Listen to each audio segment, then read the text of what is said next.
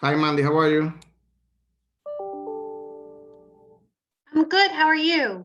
Let me ask you, did you unmuted the voice or I when huh? unmuted it. You did that? I think I did.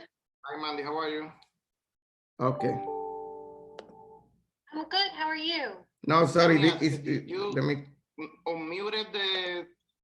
Okay, sorry. That was YouTube. Hello. Hello. Yeah, that was a strange echo effect. No, or that was something. YouTube. So we're streaming live using YouTube. Oh, That okay. was the double. So you can you do me a favor? Sure. Can you get out and then get inside to see if you need to unmute or no? Do you want me to log off and then log back in? Yes, because I really need to double check that. I want everybody to be, the panelists to be on mute. Okay. Okay, I'll leave and I'll come. Exactly. Thanks. Hello. Hey, Gabriel, can you send me the link? For some reason, my Zoom, I'm trying to log in and it blocked me out. It said my password was wrong too many times. Okay, I will. So just send me the link by itself. The link by itself. Okay, I will. Okay, thank you.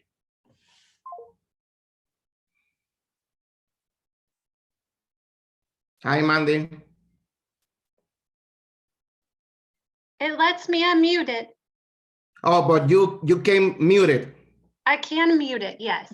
You came. That's what I needed to know. Thank you. I appreciate it. Okay. Because everybody's supposed to be muted when they come. Okay. But yeah, I can mute mine. Okay, thank you.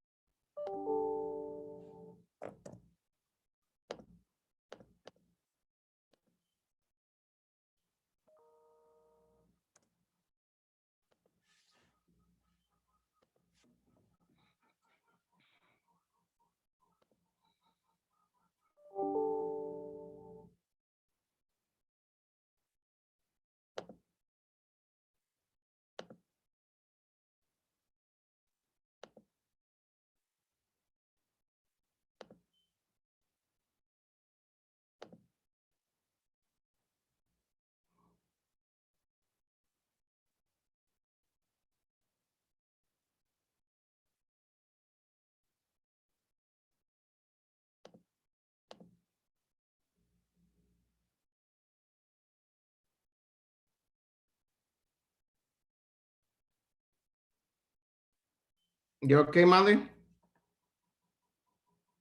I am. I'm doing well. Okay, good, good.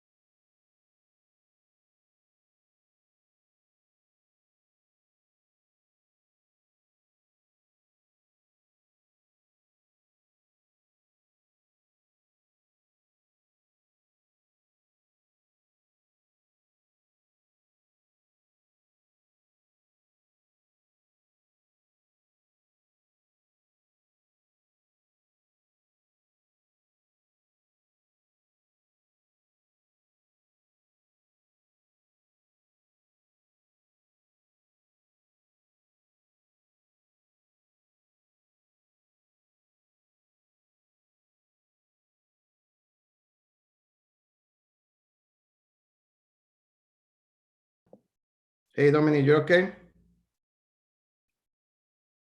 Yes, I am. Whoa, look at me. I have a tie and all. You have on the time. That's great. You tricked me. You're a trickster. So I decided to go with something with a little bit of UGA. Oh, well, yeah, that's a nice color. Formal. So we are streaming live YouTube, by the way. This already streaming live YouTube? Yeah, it's already, and I already email everybody. Okay. Yes.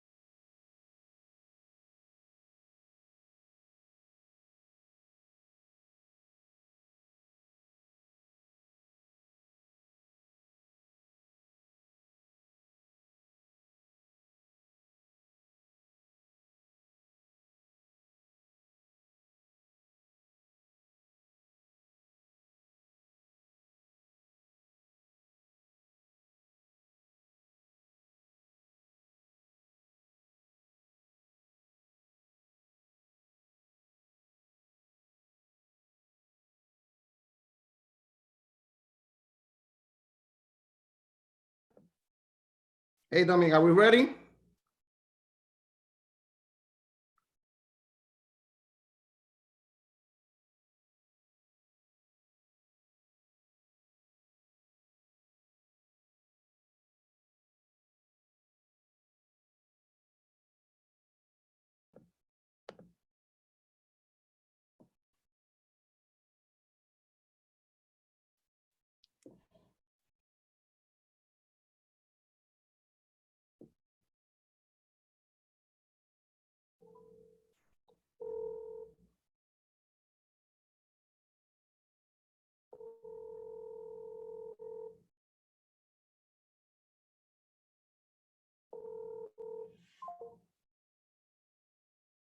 Dominic, are we ready?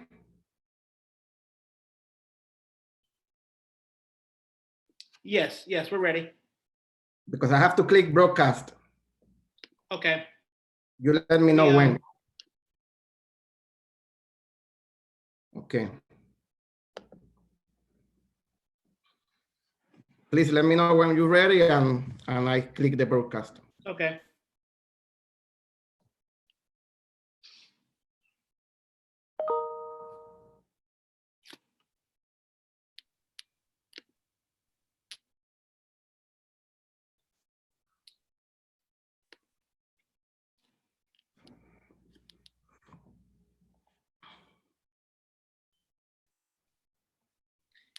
All right, so Alton, you're here as well, right? Yes, I am. Okay, so this is going to be, I'm going to have this screen up while people are here. I was trying to actually get it to download. That's the piece I'm having issues with. Give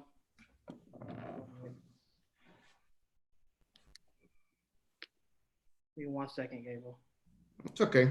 I'll download as a PDF, and I need it as a PowerPoint. But yeah, so we'll go with this for now. And for my first presenter, when you're up, please just take over the presentation. Right now, anybody can share videos and can share the screen also. Okay. Yeah. Wonderful. It just says that I can't share while the other participant is sharing. So you'll unshare, then I'll share Yeah. mine. Okay, perfect. Yeah. Right now, after the host, you can share Or do you want me to click on Dominic, like anybody who can start sharing when someone else is sharing too? Yeah, they can start when someone else is sharing. Okay. So all panelists, everybody can do that now. Yes.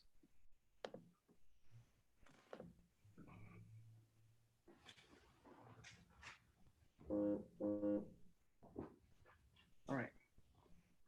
Let me know. Yeah, I'm ready. Okay. I'm gonna click and then I'm gonna block my audio. Okay. Bye.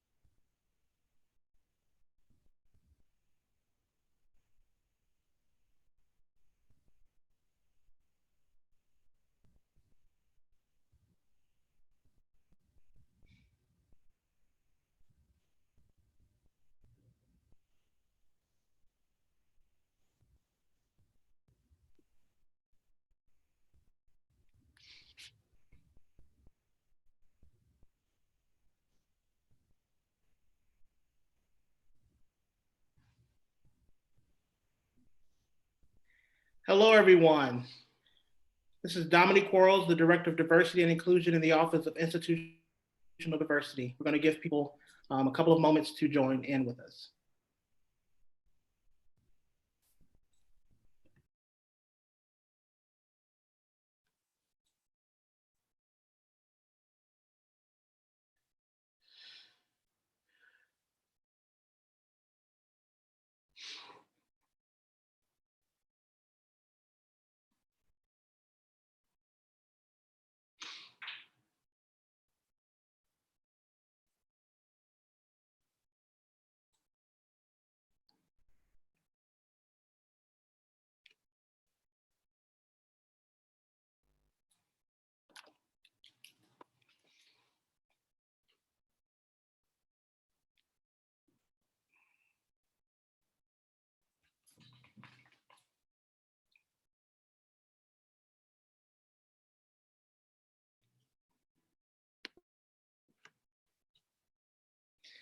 Okay, good afternoon, everyone. Again, as I mentioned, my name is Dominique Quarles.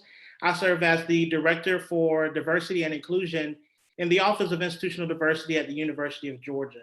I wanted to say thank you all so much for taking time out of your day and being here with us in community. As many of you are aware, we generally host multiple programs on campus, visitation programs on campus for our newly admitted Bulldogs. And so, of course, we can't do that in this moment. We wanted to make sure that you all had equal access to us at the University of Georgia in the same way that you would if we weren't in the middle of a pandemic.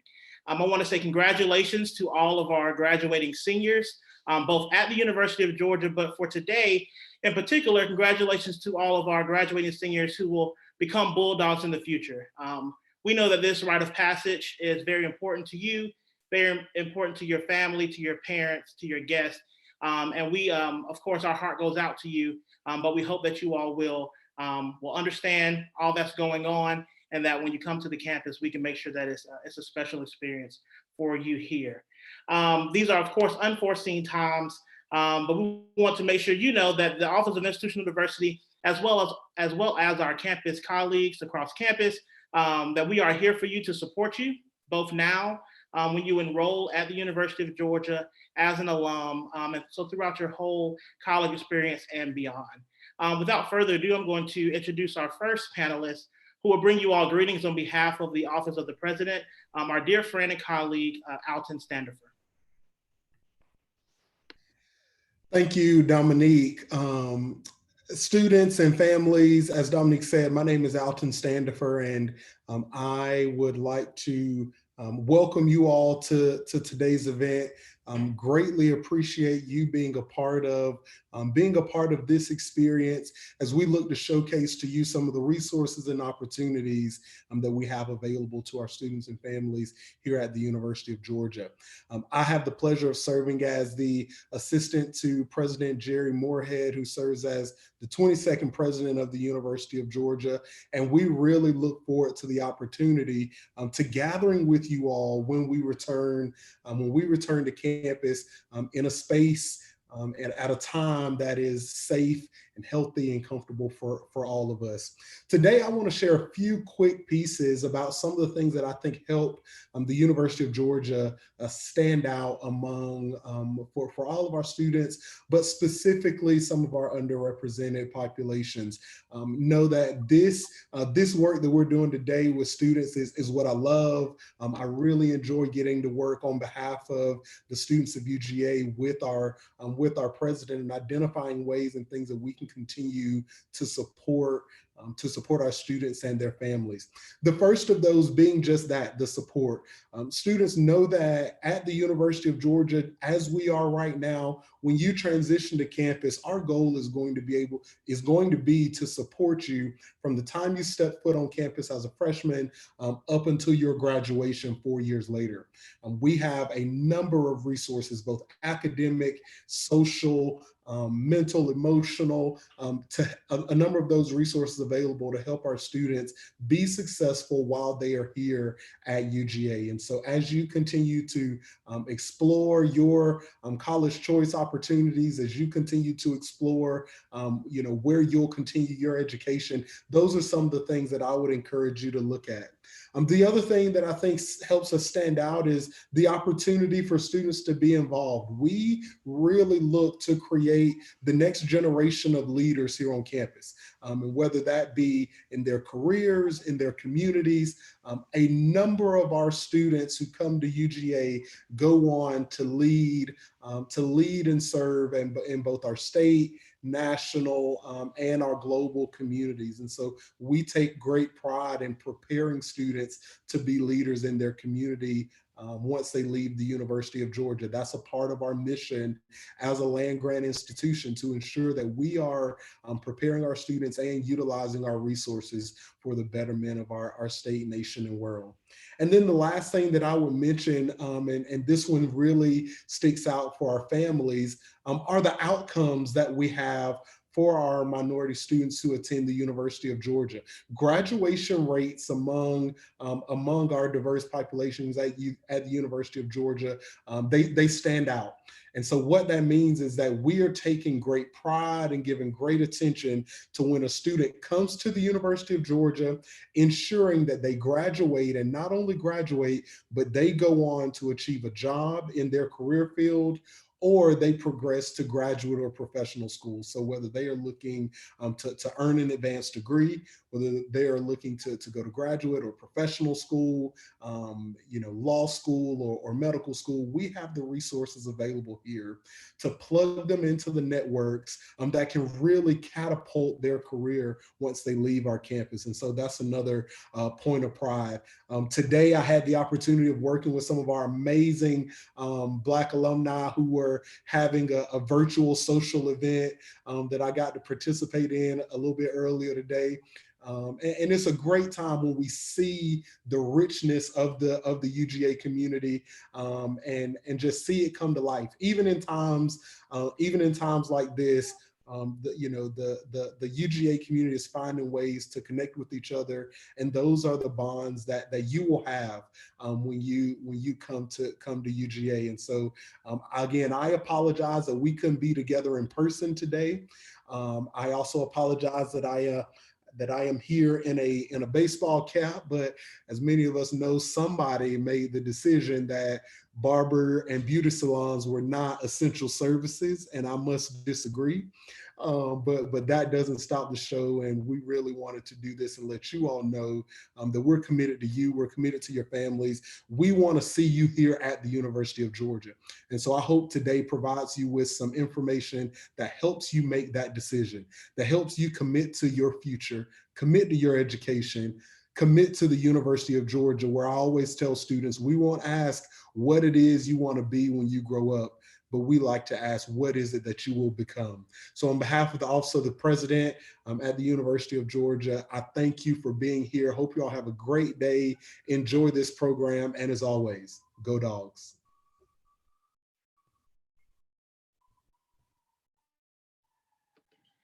Thank you, Alton. Thank you so much for bringing greetings on behalf of the President's Office, and thank you for sharing and in community with us today on this afternoon. So I wanted to dive right into the program. So you all are in UGA Ready Session 1, Enrollment Essentials. So UGA Ready, to give you all a recap of what you're in, will be 3 different sessions throughout today. The first one is our Enrollment Essentials. The second one will be Academic Opportunities. And then the third one will be our Student Life and Engagement session.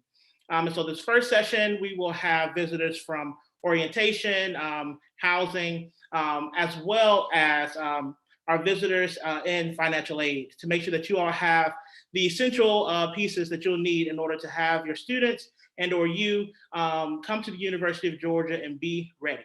So without further ado, I would like to turn this over to our colleague in orientation, Larry Cloud.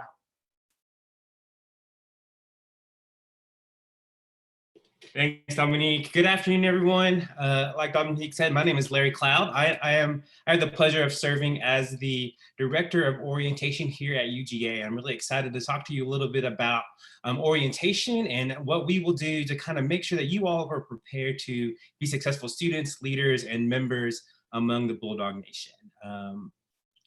And so to kind of, the biggest question is, and of course you probably have already heard, is what does this summer look like with orientation in the current situation that we exist in?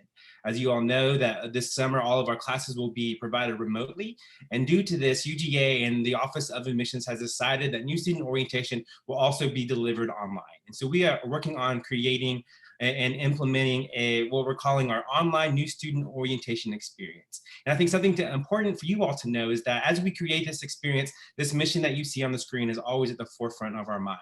We want to make sure that whatever orientation experience that you all have, it really ties into this idea that we are helping our incoming students and their support networks to be able to be the most successful members and students and leaders and families of UGA. That we are helping you all become self-independent and understanding how to self-cultivate your success, how you can begin to create and develop that really important community here at UGA, and allow you and all the family members involved the understanding of the institutional and instructional processes that exist here and the ones that you need to be able to get through to be a successful student here at UGA. And so what I plan to do for the next 10-ish minutes or so is kind of just go over what orientation is going to look like, what the requirements will be for our incoming first-year students, and really how we will use those things to, again, make sure that you have an engaging experience as you begin to transition here to UGA.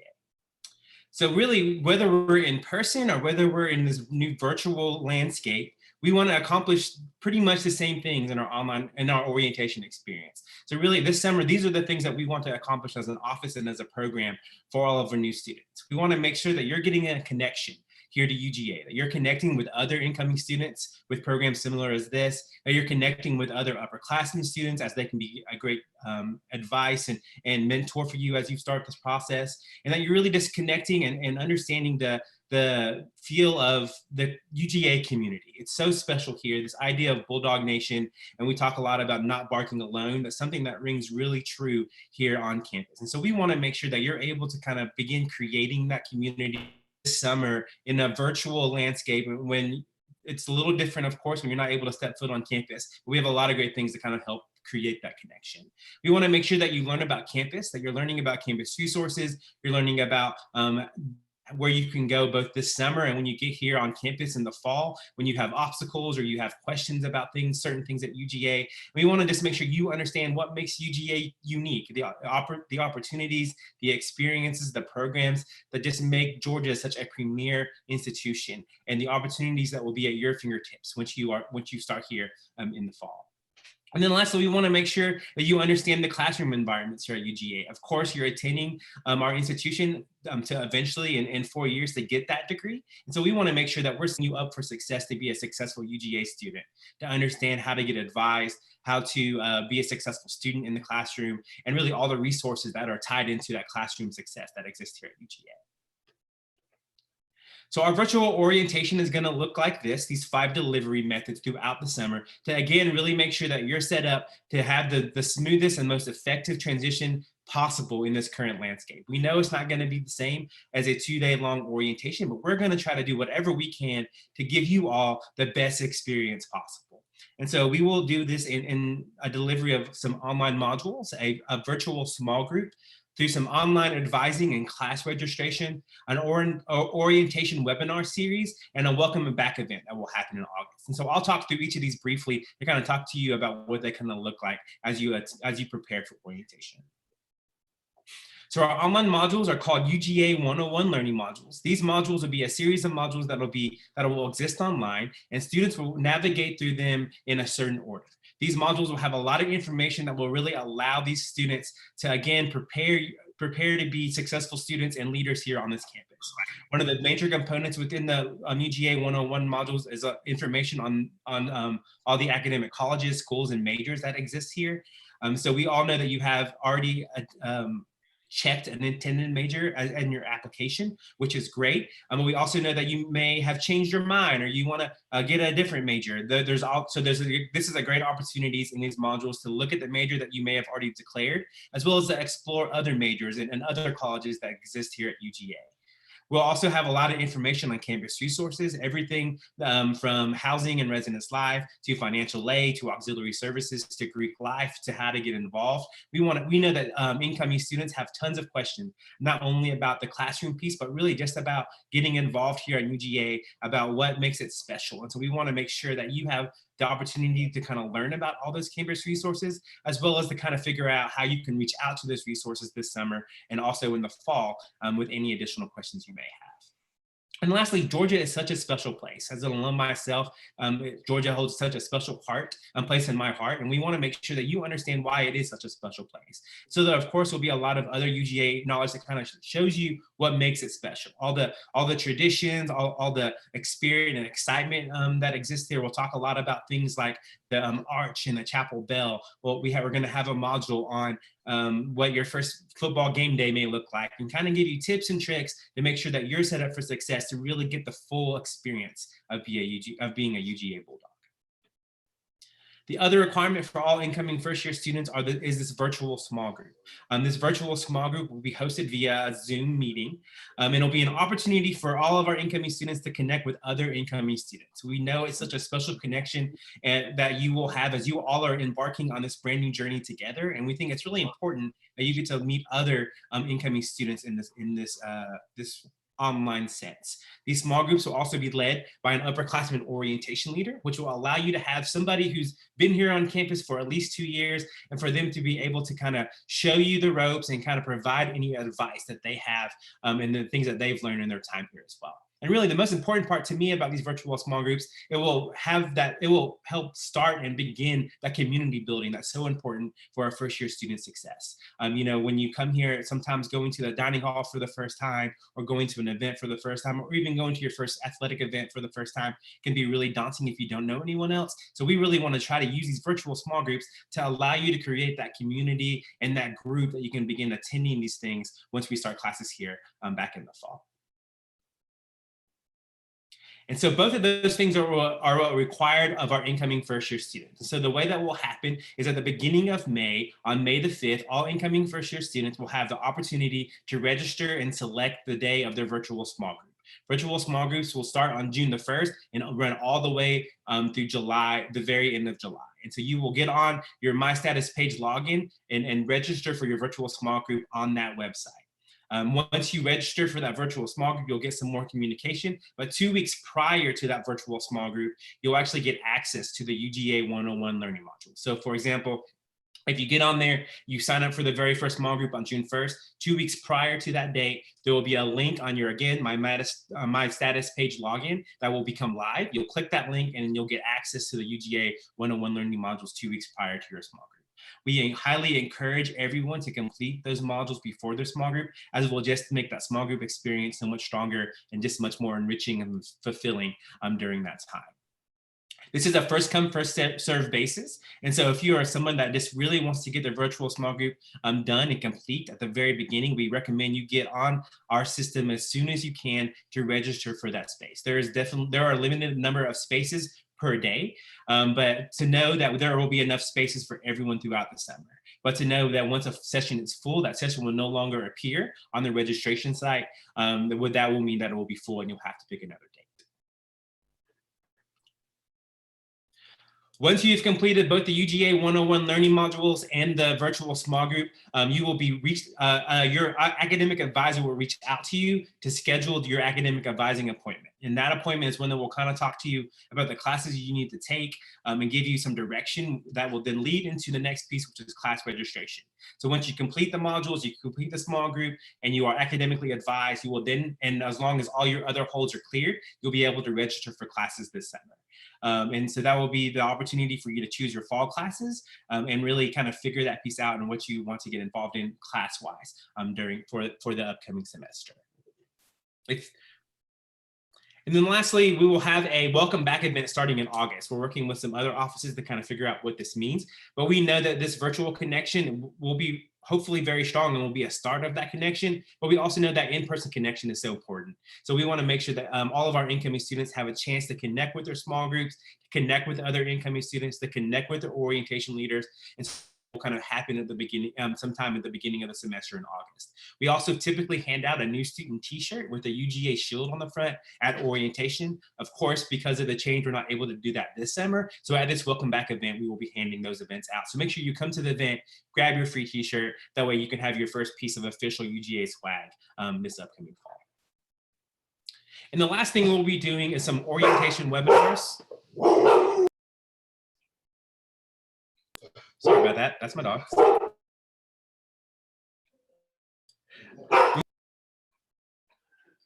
We'll be doing some orientation webinars this summer. These webinars will have multiple tracks where we'll have one that will be family focused. And so focused on the families and the messages that they really need.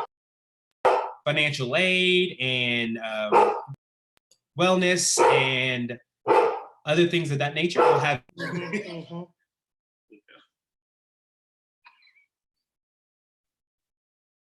Sorry about that. I've done many webinars the last 3 weeks, and that's the first time they've actually done that, so that's fun. Trying to think of that. Oh, and we'll have some transfer focused tracks for those transfer students in the if there are any of those in the room. And then of course we'll have first year focused tracks. Will be messages and presentations from offices that are really focused on the first year. Another thing we'll have are some class registration webinars. We know that those who are registering for classes, it will be the first time that they're registering.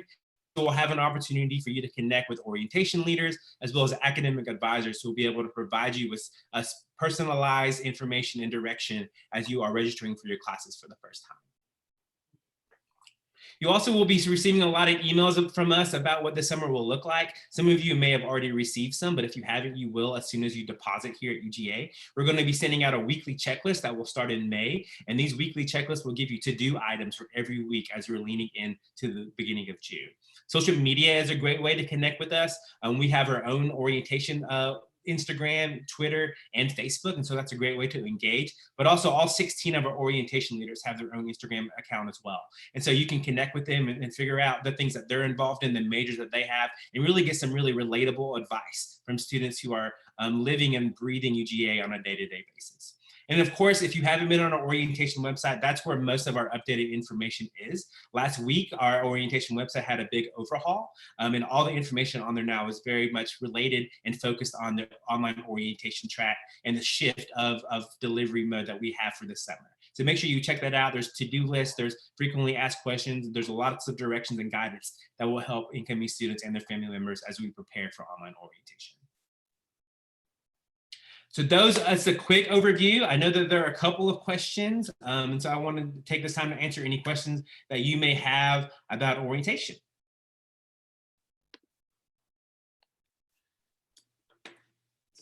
Wonderful, and thank you, Larry. We really appreciate it. I have a fur dog of my own, so I understand, and so we're going to hope that he holds out as well. But thank you for the information. At this time, we are moving to questions and answers. Our graduate assistant, Gabriella Sains, she will moderate this session for us. But if you would, please enter your questions in the question and answer portion on your Zoom. And for those who are attending via YouTube Live, please also enter your questions there. Gabriella will be looking at both locations and will then voice those questions to Larry so he can answer them for you all.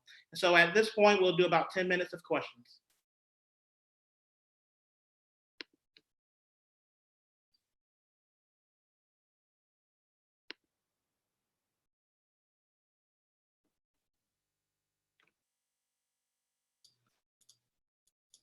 All right. Well, I guess I can just jump in.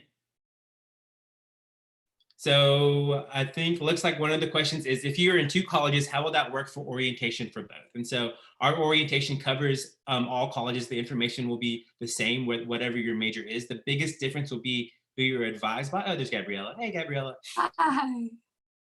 Yeah. I just want to say thank you for, a great presentation, and we do have a few questions here, so thanks for your patience. Oh, no worries. And as far as student IDs, what can students expect? For sure. So luckily, even before all this online stuff kind of happened, they were already planning on doing this new online delivery of student IDs. And so what will happen is this summer, you all will be able to actually take your own picture on your cell phone. There'll be some parameters considering what the background is, what you're wearing, how much of your body is actually shown. There'll be an upload system that will be online. You'll actually be able to send that in, and they will print out their IDs and they will have it available for all the incoming students once they get back on campus. Luckily, that was already in place, so it was a really easy fix and shift when we went online. And so you'll definitely get a lot more information about that. Information about that will also be on the UGA 101 modules to make sure that you know exactly how to do that for the summer. Terrific. And does an earlier orientation date mean a better chance for registering for classes? Yeah, great question.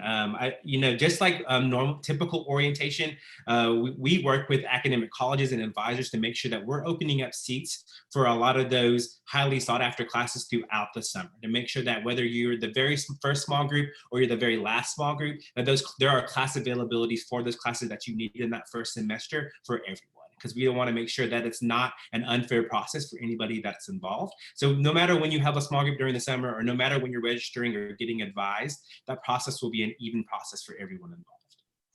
And I can tell students are paying attention because one question asked, what time will students be able to register for the small groups 101 modules? The virtual small groups, they will open up on May 5th. The time, we don't really release time just because of the system kind of dictates that. It will dictate that on its own. What will happen is when the system is open, you will get an email to the email that you use on your on your UGA application saying the registration system is live. You can now go on. Here's the link, type of thing. So just make sure that you are monitoring your email on May the 5th to kind of see when that opens up. Great. And another question, if students have already committed, can they expect to get information on how to make payments for tuition and whatnot? I know Mandy is right after me, so she will definitely be a great person to hear that from. Most of that will come from financial aid or from the bursar's office about payment and what those things look like. Oftentimes, your full fees and the full tuition and all those types of things don't actually show up on your student account until after you register for classes, because sometimes the cost of actual coming to UGA depends on how many hours you are registering for. So right now your bursar account may not show the full amount that you owe, but those things will definitely start rolling in after the orientation, after class registration, and those types of things. Thank you. Yeah. Next question, how will orientation work if a student's planning to do freshman college? For sure. Yeah, great question. Freshman college will still have to complete the two main requirements for all incoming new students, the UGA 101 modules and the virtual small group. But what we're doing is encouraging all freshman college students to sign up for one of those first 2 weeks of orientation. Because what will happen is you have to be advised by June the 26th. As the freshman college will be hosting a large class registration around June 29th to make sure that you can get the classes that you need starting for July. And so the freshman college, if you haven't been to their website, they have a lot of updates about what freshman college will look like this summer, including some information on orientation. So make sure that you check out their website. But also the other thing is if they have any additional requirements for you this summer, those will come directly from freshman college. And so same thing with the honors college or the honors program. If you're a part of that too, you're required to do, again, UGA 101 and the virtual small groups. Any other requirements that the honors program has for you will be communicated and managed by the honors program itself. We will make sure that we communicate anything that we get from the honors program, but really they will probably be reaching out to you directly about any other things that they need from you. Thank you. Yeah, and we're definitely going to hear from Honors College later today. So Yeah. thank you. So many questions. All right. Do students have to complete TB screening before registering for classes, even if a doctor's office is closed? For sure. They're definitely, every incoming new student does have what we call an immunization hold on their account. And if that immunization hold is still on your account and hasn't been cleared, you will not be able to register for classes, as that's one of the holds that cannot be lifted until those things are fulfilled. If you're having problem with your doctor or with that TB test, I would say the biggest piece of advice I have is to reach directly out to the University Health Center and the immunizations office, as they can provide you a little bit more direction and maybe some clarity about what that will look like or what you need to do in that case. And they, of course, they understand in the current environment and where we are right now that some of those things may be a little tougher. But I definitely want to make sure that you reach out to them to get the most up-to-date information, and that way I'm not directing you in the wrong way. But those things and that immunization hold does have to be lifted for you to be able to register for classes for the fall. Thank you. Yeah. And what about summer school? If a student was planning to do UGA in the summer before the fall, what's affected or what's different? Yeah, so with summer start students, if you are already a summer start student, your admission offer was for the summer, there will be some different requirements. You will have access to the UGA 101 modules a little earlier. That way you can complete them and be done with them, and you can register for classes before classes start on June the 1st. If you're looking to change your enrollment term, you would have to reach out to our email. It's adm-tech@uga.edu. Email them, and they will provide you with some of the resources, the steps to do that, as well as some things to know. I think that's one thing that students have to realize, is that if they decide they want to move from the fall to the summer, that is definitely your own choice, but also to know that there are some things that you have to consider, things such as fees, things such as making sure that you are enrolling for a class, because what happens if you decide to move to summer and you don't enroll in any summer classes, you are just dropped and you lose that admission. So there are a lot of things that we want to make sure students understand before they make that decision about moving to the summer term. So just make sure that you reach out to us, and we will definitely walk you through that process if that's something that students are interested in. Thank you. Yeah. What would you say is the first step or the top priority to make sure students can register for classes for the fall? Sure. I think a big thing is just making sure you know what holds you have, and that you are working towards getting those holds lifted. And so if you go on our website, orientation.uga.edu, on the very top, there's a thing where it says first year students and a first year student to-do list. On that to-do list, it kind of shows you the 3 or 4 main holds that exist on students' accounts as they start their college career here. Things such as verifying their lawful presence, their immunization holds, updating their emergency contacts. Those types of things are really important, and things that students can start doing right now to make sure that those holds are lifted. Because what the worst thing that could, it's not even the worst thing, but something that could become a problem is that if you have done all these things, you complete the UGA 101 modules, you complete the virtual small group, you get advised and you're ready to go, and you're going to go to register, and all of a sudden there's this hold on your account and you have to wait a couple more days until you can actually do that. So right now in this waiting period, when those modules and the small group is not something you can actually go through at this time, I would definitely say start working on getting those holds cleared up. That way, when you're done with those things, you're able to jump right in and register for classes as soon as you can. And related to that, a student's asked, how do you find out about which holds you have? And I believe it's all through Athena. Is that It correct? is. That is that. Yeah. On Athena, it will show you all the holds that you have as well. I believe there's some directions on there too. But if you need exact directions on how to do that, again, our website has those things. But yes, Gabrielle, you are correct. Athena is where you would find out what holds you currently have on your account.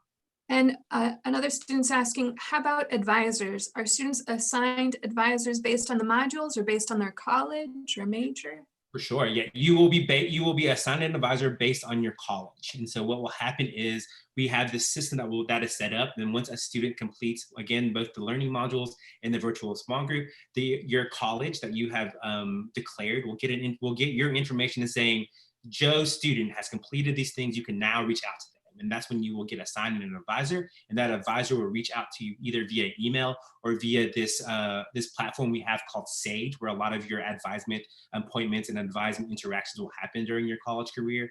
And the email and those instructions will kind of say, this is how you sign up for your advising appointment, or this is when your advising appointment is. There are some colleges that will automatically just schedule you for an advising appointment and then give you instructions if that advising appointment doesn't fit your schedule. There will be some that will say, here's how you sign up for your own advising appointment. So there definitely will be a couple of different messages depending on what college you're a part of. And is there an additional advisor if you're in the honors program?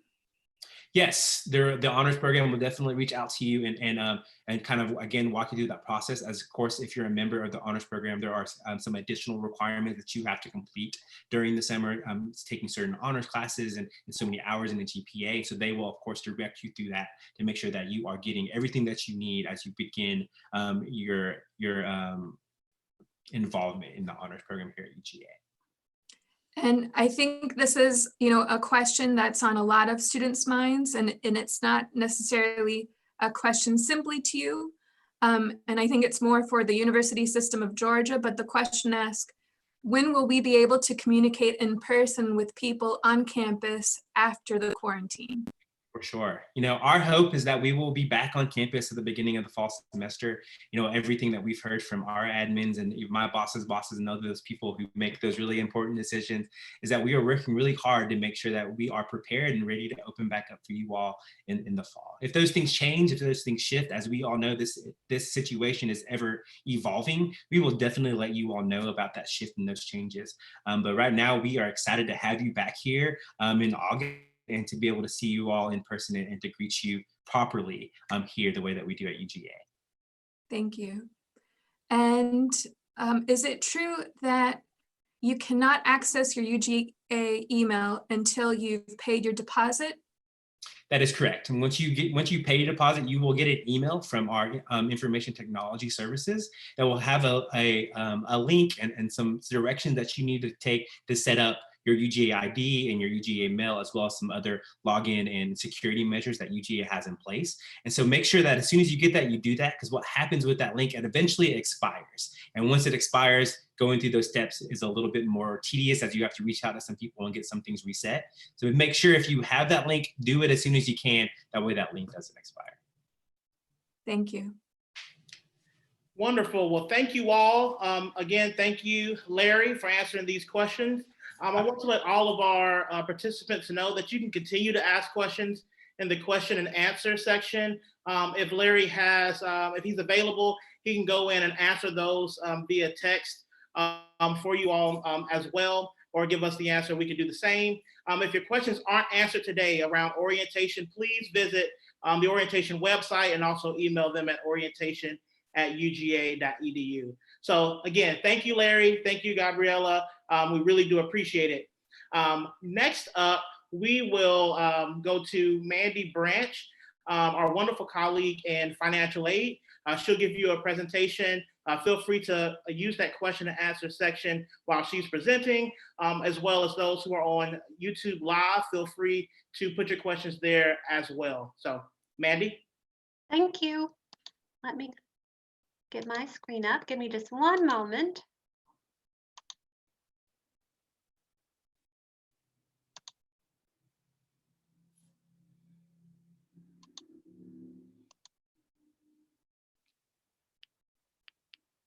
So my name's Mandy Branch, and I am the Assistant Director of Outreach and Training for the Office of Student Financial Aid.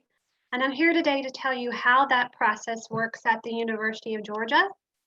And I want to start off by talking about the cost of attendance for the University of Georgia. So colleges are required to provide students with an estimated cost of attendance that includes both direct costs and indirect costs. So potential direct costs are those costs that you would pay directly to the school, and I have those items starred on this chart.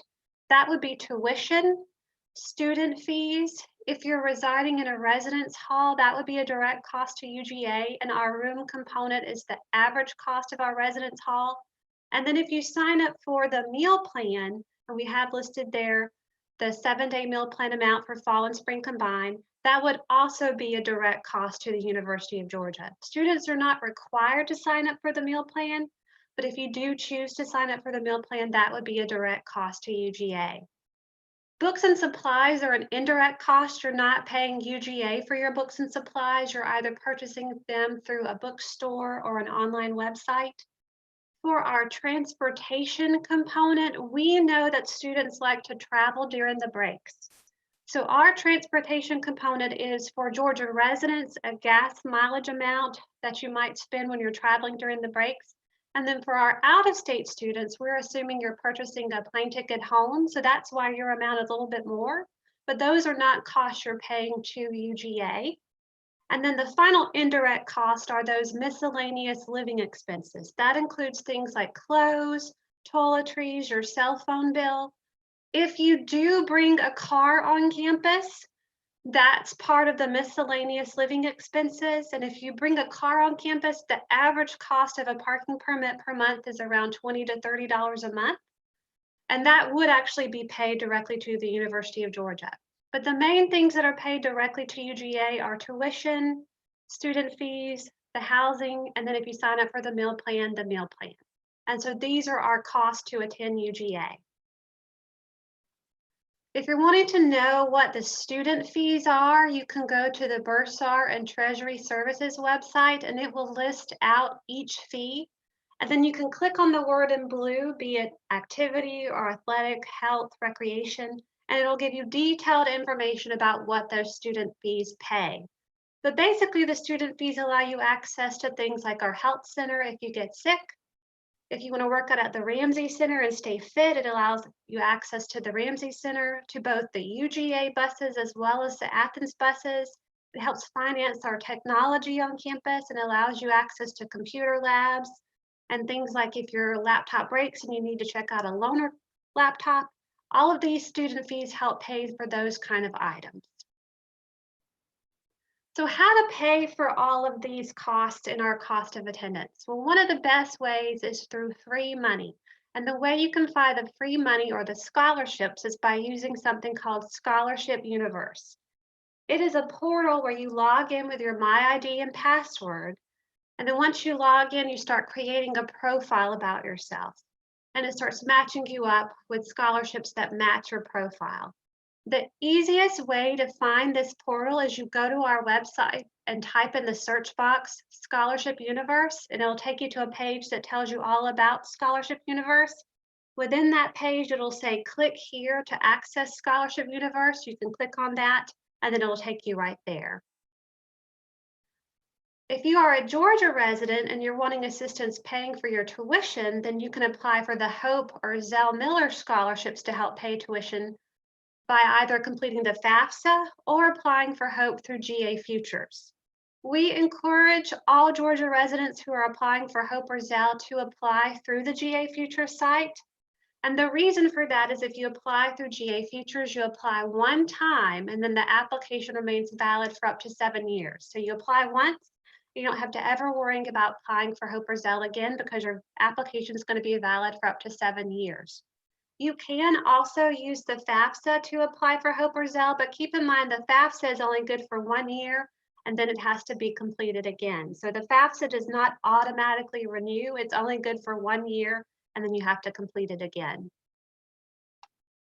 To qualify for Hope out of high school, you had to have a 3.0 in your core classes in high school, and you had to have passed at least 4 rigorous courses while in high school. So rigorous courses are AP classes and core subjects, dual enrollment classes and core subjects, and international baccalaureate classes and core subjects. Once you're in college, you have to maintain a 3.0 to maintain your Hope Scholarship, and Hope pays a portion of tuition. The amount it pays currently is $256 per credit hour for a maximum payment of $256 times 15 hours. You can take more than 15 hours, but the max Hope will pay is $256 times 15. And we should find out in the month of May what that per credit hour amount is going to be for the 2020-21 year, but currently it pays $256 per credit hour. One thing to keep in mind is here at UGA, tuition is charged at a flat rate. So if you take more than 6 hours during fall or spring semester, you're going to be charged $4,895 as an in-state student. So that's the per semester amount. How much Hope will cover of that flat rate tuition depends upon your hours of enrollment, because again, Hope just pays $256 per credit hour. So for example, let's say you decide to sign up for 12 hours. 256 times 12 equals 3,072. So in that case, that's how much Hope would cover of that 4,895 in flat rate tuition.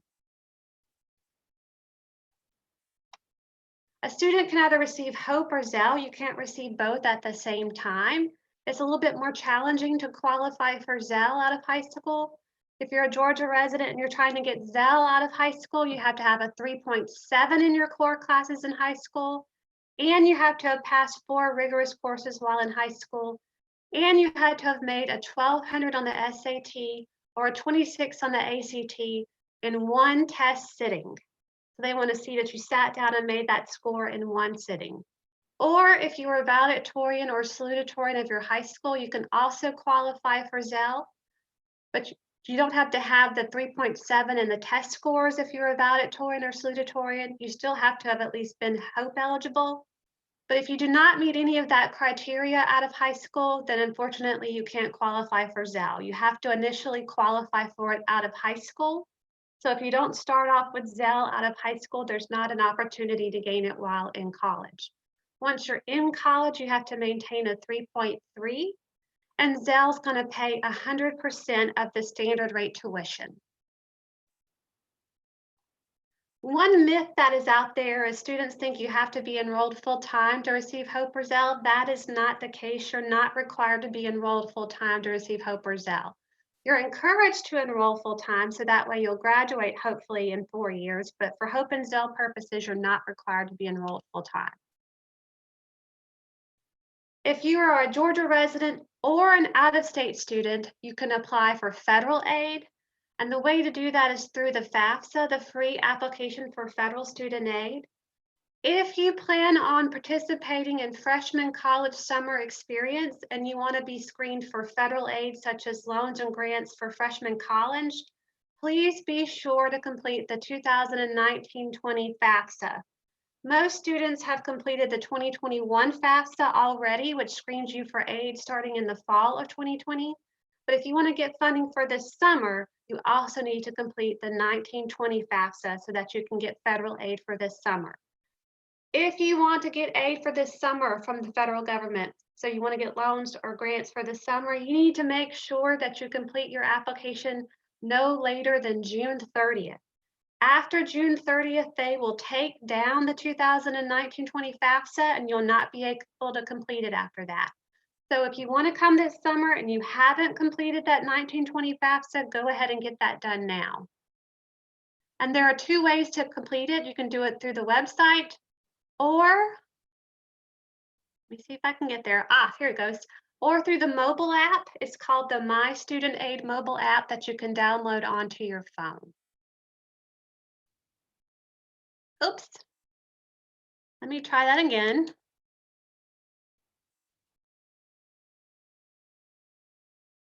And the FAFSA screens you for all of these different types of funds: grants, which are free money; work study, which is an on-campus part-time job; federal direct student loans, which are loans in the student's name; and the Parent Plus loan, which is a loan in the parent's name.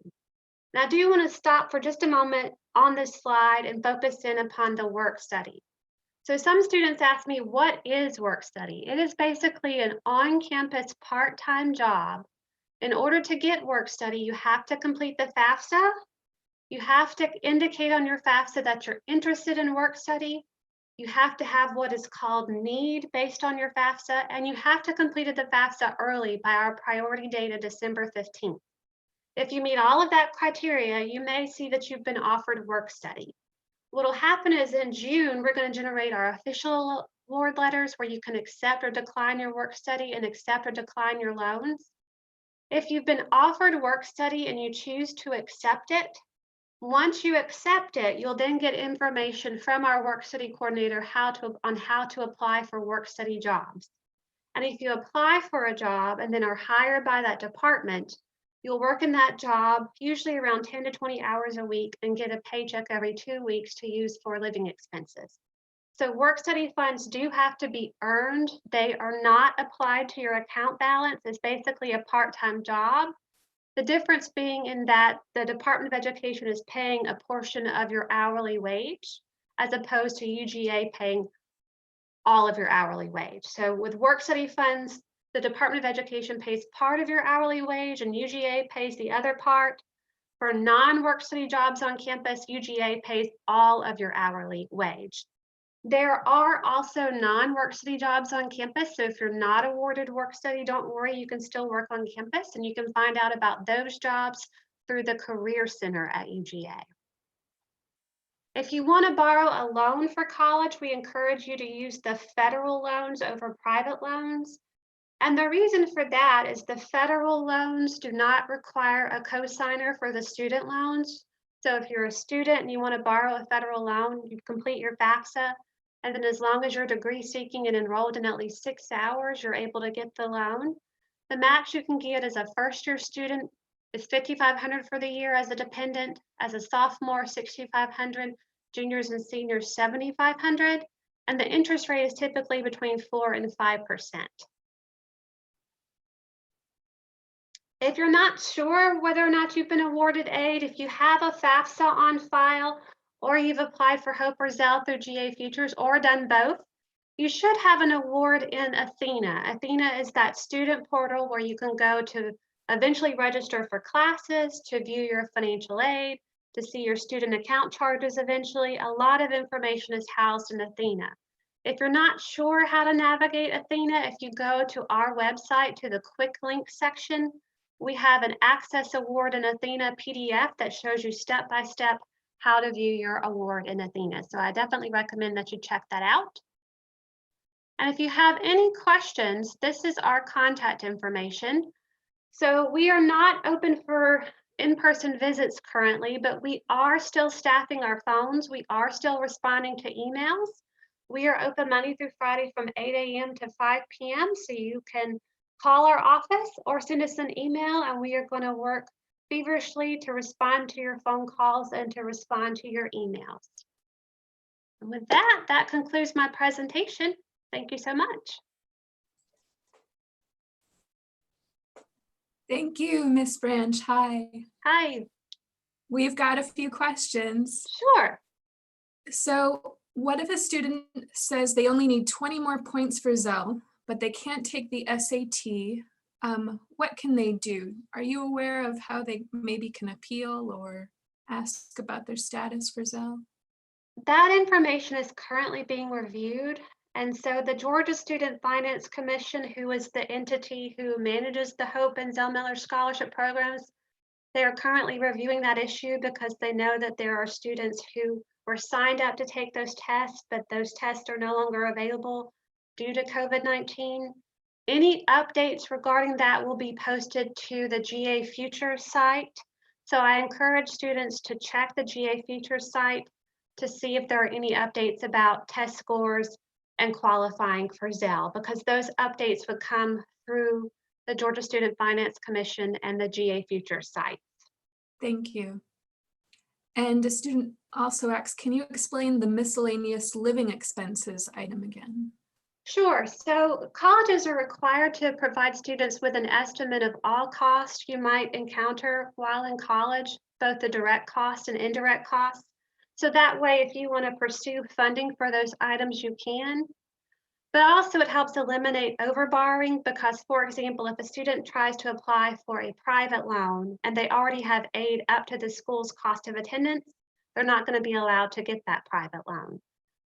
Because you're able to pursue funding for all of those items, we want to make sure that you have a good estimate of what those miscellaneous expenses are and they are literally miscellaneous expenses. So they include things like how much you might spend in clothing for the academic year, how much you might spend in toiletries and prescriptions, and your cell phone bill, and your laundry detergent. So it's literally those miscellaneous things that pop up throughout the semester. We want to give you an idea of how much you might need in money for those miscellaneous things. So that way, if you want to pursue funding for those items, you can do so. Thank you. Does the Pell Grant cover books and/or room and board? That's a great question. So if a student qualifies for the Pell Grant, what'll happen is when a student's charges for fall post, usually after July 1st, then sometime not long after that, the student's financial aid, including Pell, will apply towards those charges. So whatever financial aid the student has, except for work study, because work study has to be earned, will be applied towards the tuition, the fees. If you've signed up for a residence hall, those funds will apply to the residence hall. If you signed up for the meal plan, it'll apply to the meal plan. If you have funds over and above what you have to pay to UGA, then those funds will be refunded to you to use for books, for other things, typically about 5 days prior to the start of the semester. And we encourage students in the month of July to, if you know you're going to be getting money above and beyond what you owe to UGA, to set up direct deposit through your student account in Athena. So that way, if you have excess funds, they can get to you quickly when they disperse those funds about 5 days prior to the start of classes. Thank you. And do you know if a student is planning to do freshman college, should they complete the 2019-2020 FAFSA? That's a great question. Yes. So if you are planning on participating in freshman college, then you do need to complete the 1920 FAFSA if you wish to be screened for grants and loans for freshman college. The last date to complete that application is June 30th. Do not wait until June 30th to complete the application. Go ahead and get it done now. So that way, if we get your 1920 FAFSA and we need additional documentation, you have plenty of time to get that into us before that freshman college session starts. And if a student did not check off that they wanted to do work study on the FAFSA, can they go back into their FAFSA and request work study now? That's a great question. Also, these are a lot of great questions. Yes, you can. So if you did not check yes to that question on the FAFSA, if you said no or don't know, what you'll need to do is log back into the FAFSA. There should be an option to make corrections. You'll click on make corrections, and then you'll find the work study question. It should be towards the front of the FAFSA. Update your answer. Once you've updated your answer, you are not finished. You need to sign and resubmit it. So once you update that answer, you then need to go to the sign and submit button and sign and resubmit your FAFSA. So that way that update will process. If you do not do that, then that update will never process and we will not know that you changed your answer. And in terms of work study, if a student does not qualify the first semester, but does qualify, is it possible to qualify for work study during the spring semester, so to say, or a different semester? Sure, so that's a great question too. So if a student does not qualify for work study their freshman year, their sophomore year is a new year, a new FAFSA, so they can try again then. One thing students can do is once they get their official awards in June, if they do not qualify for work study, if it's not listed there at that time, they can contact our office, see whether or not they qualify based on having what is called need, and also indicating on their FAFSA that they qualify for work study. And if they do meet the criteria, but we're just out of funds at that time, we can put the student's name on a work study wait list. So that way, if jobs do become available later on in the semester or even into spring semester, we can reach out to the student and try to let them know, hey, we've awarded you work study, now some funding has become available, go apply for these jobs. Is there a difference in how federal work study money can be used versus like federal Pell Grant money can be used or counted? Yes, so federal work study is a job. You have to earn those funds. Whereas Pell Grant is a grant that is free money. And so if you qualify for Pell, it's going to be based on how many hours you're enrolled. So typically with Pell, if you're enrolled in 12 or more hours, you get the full amount of Pell listed. If you enroll in 9 to 11, you get 3/4, 6 to 8, 1/2, and then 1 to 5, 1/4. And then basically the Pell just gets automatically applied to your balance. Once your balance is paid, if you have excess funds, those funds are dispersed to you.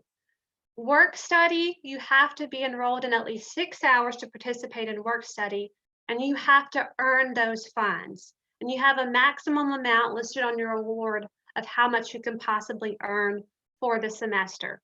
Typically, the maximum you can earn in work study for the semester is about $2,000 a semester, and it's up to you to work enough hours to earn those funds. But work study, you have to earn. Pell Grant is free money that you get as long as you have a Pell qualifying EFC from your FAFSA, and it's also based on how many hours you're taking. And I believe this is our final question.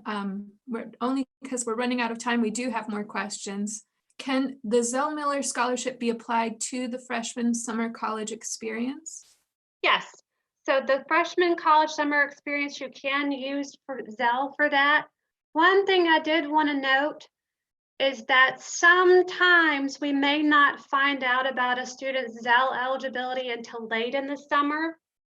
And so if freshman college rolls around and you've been awarded the Hope Scholarship, which does not cover all of your tuition, and you have to pay that difference, if later on during the semester we find out that you qualify for Zell, we'll go in and remove the Hope, replace it with Zell, and then you would get refunded that money that Zell would have paid had you had that initially. We get updates from the state throughout the months of June and July, letting us know, okay, the student did initially qualify for Hope, but now they're qualifying for Zell. And as we get those updates, we update the student's award.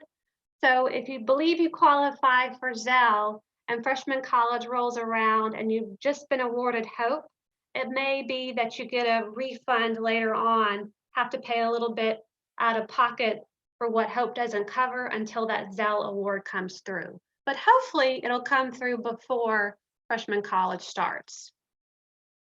Thank you. Wonderful. And thank you, Mandy. Thank you, Gabriella, again. I appreciate it.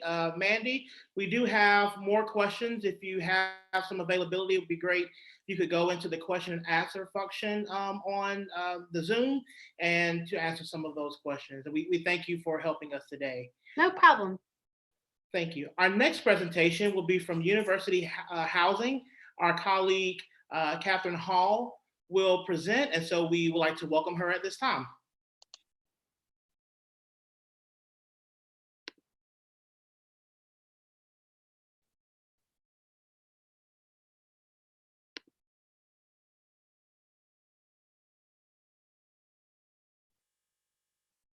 Did that work?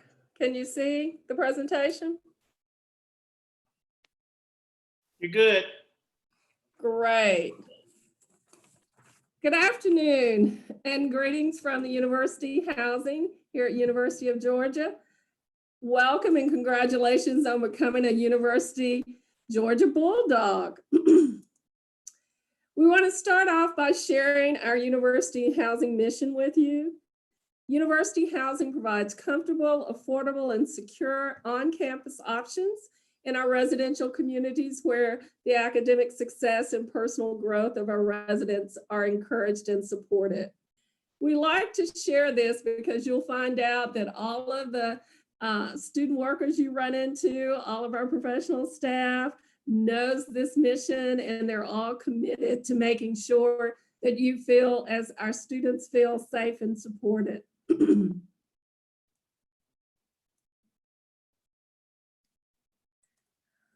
think we go back to, there we go.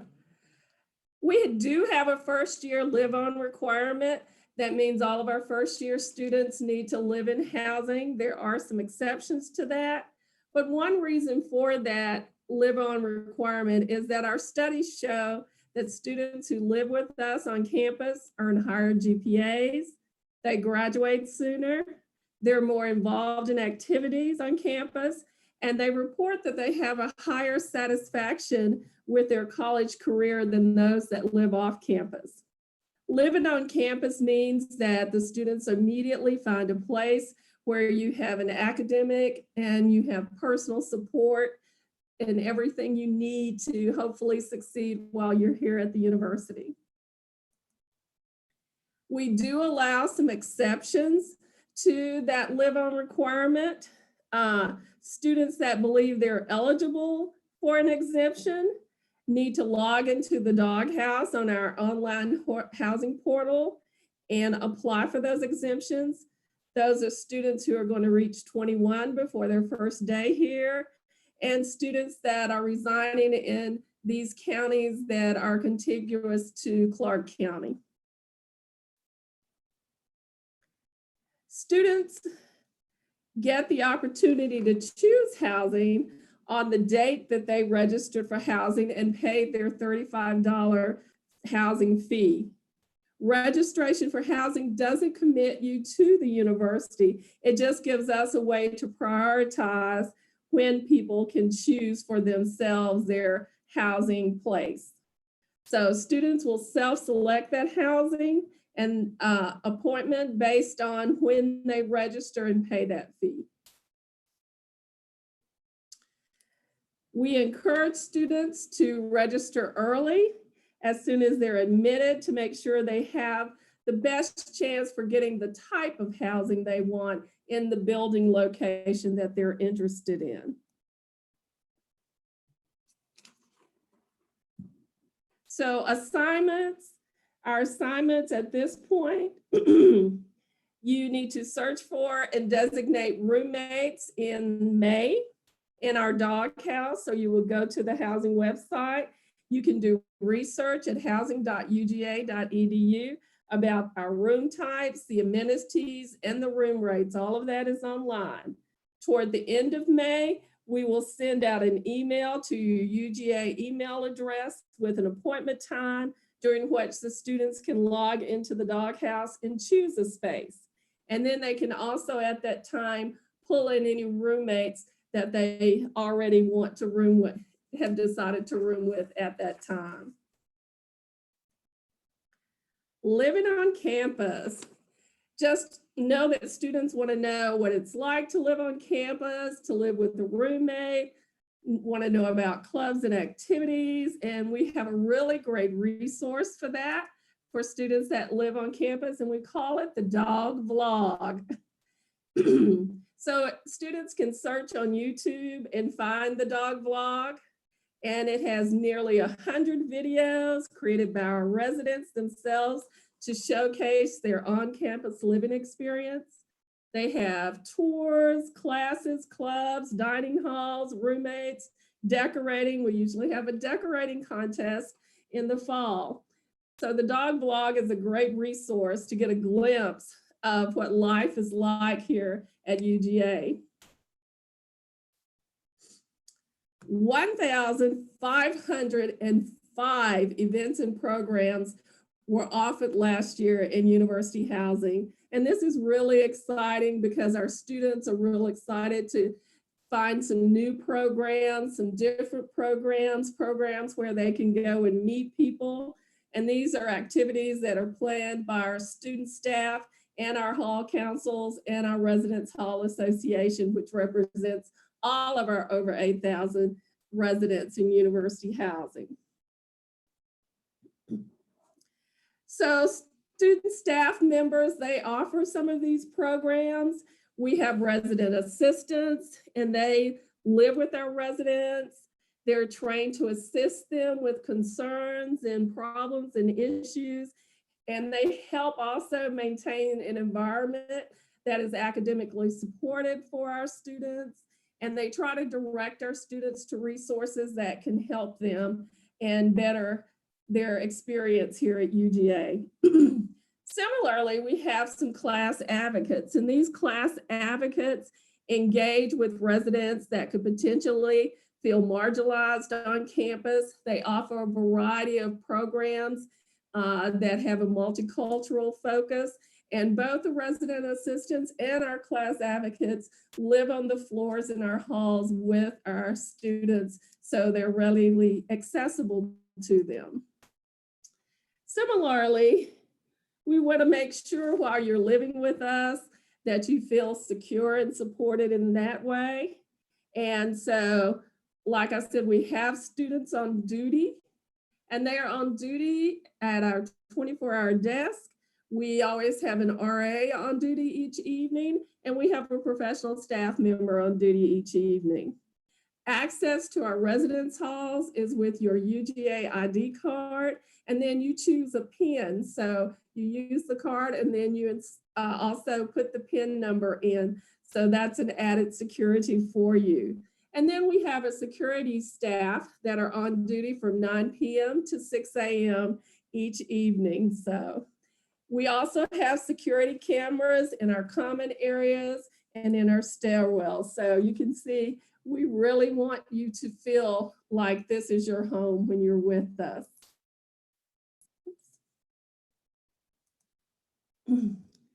So move in. Move in this year is August 16th. Greek recruitment participants as registered with the Greek Life Office can move in August 15th. All move-in times are staggered by building, and information about choosing this time, because you'll go online and choose the time, that's going to be sent out to you in your UGA email in June. So it's an exciting time for us. We call Move In Hunker Down with Housing, because we're very excited to have you all come and join us on campus. Thank you, and we'll entertain questions now. Thank you, Ms. Hall. And we have a few questions. So in terms of when students hear that they have been assigned a dorm, how soon is payment due? Do you know? The payment dates would be on our website. Those are usually due in August at the beginning, right before they move in. And it depends on the agreement they've made, but those dates are in there with the rates on the website. Thank you. And if a student has already been in contact with the DRC and that information has been sent to housing to request accommodations, how will they find out which dorms meet accommodations request, or which dorms they would qualify for? That information is also on the housing website. We have several of our areas that do meet those accommodation needs, particularly East Campus Village, and particularly in Russell Hall that is newly renovated. Brumby, of course, that is coming back online for fall after being renovated. And so finding those accommodations are not difficult at all. And so if that information has already gone to our housing office, they can contact our housing office, because Kimberly Ellis in that office makes sure that those accommodations are met for the students. Thank you. And a student is asking, they were not able to tour the dorms, and they're asking, can they tour the dorms virtually to see like access to? Excellent question.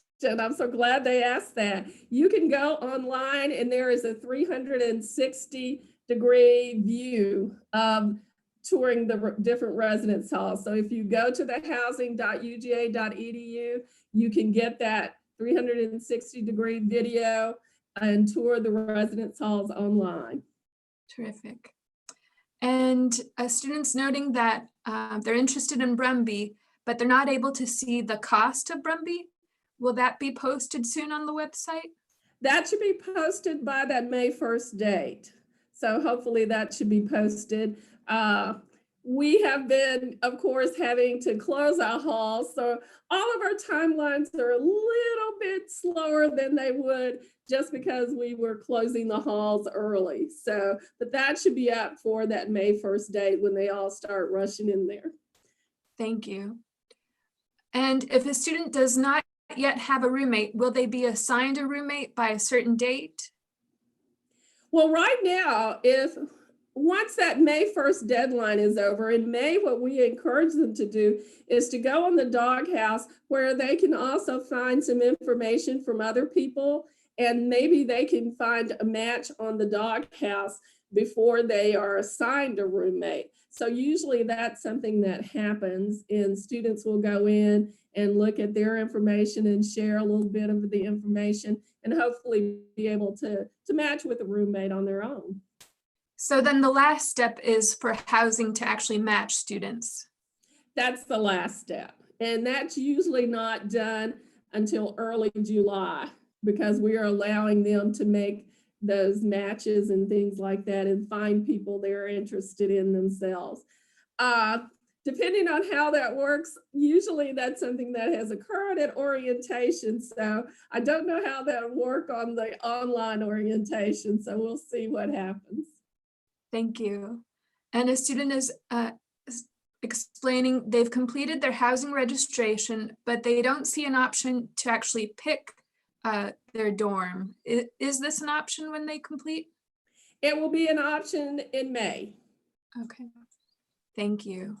After that May 1st deadline, then that becomes one of those options. So we're encouraging them to go on that doghouse early in May, and they will be able to start doing that. We have another student. Oh, I was just going to say, if anyone has any questions, they can still go to the 706-542-1421, and someone will be there to answer their questions, or they can email them in on the website. And we're still answering questions and answering phones and emailing students. And if we get a question that we can't answer, we ship it over to the appropriate person. So the student will always get an email back if they have questions. Thank you. And from the YouTube channel, I see a question from a student asking if you could explain what are the different types of housing? What are the different types of dorm? Well, we have what we call our traditional housing, which is a common bathroom with 2 students sharing the bedroom unit. We also have a suite style where you may have 4 students or 6 students with 2 or 3 bedrooms and a common bathroom. And then we do have some rooms where 2 students share a room and there's a private bath there. And then in East Campus Village, we have kind of apartment style options. Thank you. And for those students who are required to stay in Myers Hall, how do you guarantee that placement, or how does that work? Those placements are reserved. And so we get an idea of how many people are in that particular program and that may be signing up. And they will get information that tells them you have to sign up by a certain date to guarantee a space in that particular area. And that's how that's done. Thank you. And are pets allowed in the residence halls? The only pet allowed is a fish in one aquarium. So, and it can't be over 20 pounds in the aquarium, rather, not the fish. But it has to be something that swims underwater, and that's the only animal that's allowed by our students. I understand. Thank you. And if a student is planning to attend freshman college, and if they are assigned a specific dorm, can that dorm change for the fall? That I do not know. I doubt it, because at this point, our freshman college was going to be in Russell Hall. And so those spaces were already set aside. So I imagine they will still have those, can still get those same assignments, even though freshman college is not going to be held on campus. Okay. So, and if they want that specific question answered a little better, then they can go to the housing website and just shoot us a little email, and the people in assignments can answer that a little better for them. Thank you. And when are students allowed to apply to become an RA? The first year students can put in an application starting the first Monday of November. And those are usually due the day before commencement in December. And those would be for 2021, 2022. And so we'll do selection in February of 2021 for the fall. Thank you. And what are the perks with being an RA? The perks, getting to work in wonderful university housing, but of course also our students get a monthly stipend. They receive a housing meal plan, it's a partial plan, and they receive their housing. Thank you. And are freshmen limited to which dorms they can live in? We do have specific spaces that they set aside for our first year students, and that's simply because our returning students have already signed up for next year. And so the majority of our first year students are usually living in, of course, Brumby, Creswell, and Russell are high rises. There are some in the Hill community. There's the honors group that is in Myers. If they're in the Franklin College, they're going to be in Rutherford. And so those are primarily the spaces they're going to be in. If they're athletes, they will be out at East Campus Village. Thank you. And a student has asked, are there practice rooms in the dorms? And I'm assuming maybe for students who have musical instruments or are in music majors and whatnot. We do not have practice rooms in the residence halls, but they have a lot of beautiful practice rooms over in the Performing Arts Complex. So. And is there a floor plan posted for Brumby on the website?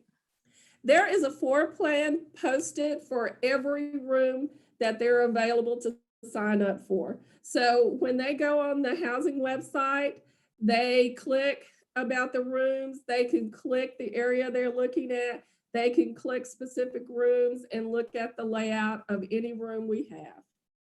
Thank you. Are the double rooms with bathrooms the only ADA rooms compliant in Brumby? This is a tricky question. I apologize. It is a tricky question, especially since we don't have access yet. It's still in the construction mode. There's, as you stated earlier, there's several dorms that have ADA compliant rooms, correct? There are. And again, I would suggest to get more specific information if they call the 706-542-1421, and they can ask about information about the ADA rooms. I suspect that the assignments office at this point does have some information about, because Brumby's almost finished the layout in Brumby, but there are also some in Russell. As I said, there are some in East Campus Village. There's several, I think Myers also has some. So we have several places with the ADA compliant rooms.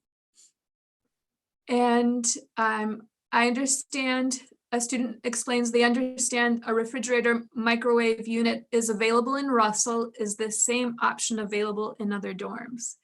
It is only available in Russell. Okay, thank you. Thank you.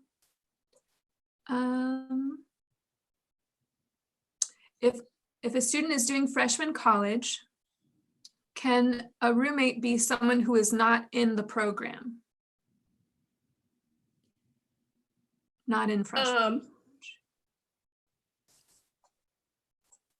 This year, the answer might be yes. I'm not exactly sure. So I would email that to the housing@uga.edu because of course, since freshman college is not taking place on in university housing this year, it may be different as to how they're setting that out. So I would really direct that question to housing@uga.edu.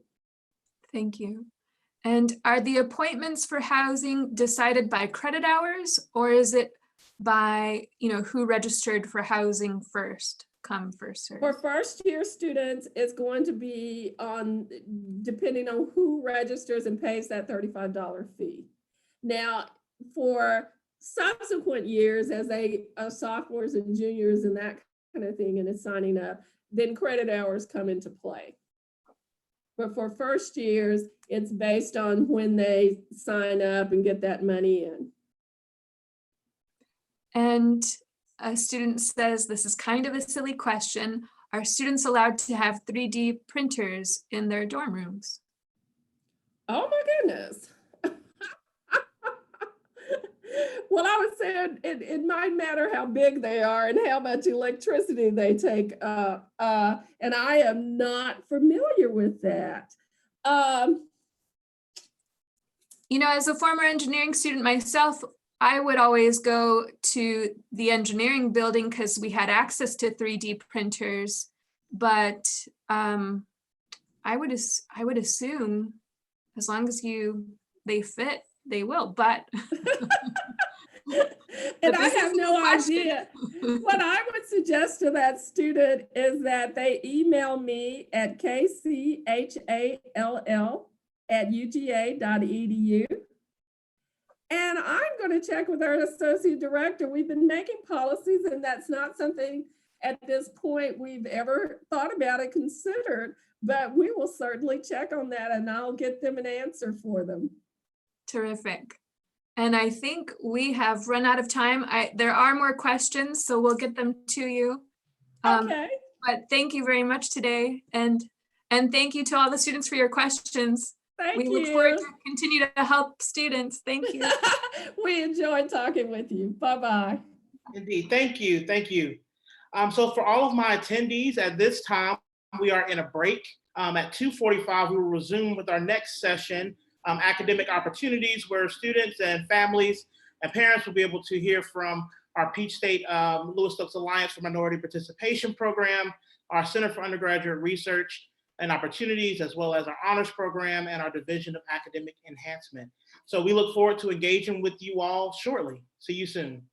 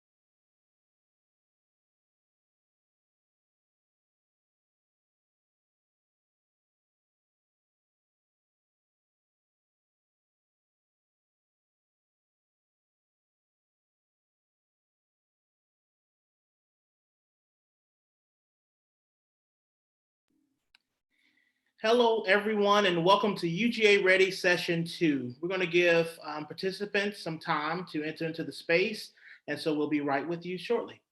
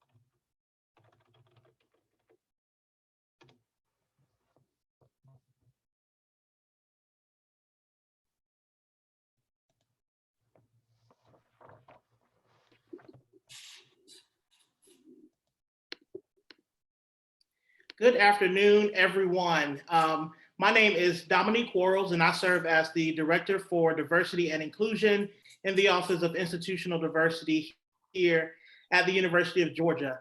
For you all who are just joining us in session 2, I want to say welcome to the space and congratulations for being an admitted student to the University of Georgia. Also, congratulations on completing your high school education. It's such an accomplishment, and we hope that you are fully understanding the enjoyment that it brings us, knowing that you have done that and that you may be joining us here at the University of Georgia. UGA Ready is a program that we have designed for you all to replace our in-person program that we would generally give. And so we are glad that you are able to engage with us. We hope that you're able to have all of your questions answered throughout this session. And so this session, session number 2, is our academic resources and opportunities session.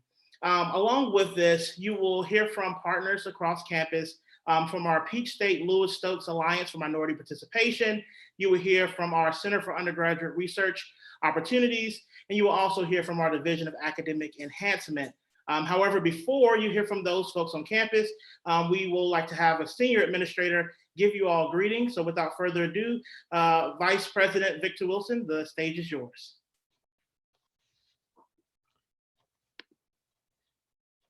Thank you. I wanted to just start off by saying good afternoon to everyone and welcome.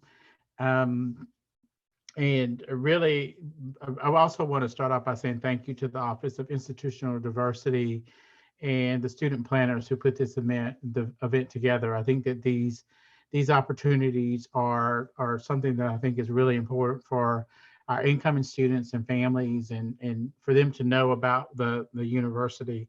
Obviously, this is a welcome that I have given many times, and it is a unusual circumstance for us, for sure. And I've never had to deliver this in this way.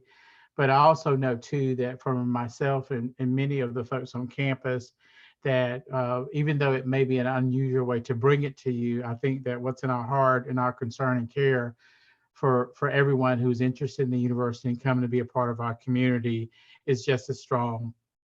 And so I hope that what you will find out as you go through this is that what life will be like as a UGA student. And I hope you'll take full advantage of asking all the tough questions that you can ask and all the things that you can do to push us to get the information that you need in making what I think is probably one of the top decisions that you will make in your life. I have been a part of the UGA community for nearly 4 decades. It amazes me that I can say that. I came to UGA as a student. I had 3 different stints working here. I was here in admissions. I left for several years. I came back for several years. I left again, and now I'm back. And since 2013, I've been here as the vice president. And this is the first time that I can say in the history of the university that I have been a part of it with social distancing. So that has been really kind of interesting. But the one thing I will say in my common thread through all of that, being here and leaving and coming back, is my love for UGA. And I never imagined that that love would be so deep as it is today. And I remember that it started for me when I first arrived on campus, and so many had questioned my decision to come here, and some people told me not to come. That, I don't mind saying that was fall of 1977, 42 years ago. And UGA was a totally different place at that time. There weren't a lot of people who looked like me. And so there were so many people who didn't want me to be here. But I remember my mother, who's deceased now, but my mother told me, she said, you go on up there and make business, make it your business to be about embracing that place. And she basically said, don't worry about the naysayers and don't worry about the others. And she said, you go and make UGA your own. And I never forgot those words, and I never looked back. And that's exactly what I've done for 42 years. And I think it has made an incredible difference for me.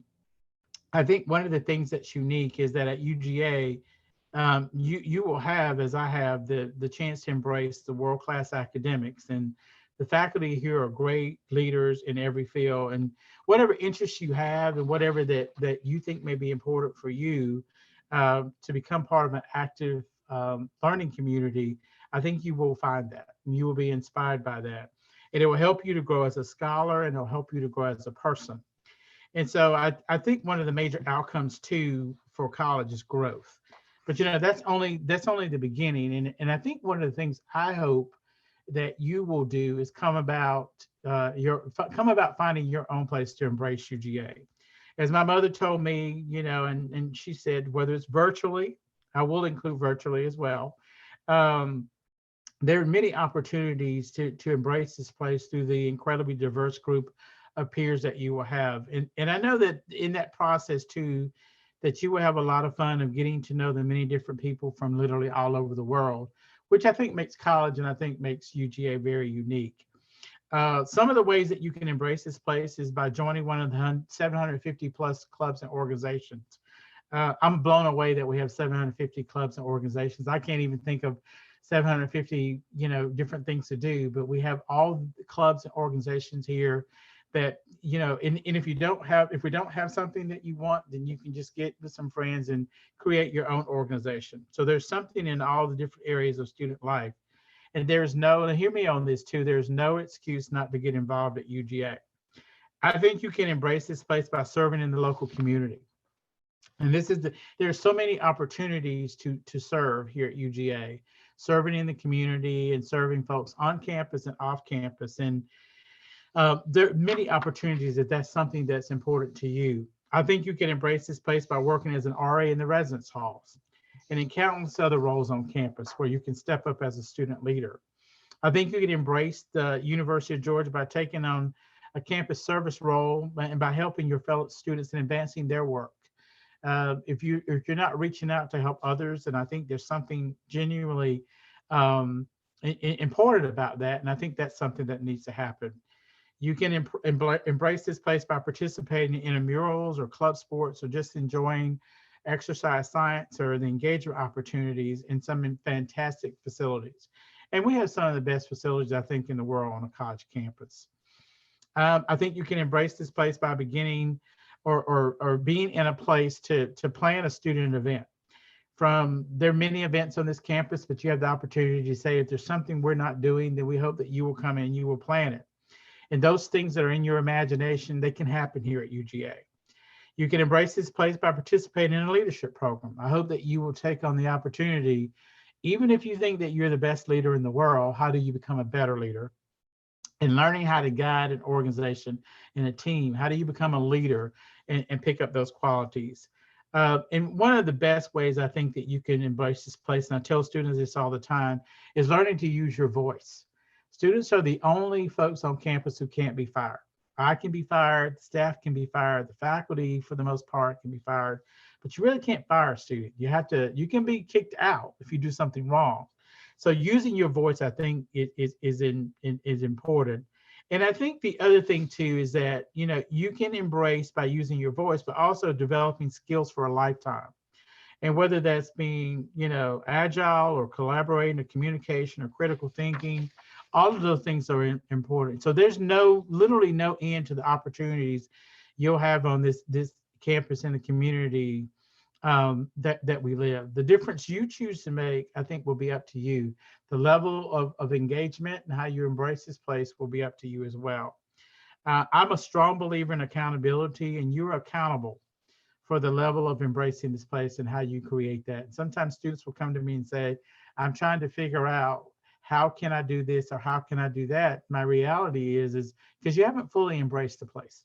So I think that's really important. We want every student to have a great experience here at UGA and really ready to leave here to make a positive difference in the world. 4 years seems like a long time. I think a lot of people who are close to my age will tell you that 4 years seems like nothing. But in those 4 years, we want to prepare you to go out into the world and to do great things. And there's a lot that will happen to you here at UGA and a lot of great experiences that we want to shepherd you through and allow you to have. So I think from where you sit today, I know there's never enough certainty that you will come and love this place as I do. I probably, when I sat where you are, didn't really think that I would love UGA as much as I do today, but I'm confident for so many reasons that you will get to that place. The time at UGA as a student will change your life. And I think if you join us, you will see that. And I think it really has changed my life in so many really great ways for quite a long period of time. So I think if you take full advantage of this opportunity, you will have a great experience here. And I really appreciate your attention, your time today, and your commitment to even look at the University of Georgia. And I wish you the best. So if you're here on campus and there's anything I can do, please let me know. I'm going to be very positive and go ahead and claim this. I truly hope to see you all on campus one day or online soon as a part of our community. So go Dogs and take good care. Be sheltered, be well, be safe, and take care of yourself. Thank you very much for the time.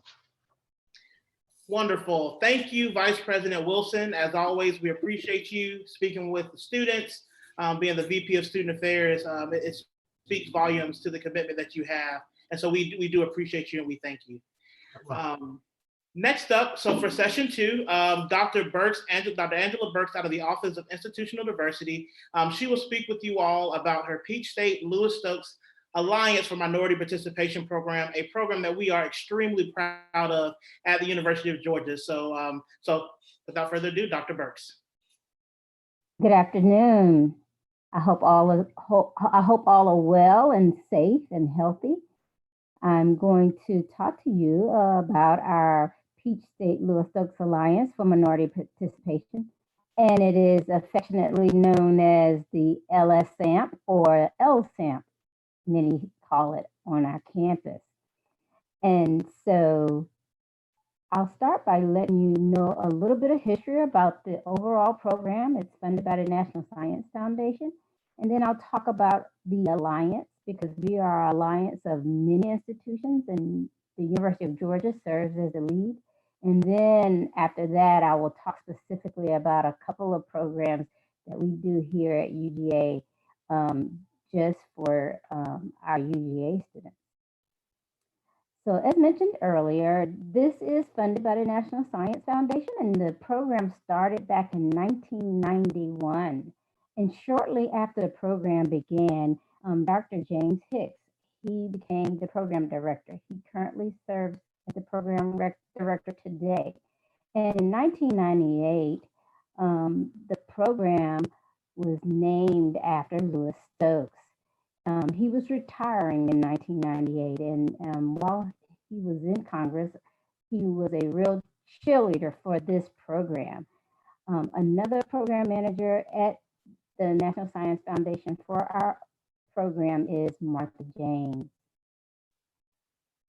The program started as mentioned in 1991, and today we actually have 57 alliances across the nation.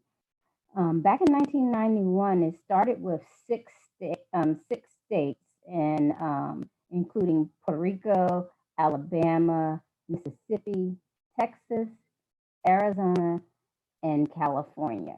And today, as I mentioned, it has grown to 57 states. Our overall mission is to ensure that we are diversifying the STEM workforce.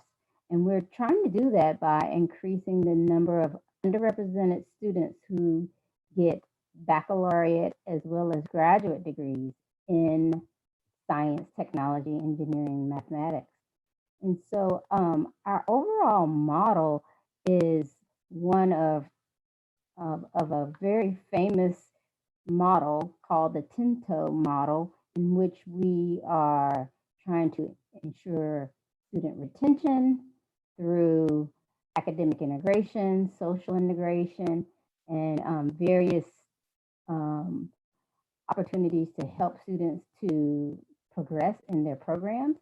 And then we take that retention model and we integrate with the STEM related professionalism, providing various student focused professional workshops, various activities where we really engage them. And I'll talk a lot more about that. And then we try to prepare them for graduate school. That was the overall model of the overall information about the program. Now I want to focus on what is the Peach State LSAMP. Our Peach State LSAMP, as mentioned earlier, is led by the University of Georgia. We have Fort Valley State University and Savannah State University, who serves as our HBCUs in our alliance. And then Perimeter College at Georgia State University is our 2-year partner.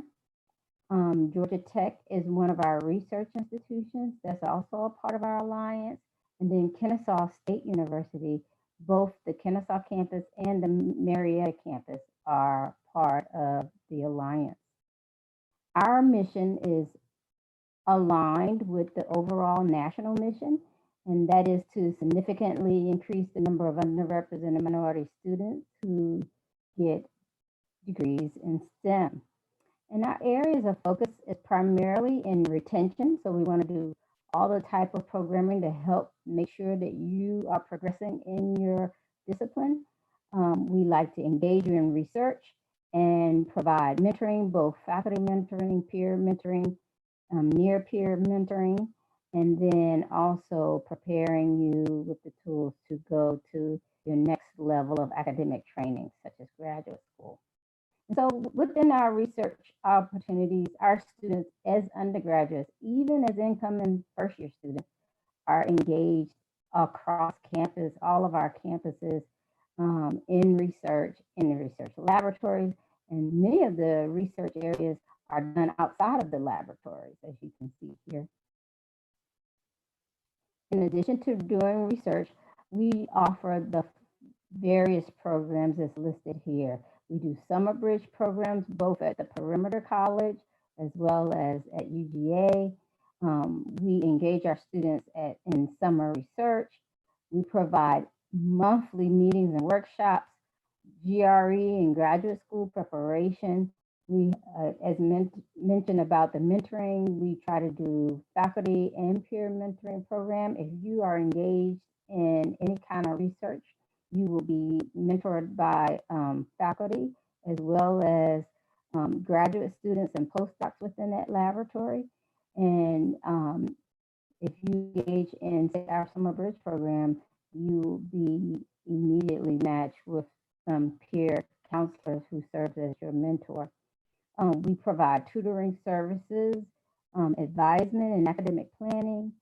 Our students come together and study together, so they have peer tutoring and study groups. And our students do a lot of service learning and K-12 outreach. And then we provide funding for them to travel to professional conferences. As these check marks across here is showing you which institutions do which types of programming. And as you can see, for the most part, all of our campuses are really engaged in Peach State in all of these programming. And one thing that I didn't list up here is that we do provide stipends. Both every semester, students who are in the LSN program will get a stipend. We have several winning practices that we offer at all of the different Alliance institutions. For instance, Fort Valley is well known for their faculty mentoring program. Their students are mentored by their faculty and they meet with their students every week. So it's a real intense faculty mentoring program. Georgia Tech has their peer mentoring program called the peer-to-peer mentoring program, and the students are being mentored by graduate students, postdocs, and upperclassmen. And they also have a world-renowned research program called the SURE Research Program every summer. Georgia State, they do at Perimeter College, they do a transfer bridge program where they're helping the students to get those basic laboratory skills and to transfer to a four-year institution, already having those skills so they can immediately start doing research once they get there. Kennesaw State, at the Kennesaw campus, their executive board does all of the planning for all of the different activities that they do on their campus. At Savannah State, the students do both internal and external research. They're required to do research both on the campus as well as outside the campus. The Marietta campus at Kennesaw they host Journey to Success seminars every month, and they have a really intense summer research program. And then here at UGA, I'm going to talk more about our first year student bridge program and our faculty student mixer. So those are the main LSAMP practices. Across our alliance, we have seen from 2009 through 2018 a 92% increase in enrollment for our underrepresented minorities in STEM. And that's for all of our alliance institutions combined. Similarly, for completing baccalaureate degrees, we've seen a 204% increase from 2009 until 2018 with all of our alliance institutions. I'll now talk about the increases in enrollment and baccalaureate degree production just for UGA a little later in the presentation. So I'm going to do a quick spotlight on some of the things that we do here at the University of Georgia. I want to start by talking about our faculty student mixer. This is a really important activity because this is our way of helping and assisting the students with getting to know faculty and getting into their laboratories to do research early in their undergraduate career. And then I'm going to talk about our summer bridge program. I'm going to talk about it as it is pre-COVID-19. And then I'm also talk about the opportunities we're offering this summer, given that we're not going to be able to get together on campus. So for our faculty and student mixer, it is just a real icebreaker to help students to get to know different faculty members. It's real laid back and casual. We have tables where we offer cookies and lemonade, just very low budget, just a fun little mixer where we would have faculty there representing the various laboratories across campus. And then it is modeled after a speed dating activity. So our students, they come in and they sit at the tables with each of the faculty members, and then they go around the table. They have 10 minutes for everyone to introduce themselves, talk about their interests and their skills, and then the faculty member tells them about the research that's going on in their laboratory and some opportunities that they may have for them to engage. And so they do this talking for about 10 minutes, and then we call time up, and then they switch. The students switch so that they can talk to all of the faculty in the room. The faculty, they remain at their table. And so this goes on probably about an hour and a half to 2 hours. And this gives a real opportunity for our students to get to know various faculty members. And this is how we're able to really kick off a match for, in particular, our first year students and our second year students to ensure that they learn more about the faculty and their research that's going on, and then get opportunities to be a part of their laboratories. Really fun event. And so now I'm going to talk about our Building Bridges Summer Institute. We typically bring in 14 to 18 of our incoming first year students, and they get to have a 3-week residential experience at UGA in the month of July.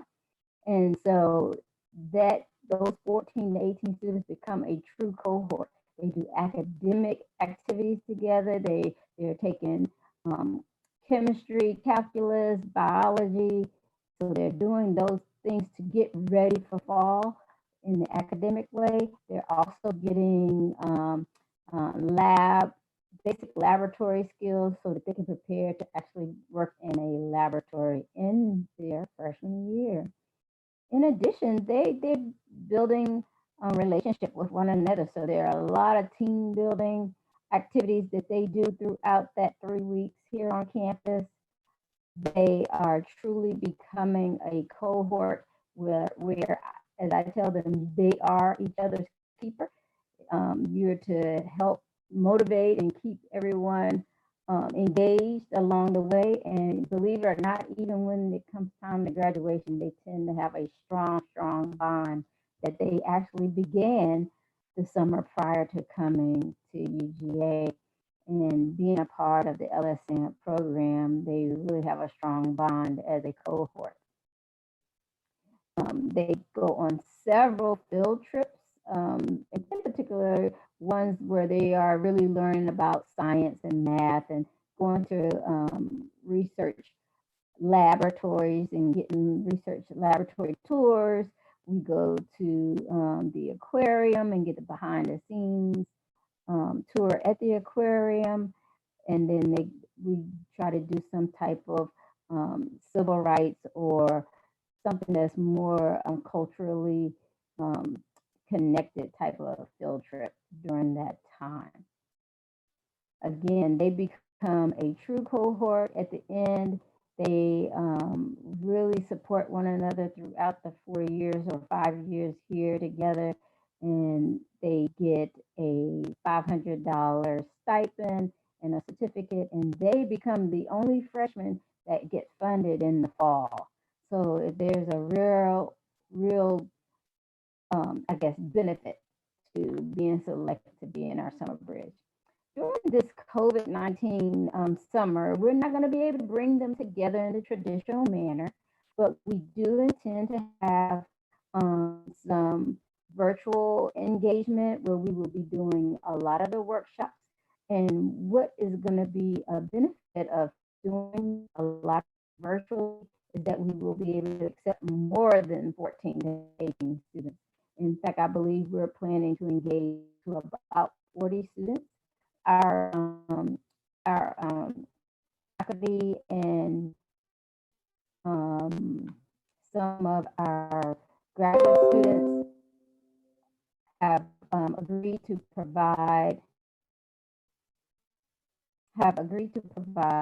our summer programming virtually. We're going to try to do virtual lab tours. We're going to try to do virtual lab tours during that time. And we're hoping to really bring, as much as we can, a great opportunity for you to come together as a cohort during our COVID-19 virtual summer bridge.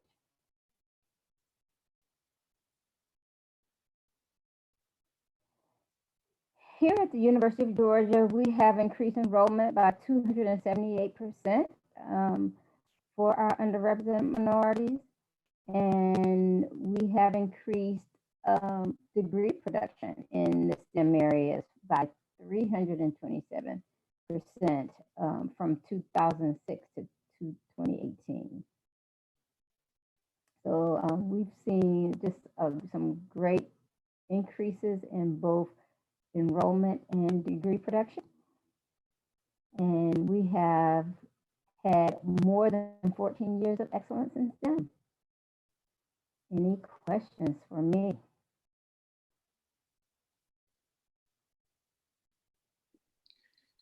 So thank you, Dr. Burks. We appreciate you providing this great information for our incoming students. As a member of the Office of Institutional Diversity, I know that you are also very excited to engage with them.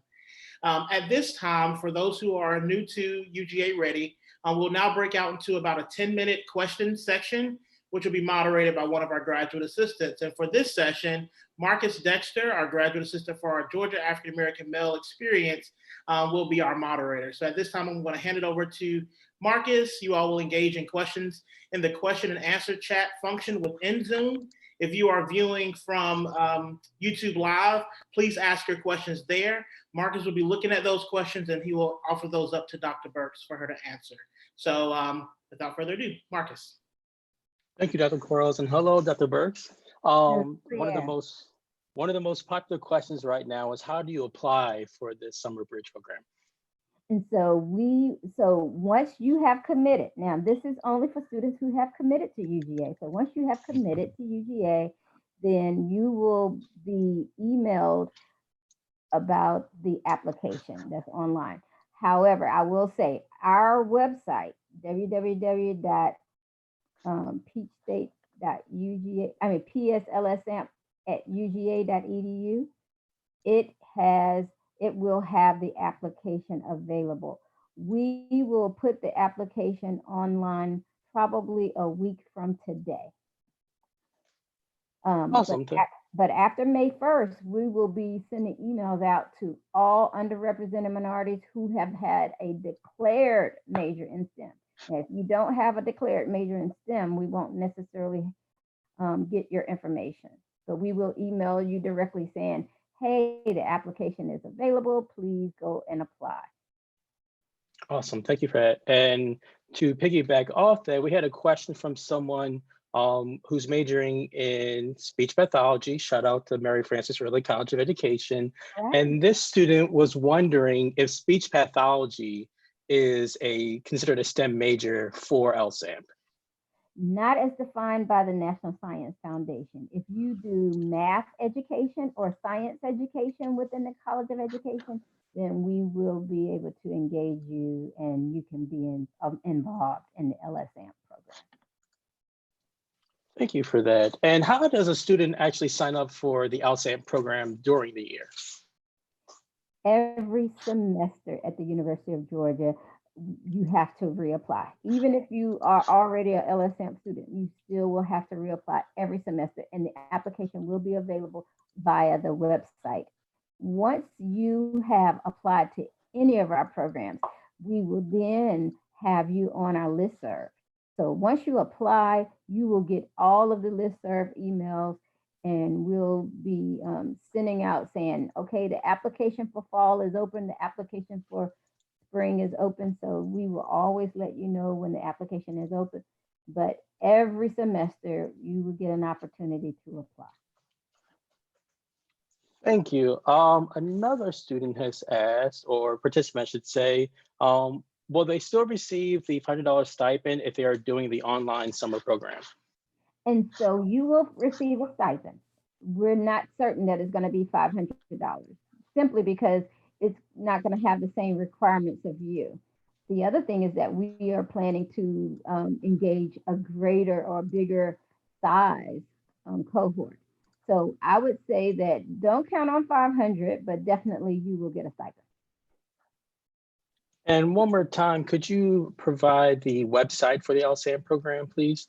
It's www, P as in Paul, S as in Sam, LSAMP@uga.edu. Thank you. And there's a question wondering, is there a cost for being part of the LSAMP program? There is not a cost to be a part of the LSAMP program. We pay you, actually. If you apply in a particular semester and you get selected for funding, then you actually get a stipend. And being in, as I mentioned in the presentation, When you are a part of the Summer Bridge program as an incoming first year student, you'll be the only first year students who will actually get funding in the fall. All of our other first year students will have to establish a UGA GPA in order to then get funded. And so I believe having a virtual engagement will allow us to bring in more students. So that gives us more students that we will be able to also fund in the fall. Awesome. One thing, wonder if you could briefly speak about, and I know it's not necessarily annually, but the STEM Innovators Conference. And so we try to host it annually, but COVID-19 has also derailed our ability to bring it to everyone in the fall. So it is one of our premier opportunities, and it gives our students who are conducting research a platform for sharing their research with their peers across the entire alliance. That includes UGA, Georgia Tech, Kennesaw, Fort Valley, Savannah State, and Purdue College, which is a part of Georgia State. So we bring all of the students together in one conference over a 3-day period, but it's roughly about a 2.5-day conference. Those students who are engaging in research, like for instance, this summer, the students who did research for LSAMP throughout the summer, they would be expected to present at the conference. In addition, we bring in at least 3 keynote speakers, and we're talking about real world-renowned, internationally known STEM professionals who are really doing amazing work. And so we bring them in as keynote speakers, and then we offer workshops, professional development workshops that are helpful to you, making sure you're on task throughout the year. And so it is a wonderful opportunity to engage and network with also exhibitors from graduate schools and companies. And so we have an exhibitors fair, we have workshops, we have the ability for you to present your research and be judged and win prizes. It's an amazing conference. This conference prepares you for the national conferences that we then give you travel awards to go to. Awesome. And we have a question wondering, what are the dates for the Summer Bridge program this summer? And so everything will kick off on July the 5th, and it will probably go through to the last Friday in July. Thank you. And once someone is in the LSAMP program for the fall, what are the opportunities or meetings that are available for them throughout the semester? We always have at least one workshop, and then in some months, a couple of workshops every single month. And they are typically designed and developed by our advisory board. And those are our upperclassmen who help our campus coordinator, Shannon Jolly, help him to pull together the programming that we believe that will help you throughout that semester. And so Mr. Jolly, along with the Student Advisory Board, will develop what types of workshops you will have, and you will have probably at least 3. We always start with a kickoff opening ceremony, and then we always end with a closing ceremony. Thank you. And I believe this will be our last question for time's sake. Is there a requirement for applying, and what are some of the things that are looked for in consideration for acceptance? So the application is pretty typical. You have to write a few essays about, why you should be considered, why are you majoring in STEM, what are your career plans, those types of things. You have to get 2 reference letters, I believe, and then you have to include your transcript. We bring together a group of faculty and staff who serve as the selection committee. Thank you. Wonderful. Well, thank you, Marcus, and thank you, Dr. Burks. You all can continue to ask some of your questions in the question and answer section. And if Dr. Burks is available, she'll be able to go into that and respond to you all directly. Our next presentation will be from our Center for Undergraduate Research and Opportunities, as well as Honors Program, Dr. Maria Navarro. So you can take it over.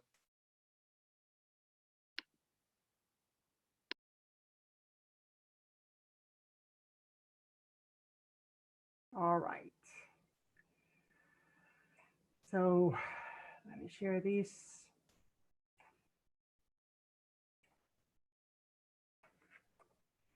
All right. So thank you very much.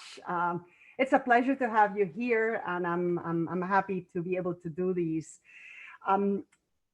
I was asked to talk about CURE and the honors program, but I'm going to add the piece of UGA. I want to talk a little bit about UGA too, because I think it's important. Many of you have not had the opportunity to come physically and visit us and see it for yourself. So I want to give you a little bit of this passion for this university that many people are trying to convey. Dr. Wilson talked a little bit. He's had 40 years here. I've only been 20, so half of what Dr. Wilson does. Mr. Standifer also had mentioned a little bit of what you can get here. So I want to talk a little bit about UGA. I want to tell you why I think that I can give you my perspective of UGA. I have been at UGA for about 20 years now. I am the Associate Director of CURE, which is the Center for Undergrad Research Opportunities. I'm also the Associate Director of the Honors Program, but at the same time, I'm a professor in the College of Agricultural and Environmental Sciences. I've been teaching at this university for about 20 years. So I have seen many different things here, and I want to just talk to you very briefly about this idea that Dr. Wilson already told you about, the opportunities to grow here, the opportunities to engage, and the breadth of great opportunities to make it your own that you're going to have. So the most important thing that you have to realize about a university like UGA is that we are a Research One university. We're very large. We are very strong in the three essential elements of a university. We're very strong in teaching. We are getting better and better by reducing the number of students per faculty member, small class size. We are very good at research, but also as a land-grant university, one of the important tenets of UGA is service to the communities. One of the things that I believe when comparing other universities that are also very good in teaching and research and service is that at UGA, we are doing a great job integrating these three. And this is one of the things I'm going to talk about when I talk about the Center for Undergrad Research Opportunities. But think about when you're coming to UGA, you're not coming to a place that is going to teach you or that is going to give you a bunch of classes. You're coming to a place that can integrate the research and the dynamism of discovery and the service to the community and the experiences for students and the teaching. So we're really good at integrating those things. And I think that you need to think about this breadth of exploration that we allow students to do. I'm not going to talk much about research. I'm not going to talk much about service. I want to talk about what affects you more directly, which is the teaching part. The teaching part, like what you do in high school and what many universities do, is we have the formal teaching, we have the classes, and we have those things. One of the important things, and let me see, one of the things that UGA has done in the past few years is that we have become very strong with the idea of saying we want students to have the opportunity to have also experiential learning. And not only is important to us that we think is so essential that we're going to require students to actually have experiential learning credits. Those experiential learning credits can be in many different ways. It could be through creative activities, through study abroad, through internships, through leadership opportunities, through service opportunities, and then also through undergrad research opportunities. And that takes me back to this idea of how good UGA is doing. We don't do research and then teaching and then service, but we mix the research that we do, this advances. For example, right now UGA is very active in doing research related to COVID-19. So what we do at UGA is we do integrate undergrad students in the research that we do. The undergrad students that are at UGA are really integrated into what's happening. So the teaching and the experiential learning goes together, and one of those opportunities of experiential learning is in research. So that was my introduction about UGA. And then one of these great opportunities that that students at UGA have that they cannot find really so much at other universities is the opportunity to get involved, us undergrad researchers, in a very dynamic research world at UGA. Here comes many different people. You just heard about LSM. Students do that. UGA, the Center for Undergrad Research Opportunities, provides, we facilitate and support students and support student learning through that faculty mentor research. One big important thing about CURO, which is the shortening for the Center for Undergrad Research Opportunities, is that we do not limit it to a few disciplines. Any student, any interest, any discipline, any major, any college, any student at UGA who's interested to do research should have the opportunity to do research in their area of interest with a faculty mentor at UGA. This is super important. We want them to learn, we want them to have the experience, but we also want them to have that faculty mentor. The faculty mentor is not just so they can tell you what to do with the research or so you can do their own research. The faculty mentor is an element that is super important in this process. Is this idea that you're going to have somebody who is going to be by your side. You're going to have somebody who's going to guide you on your research, but is going to be your mentor too. It's somebody who is going to help you navigate the university in however that relationship is created. Some mentors only talk about research. Some mentors become your champions. Some mentors become your supporters. So it depends on that relationship. It's important to be able to have people by your side. So I have seen a lot of those undergrad students who have a faculty mentor for research, but then they become maybe the people who write their letters of reference. Then they become their mentors when they go to grad school elsewhere. Let me tell you my example. When I was an undergrad student, I had to have a full-time job, and I was hired in a lab at the university where I was studying, and I really liked it. So the person who had given me a job and was paying me to be a student worker there said, well, if you want to do research, I'll mentor you. So I did undergrad research, and that person who was my mentor, I'm talking about 1985 when I met him. Still today, that's 1985, I was in college, still today is my mentor. Still today, when I have to, 2 years ago, when I decided to apply to the position of Associate Director of Honors on CURO, still, he lives in Spain. I don't even work in what he works. Today, I contacted him and I say, hey, can we talk? I'm thinking about doing this big career move. What do you think? So these people are going to be important for the rest of your lives. So we want to create those relationships. It's not just about research, it's about helping people adapt to the university and to the world of the university. So we facilitate the student learning, we facilitate those mentorship opportunities. Ways in which we help students do all these things is we help you to get credit for your efforts in research. This credit that we help you get is through classes that are graded A to F.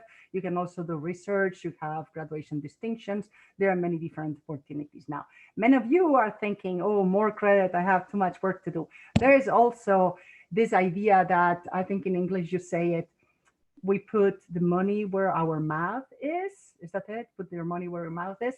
So we do put our money where our mouth is. And if we say that we would like every single undergrad student at the university to have the opportunity to do something experiential, something different, we need to provide the opportunities to do that.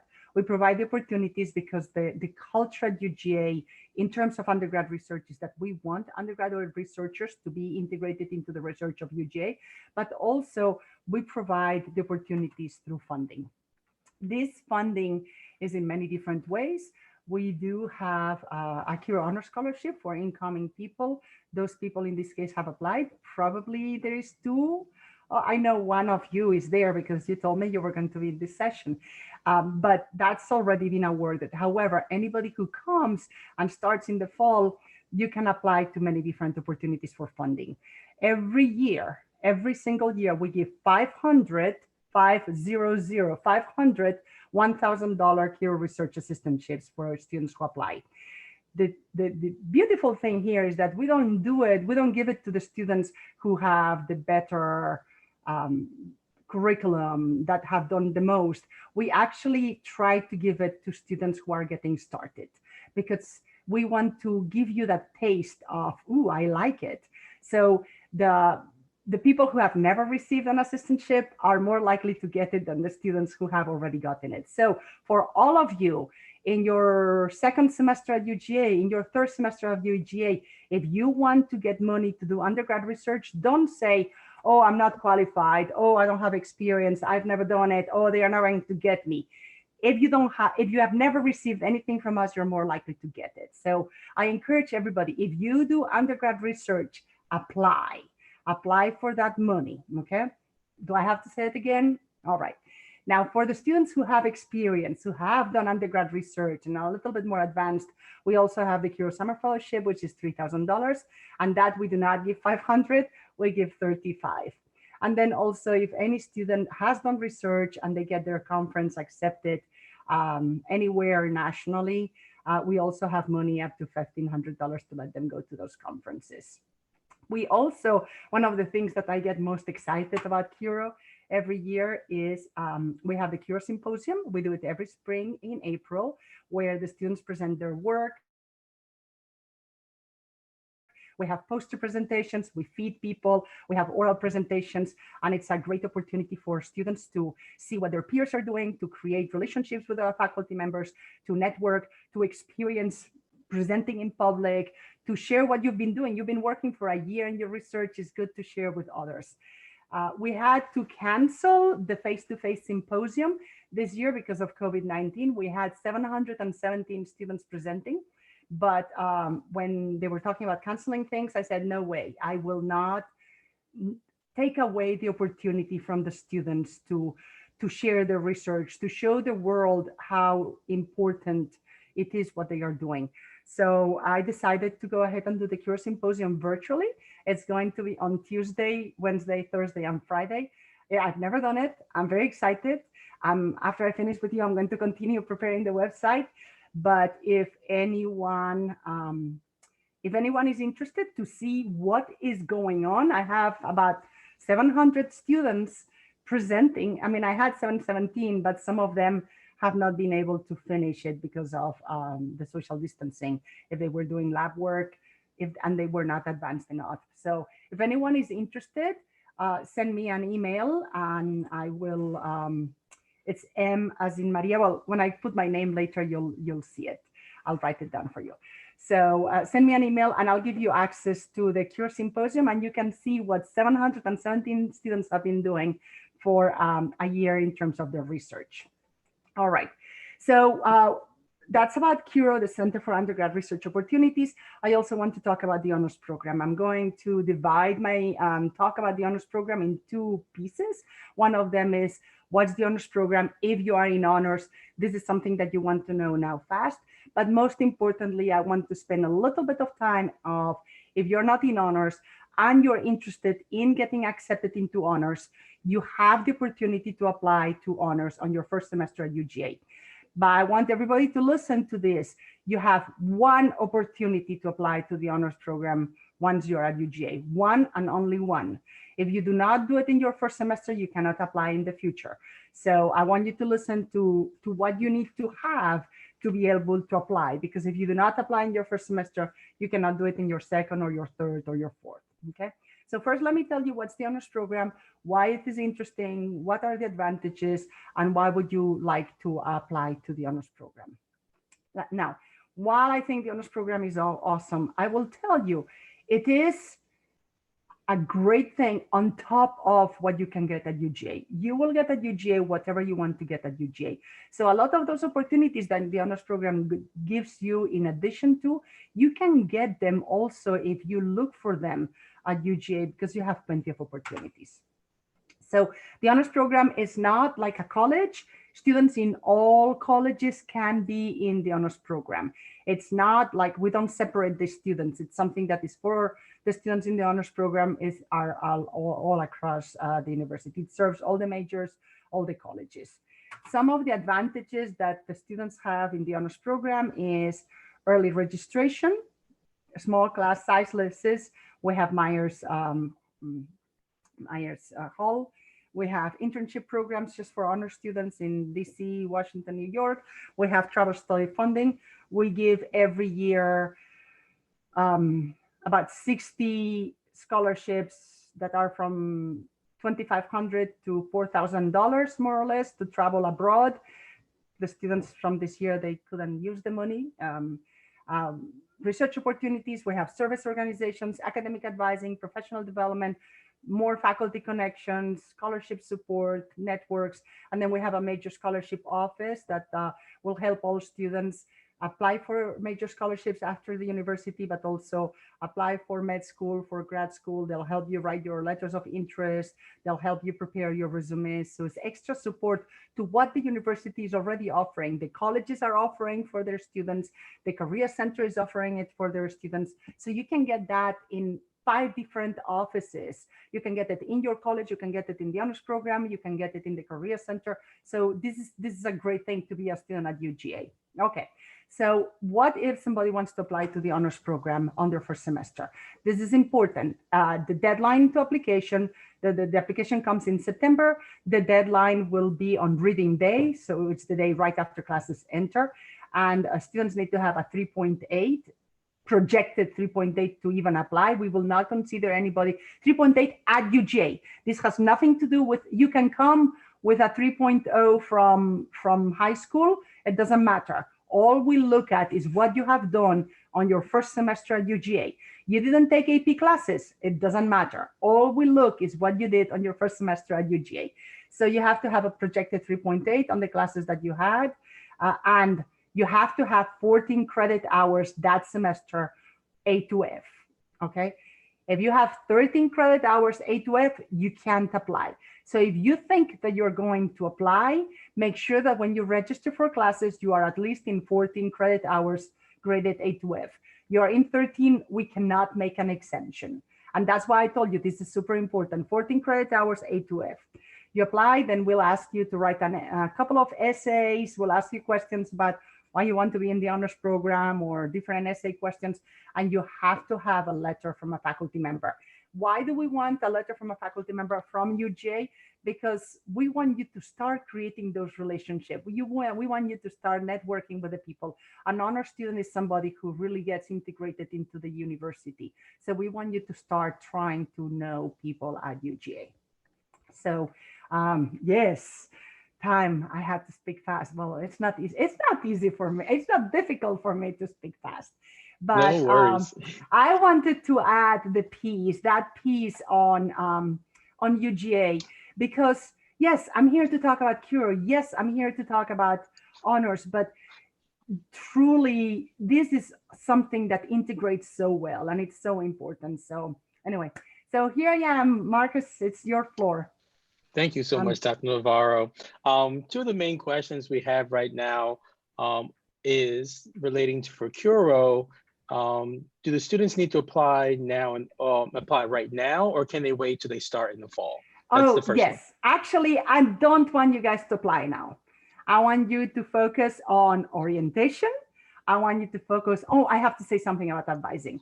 I want you to focus on your advising. I want you to focus on what you have to do and where you're going. I want you to come on your first semester. You can do research if you want on your first semester, but I would suggest you come to UGA, you learn about UGA, you get to know some people, you get established in your classes, and once you have that academic piece a little bit less stressful and less this big question mark about what am I doing? Once you're a little bit settled, start looking for what do I want to do? Do I want to do STEM research? Do I want to do art? Do I want to do political science? Let me get to know some professors. Who would I like to work with?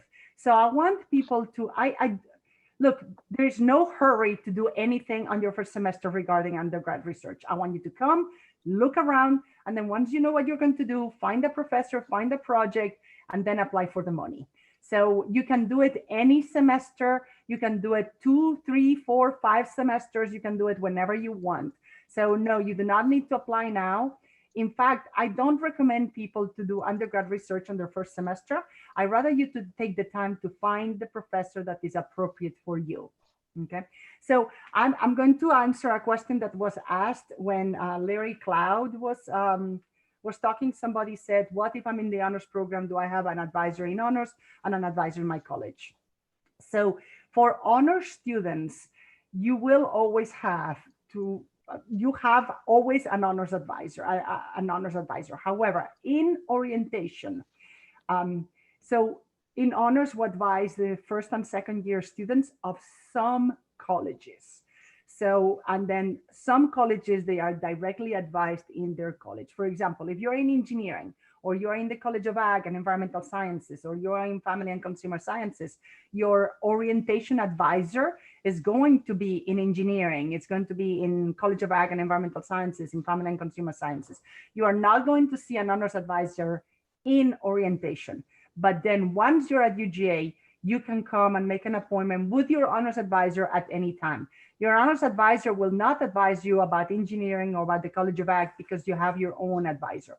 Now, if you are in Franklin, most of the majors in Franklin, your major advisor for your first year and a half, more or less, is going to be the honors advisor. So the honors advisor is going to be your major advisor, and then once you have more than 60 hours, you're going to go directly with your department. But you always keep that honors advisor for honors issues. So you don't have to worry because you will be told who your advisor is. Now, some people say, well, I don't know what my major is, so how do I know who my advisor is? You're going to have to declare something, or if you are, if you do not know, then you'll be assigned somebody. I really recommend people to think about what do they want to be advised on. Example, if you think you might want to do engineering, declare engineering, because if they give you somebody that is in biology, they don't know in biology what you need to do for engineering because the advisors are specialized. So think well about what's the major that you want to do, and then they will assign an advisor. That advisor might be a specific college advisor, or it might be an honors advisor, but you always will have an honors advisor to help you with honors issues. And Dr. Navarro, I think we have time for this and maybe one more question. Do you have to maintain a certain grade point average to remain in honors once you are admitted or come in admitted? Absolutely, yes. So once you're in honors, you have to maintain a 3.4 to stay in honors. If you go below 3.4 but above 3.0, you go into what we call honors probation. While you are in honors probation, you have to maintain, for the semester in which you are in honors probation, you have to maintain a 3.5. If you do not maintain a 3.5 or you go below the 3.0, you are dismissed from honors. And it's quite mathematical. It's not, oh, it was just a 299. It's quite mathematical. 299 is less than 3 and is dismissed. However, if you get dismissed and then you get your grade point average again above 3.4, you get readmitted. And last question, when does the application for those who don't come in honors open up in the fall? It will open around September and it will be available in the honors website. Awesome. Well, let's see. And I think we have time for one more, actually. It seems a couple participants have asked, do any dual enrollment credit like courses count towards the application? Oh, the first semester entry application? Yes. Well, if you have dual enrollment, so when you look at your UGA GPA, so yes, if you have done courses at UGA as well enrolled, that will be part of your GPA at UGA, yes. Okay, but if it's dual enrolled elsewhere, no, it's UGA GPA. Awesome. I think it's about enough time that we have for questions. Yeah. Thank you so much. And if there are any additional ones, I'll try to send your way. If not, we'll try to get back Yeah. in touch with you. Thank you You so have much. my name. You have my name there in the next slide. If anybody wanted my email to tell me you want to participate in the symposium, it would be M as in my first name Maria, and then Navarro as in my last name at UGA.edu. That's my email. You can ask me to give you access to the symposium if you want. Wonderful. Well, thank you so much, Dr. Navarro. It is a pleasure always hearing about honors and the Center for Undergraduate Research. So thank you for your time. At this time, we'll transition to our third presenter, Dr. Chase Haygood. He is the director for the Division of Academic Enhancement. We consider them to be one of our key partners on campus. And so we're very excited to hear what he has to present for you all today. And so without further ado, Dr. Haygood. Thank you so much, Dr. Quarles, and hello to everyone on this call. I'm so delighted to speak with you all. I want to say, just at the very beginning, I hope that you all are doing well. I hope that you're getting excited about things to come in your future. And I know it's a really strange time for just everybody. I was chatting with some staff and faculty earlier today. And for all of us on the planet, I think it's just an interesting moment and a challenging moment. And all of that being said and being acknowledged, we're really delighted to talk with, I'm delighted, I think everybody on this call I know is delighted to speak with parents, to speak with students, to let friends and family and supporters know that we're delighted at the University of Georgia to welcome folks who are interested in coming to UGA and who are excited about becoming a Bulldog. So thanks again to the Office of Institutional Diversity and to all the partners there. And to Dr. Quarles' point, they are an incredible partner as well. I'm the director of the Division of Academic Enhancement. I'm going to share screen, which I'm hoping is going to go really, really well. To get us started, I'm going to share a video, and then I'm going to talk through one program I want to make sure everybody here knows about. And then from there on out, I'm hoping maybe we can take a number of questions and hopefully provide some answers. So I'm going to move to share screen here. I believe that's that's the one I want to share, and play video. And hopefully the video and audio and everything is going to work out exactly as we want it to. So bear with me, everybody, as I make this happen.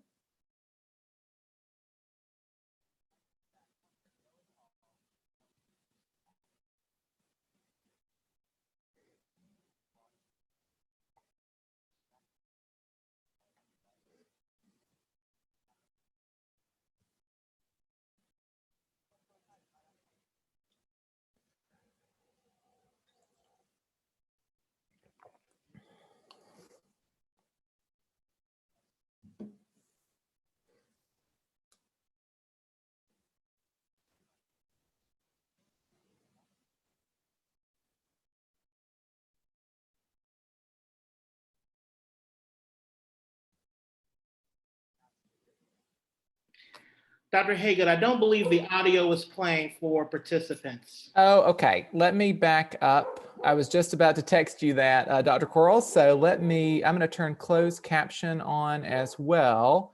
And I'm wondering if there is a way that we can get that audio to be playing for participants as well. If not, how about this? How about we move beyond that and we just go face to face, and I can walk. And I apologize, you all are hearing my dog in the background there as well. That's okay though. How about I walk us through the Division of Academic Enhancement? Again, the Division of Academic Enhancement is a unit inside the Office of Instruction here at the University of Georgia. We are committed to student success, and we work with a variety of partners in accomplishing that work. We have a number of courses. They're called UNIV courses that students can enroll in. One of our most popular for first-year students is the 1201. That course helps students in that transition to figure out what is life at the university going to look like. We pride ourselves at the University of Georgia of being a very challenging and rigorous academic experience. And what's exciting about that is that students, no matter where they come from, no matter what their background, no matter what their academic preparation, is that they know that there are elements of the university that are designed to support them on their way to academic success.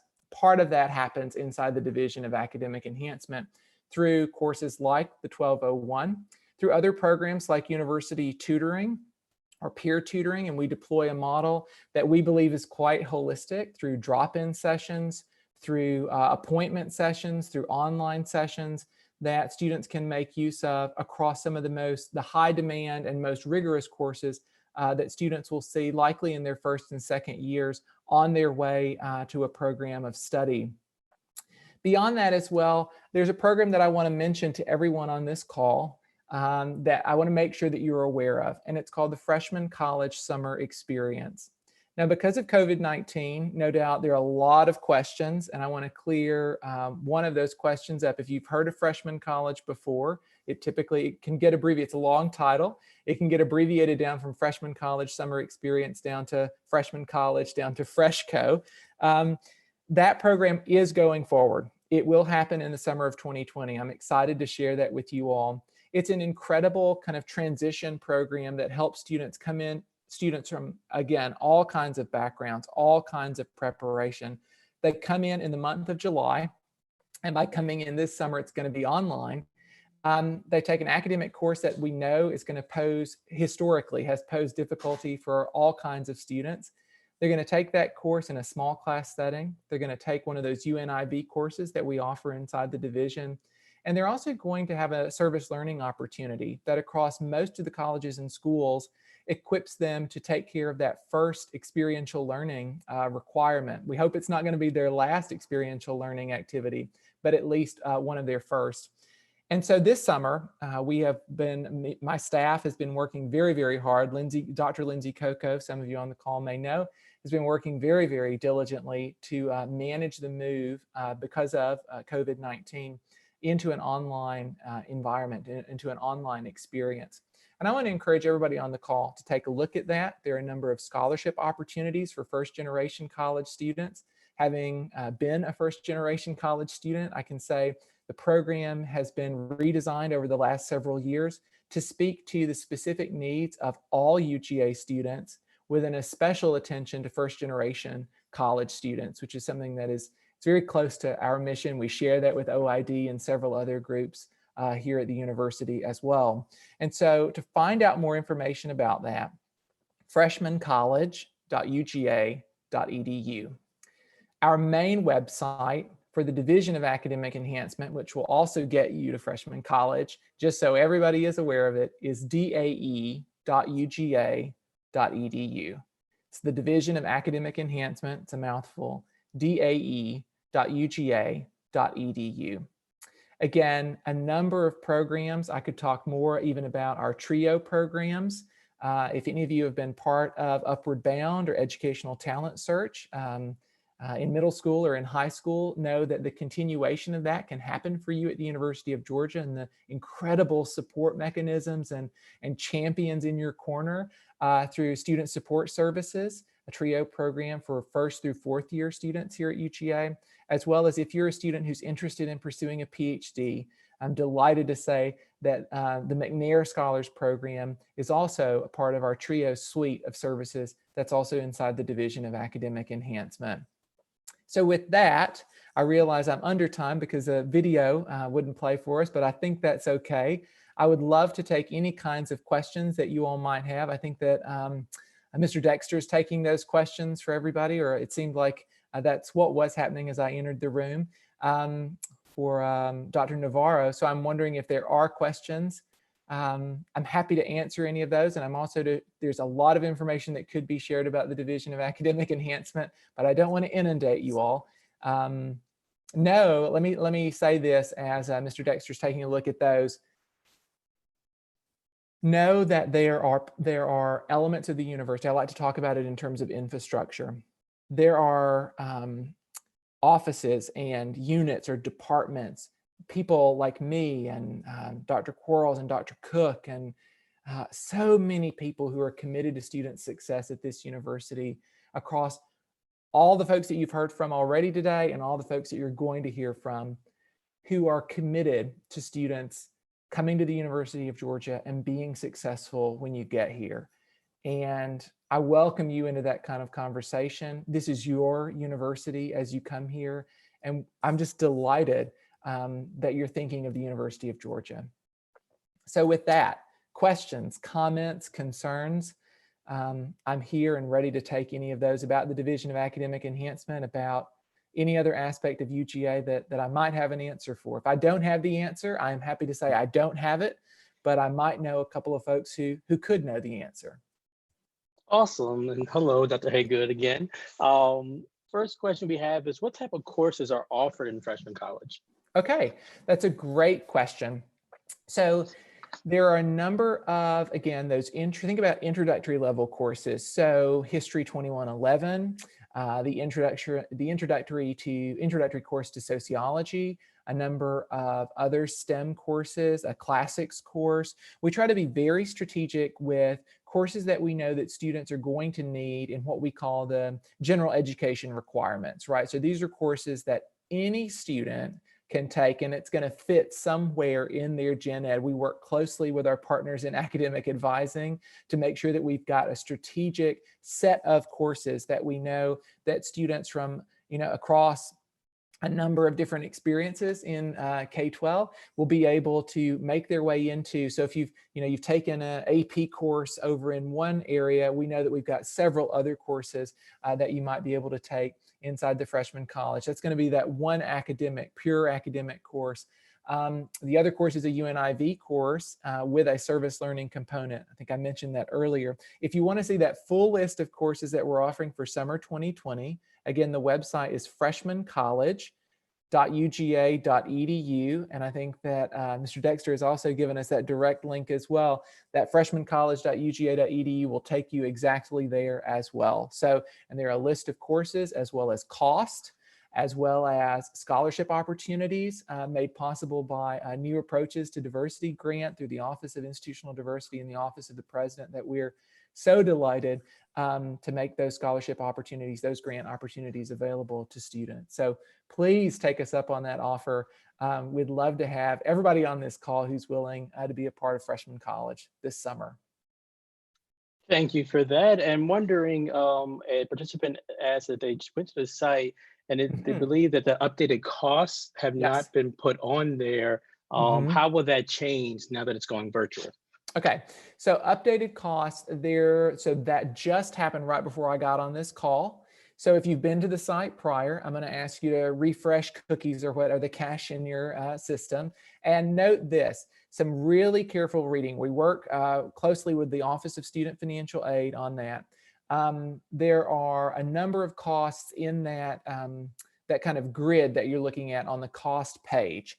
Notice that both financial aid can be applied as well as scholarship opportunities can be applied therein. And there are a number of costs that won't happen, right, because we won't be in a face-to-face setting. Take a look at those costs. I'm just going to ask, but the person who asked that question and anybody on this call who has a question about freshman college, send us an email. Look at that number. That number is, the phone number there is being pushed out to one of our staff members' cell phones. So feel free to call that number, call our main line number. We are happy to talk you through, walk you through, all of those cost kind of questions. They're really great questions, and we are happy to talk you through any question you've got about the freshman college and the cost, the courses, why you would want to do it, and the like. Thank you. And when is the deadline for applying for FreshCo? I'm glad whoever asked that question. So the deadline just got pushed back. We were at April 17th, which is today. We are going to still be receiving applications. I'm going to navigate over to the site to make sure that I don't get the wrong date, because we just pushed back again in light of our present circumstances. So if you take a look at that website, you'll notice, let's see, and you will make application. So everybody who's on this call, you're going to make that application. You're going to get into that portal through Slate. So the same way that you've made your application to the university, you'll see the opportunity to apply there. So if you're on the freshman college site, part of the division, you'll notice that the application closes at midnight on Tuesday, April 21st. So you've got a couple more days. Again, you'll make that application inside the portal that you made application to the University of Georgia. Great. And how is the service portion of FreshCo going to be done remotely? That's a fantastic question. And again, I love it. It gives me the opportunity to talk about another unit inside. So the Division of Academic Enhancement is inside the Office of Instruction, which doesn't really matter and doesn't really mean a lot for students. But we got a lot of other departments. And one of those departments inside the Office of Instruction is the Office of Service Learning. And our partners over there have done incredible work with community partners and others, both in Athens and across the state, so that the commitment that the University of Georgia has, both to the state and its citizens and so many folks across the state, it's just really, it's an incredible commitment. And it's remarkable that in the light of COVID-19, that a lot of those commitments have actually been strengthened. And our partnership with the Office of Service Learning has equipped us to be able to continue service learning projects in a remote kind of fashion. So we are working through a lot of those things right now. And we're going to continue to be able to do that service learning work even online inside the freshman college, that the faculty will be designing out a lot of those opportunities that you'll see in the month of July inside the freshman college. So that piece, it's going to look a little bit different. We say that on the website, but we're excited to see exactly what all that's going to look like. We're confident that it's going to work well for students and also work well for our community partners. Great. And question, and for those who are not going to do FreshCo, is it possible, from your understanding, to possibly take classes over the summer but not doing FreshCo? That's a very good question. I'm going to punt that kind of question to the Office of Admissions or anybody else on this call who knows the exact answer to that question. I do know that there are a number of summer classes that are open, but it would require a summer enrollment piece. And the best people to be able to answer that question is going to be the Office of Admissions. Great. Figured. Kind of tied with that, do you know if AP credits have any sort of connection or counting towards FreshCo?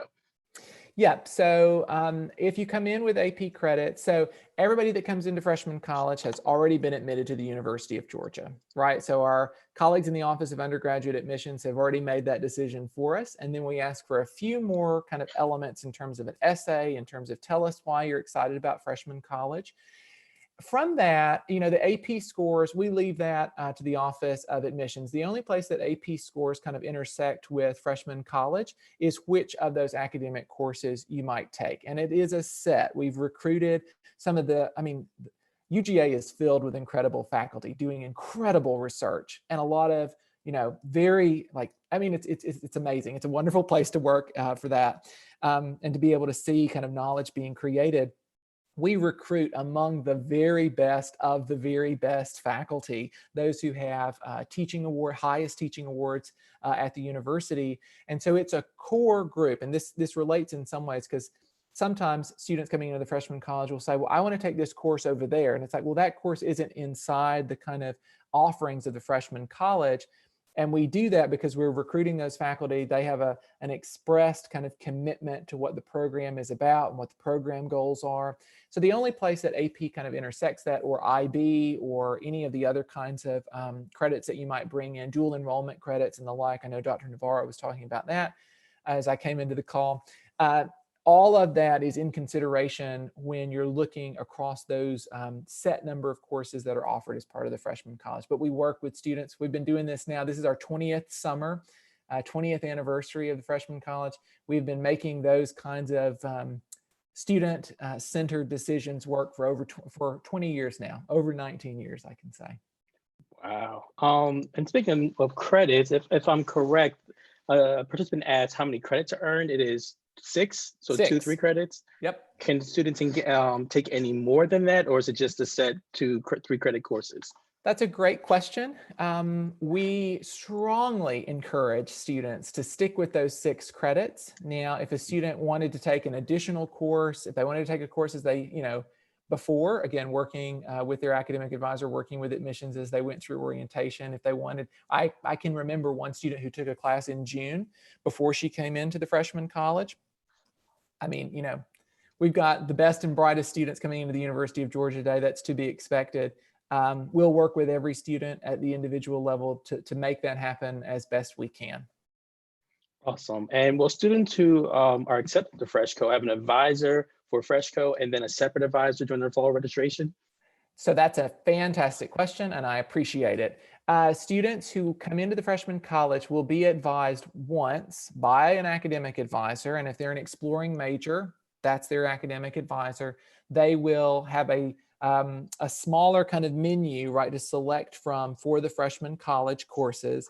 And then they'll also be advised simultaneously, and then we'll also register for their fall courses. So they'll do both at once and then be able to register for both summer for the freshman college, and that's session 2, that's the month of July, as well as for the fall. And so one more question kind of relating directly to FreshCo before answer a couple of other ones is, does Hope count or towards FreshCo? And also, are there any scholarships available? Yes and yes. So take a look at our website. Hope is going to count because these are, courses directly for the general education requirements. So those courses that you take before you get into your directly into your program of study, basically the 3,000, 4,000 level courses, as well as, the question was scholarships. There are scholarships available. Take a look at our website on that. I also, if I can, in answering that question, say that as you come into freshman college, you get to know not only faculty across the university, you get to know the Division of Academic Enhancement, and you get to know a variety of partners that we get to work with closely, like the Office of Institutional Diversity, like the Office of Student Financial Aid, and so many other units, Curo. I mean, the list goes on and on. International Student Life, so on and so on and so on. And you get to know, you get a kind of early glimpse of a lot of opportunities that lay out in front of students. And I didn't mention this one, but I'm going to refer folks over to dae.uga.edu. You also get to know services like academic coaching, which is a newer service that we have developed in the last 2.5, 3 years that really helps students. It's different than academic advising. Academic advising for the most part are conversations about, let me kind of find my pathway in the courses I want to take off to the program of study that I want to explore. Academic coaching is as you're in those courses or as you're trying to make up your mind, like, how can I be a better learner? How can I be a better student? How can I make the most of the experience in this class? Or what kind of strategies can I deploy to be a more successful student at the University of Georgia and beyond, right? Because we hope that you're here for 4 years. You make the most of those 4 years. And then you're off, beyond the arch. And so we want to make sure that you have explored a lot of strategies that will benefit you both at the university as well as, as you enter into the world of work, or you continue perhaps in the world of work. So academic coaching is one of those pieces as well that we've recently designed and I think thoughtfully and purposefully designed to match the needs of students here at the University of Georgia, where we are right now. And then every year, what's really exciting whenever we chat with first year students, it's like, okay, how is that evolving? How are we thinking about where the newest wave of students, what needs do they bring, and how do we partner with them to make sure that they can be successful? So academic coaching is another resource in that vein, and you'd get to meet some of those academic coaches as well as part of freshman college. Thank you for that. And Yeah. one participant asked, maybe our final one, is about McNair's. Is the McNair's, they said it's McNair's scholarship for every student, but pretty much if you could briefly talk about the program. Yeah, absolutely. I love to talk about McNair. So I became the director of the division back in 2016, and almost immediately I got the privilege of working with a variety of folks who've been doing the work of TRIO. And if anybody on call knows Upward Bound or Educational Talent Search, again, all these programs collectively, right, known as TRIO. And the mission of TRIO and the way in which we think about access into higher education and then success there and beyond. It's recent that McNair came to the University of Georgia. We write a grant, we see the grant come to the University of Georgia. In essence, the program takes rising second year students. They're coming in, rising third year students. They're coming out of their sophomore year. They're entering into that kind of program of study where they start working on their major and the courses in the major. I think people often think that McNair is only for STEM majors. That is not the case. There's a concentration inside of McNair simply because of Dr. McNair. And if you don't know his story, I hope that you would investigate that. Ronald E. McNair, you should investigate him and his incredible life story. Rising third-year students will begin in the program, and they actually start in the summer before their third year. They take a summer through session, June, July residency on campus. They start working with a faculty mentor in their area of focus. So if you're a biology major or you're a history major, whatever, you'll get paired up inside the program with a faculty member and start doing the kinds of training for undergraduate research. There's a lot of opportunities, as Dr. Navarro talked about, in terms of engaging more of the research work that happens at the University of Georgia.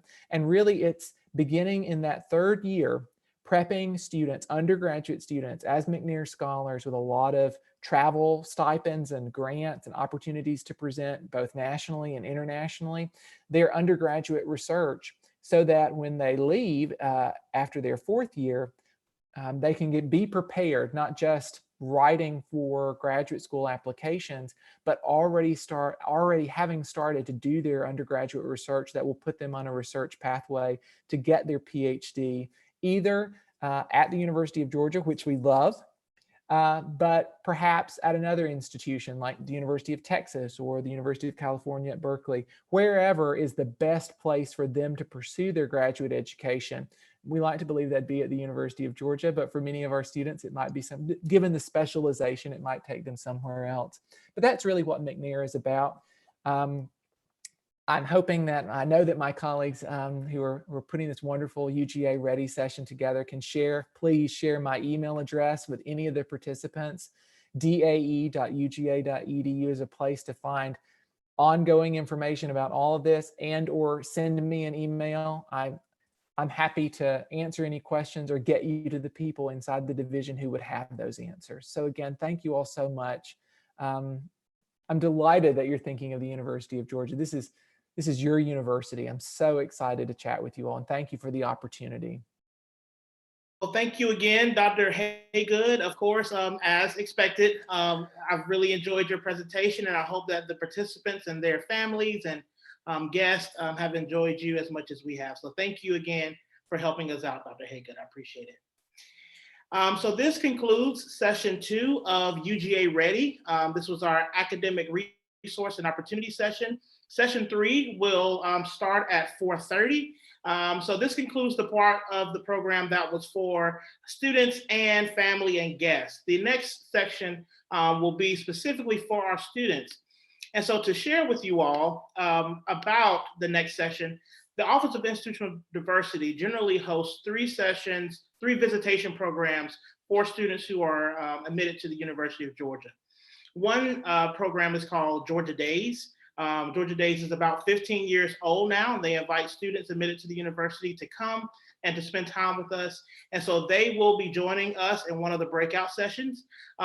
Another program, a visitation program, is our Georgia African American Male Experience Program, where students would generally come and spend time with our Black men on campus. The Georgia African American Male Ambassadors, as well as the Black Male Leadership Society, will be with you all in a breakout session.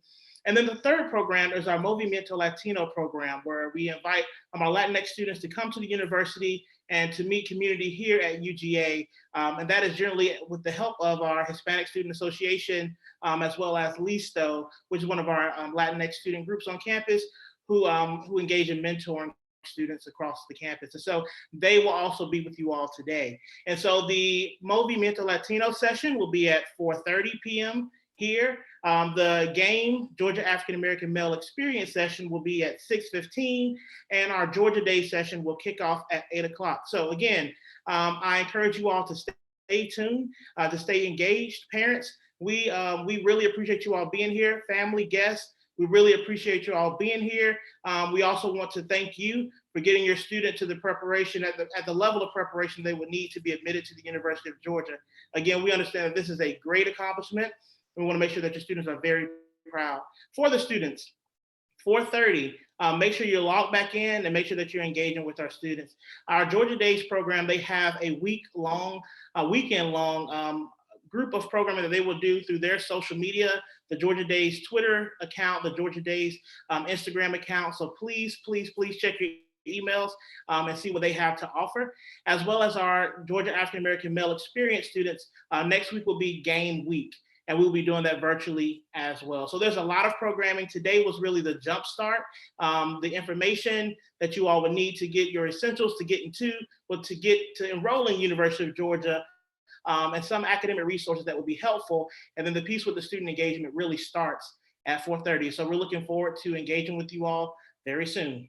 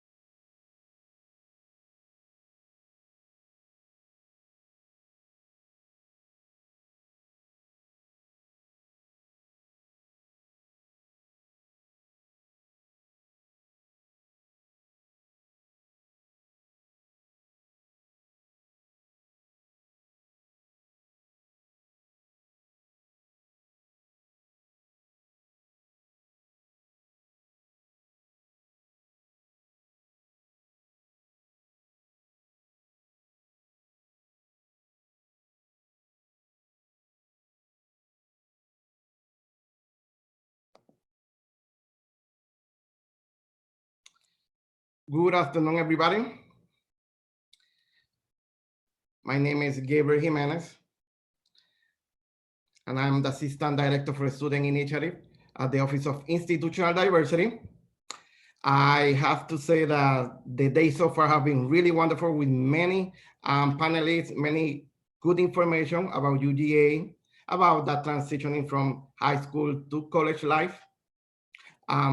First, I want to say congratulations to all the high school students. Great achievement.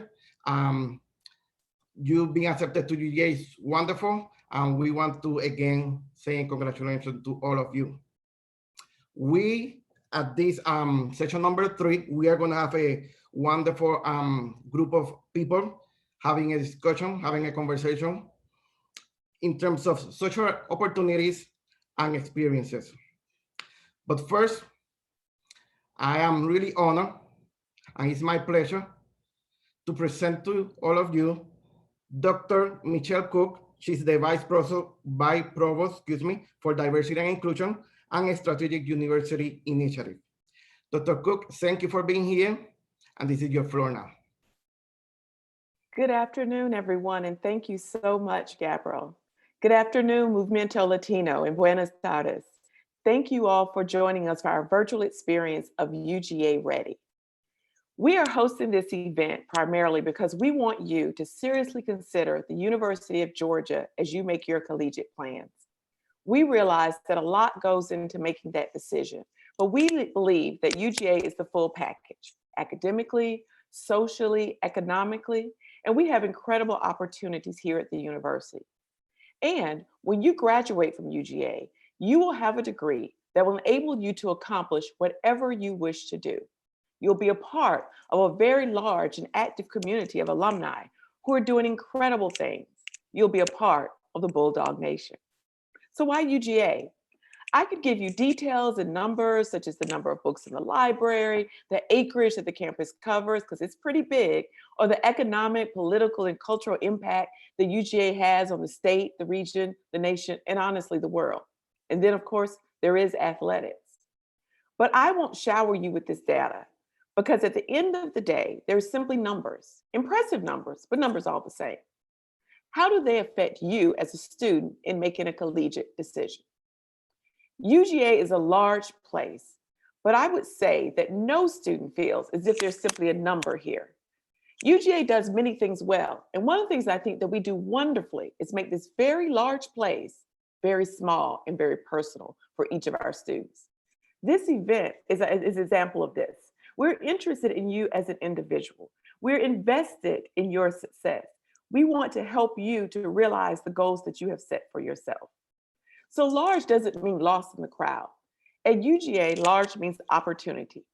I've already talked about facts and the figures that I could share, but I want to reiterate the fact that being a student at an institution that has the size, the resources, the diversity, and the reach that the University of Georgia has allows you as a student to have opportunities that you simply won't have at a much smaller institution.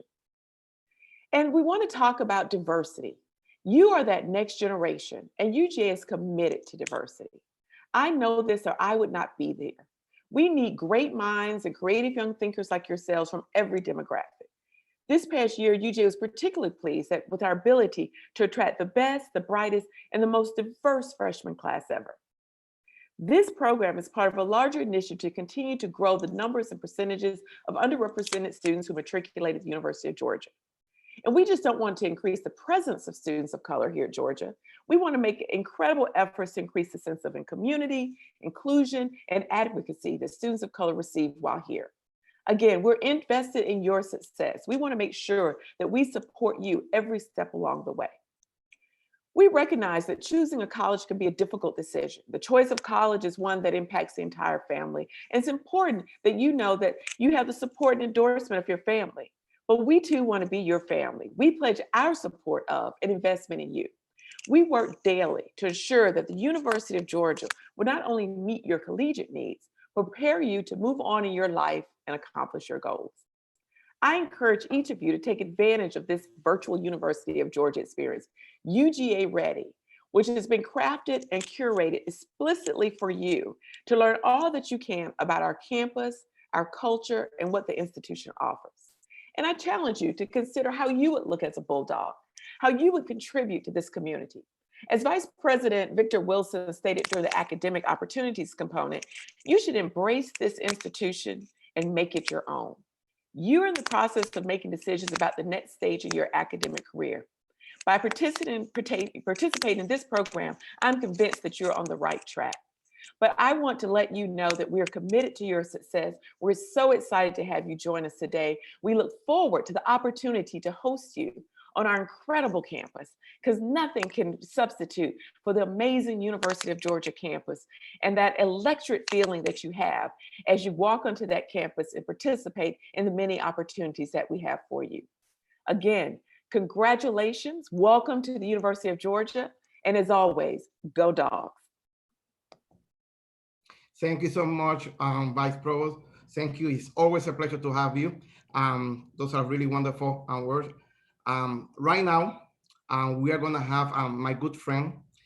He is the Assistant Director for the Office of Multicultural Services and Program, John Alvarez Turner. Thank you, John, for being here. And again, this is your floor. Hello, how are you? How's everybody doing? I am going to give you a presentation today, and hopefully this is going to work correctly. And so I'm going to share my screen so that we can you can know a little bit more about our department.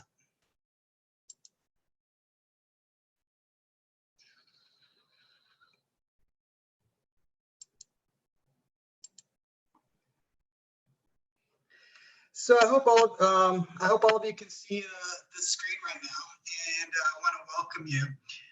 On behalf of our director, Dr. Sharonda Cooper, the Office of Multicultural Services and Programs, we welcome you to the University of Georgia.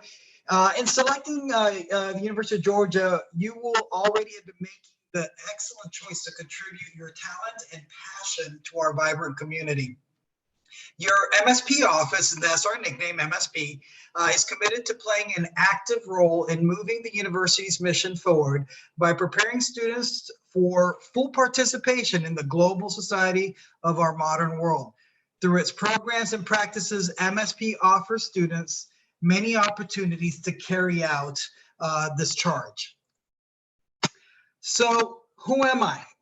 My name is John Alvarez Turner, and I am the Assistant Director of Multicultural Services and Programs here at the University of Georgia.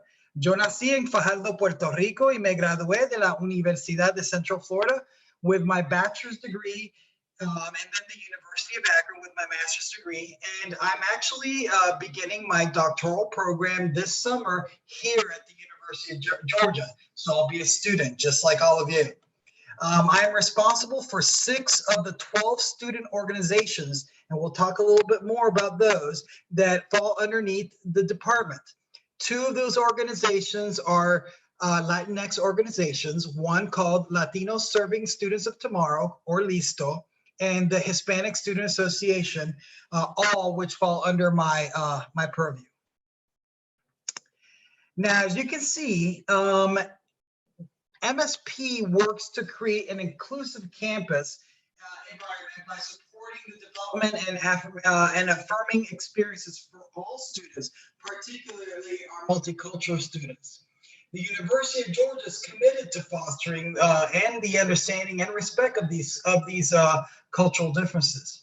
MSP models their value of inclusivity by offering, collaborating, and supporting programs and events aimed at uniting the campus community in appreciation of our diverse cultures, backgrounds, and experiences.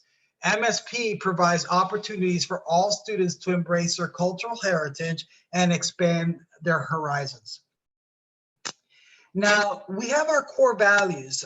Core values are very important for our office. They are the advocacy, authenticity, community, social justice, fortitude, and zest.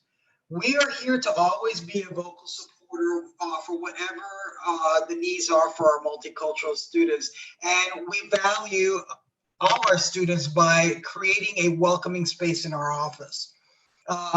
We could always call the MSP office a home away from home, a family. You can come in and sit down in our furniture. We have the entire fourth floor of Memorial Hall. And you can come and sit in our office anytime and speak to any one of our assistant directors or GAs. We're all there to assist you in any way that we possibly can. And it is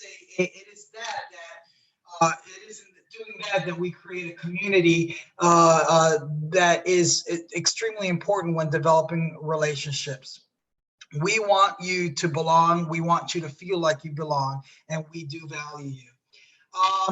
We also value social justice as both the process and a goal toward a vision for a society that is equitable.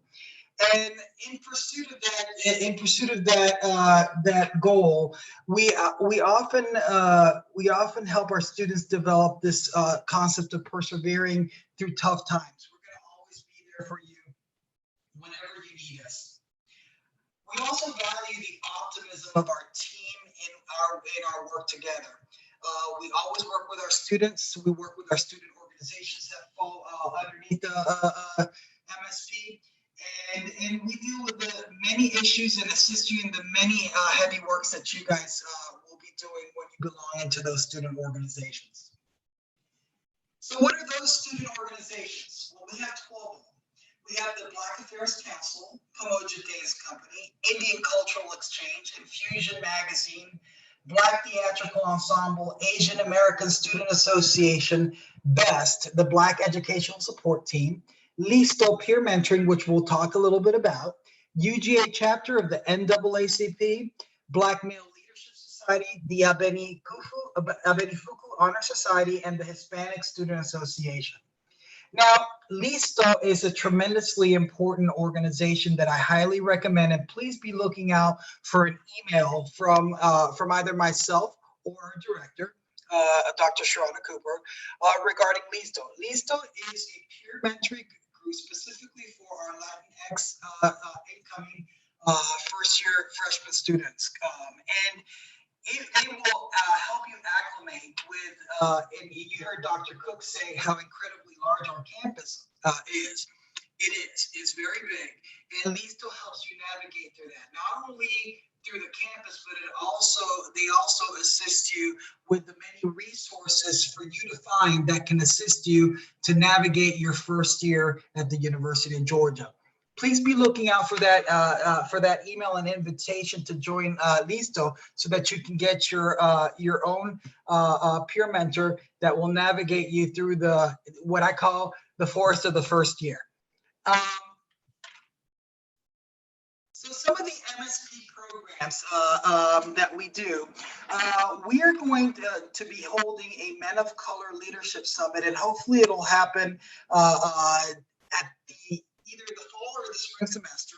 But this summit deals with some of the issues that men of color deal with. Now, is this summit going to be only for men to attend? No. We expect that many people of many persuasions of the genders to come and be part of this event, because it's tremendously important to deal with some of the issues that affect our male of color. We also have a program this year called the Defamation Experience, which is a play that actually deals with race, class, religion, and how gender collide in a riveting courtroom drama. In the end of that, you, the audience, become the judge and the jury on making a decision whether this person is guilty or not. It's a tremendously incredible program that we had, and we're hopefully going to have it again this year. We also hold in January an event called the Inclusive Excellence Retreat. And we definitely recommend, especially all our first year students, to attend this. You will be getting an email probably in September, October about this event. And it is a 2-night event where you are going to be discussing the many issues that deal with inclusivity and equity. So some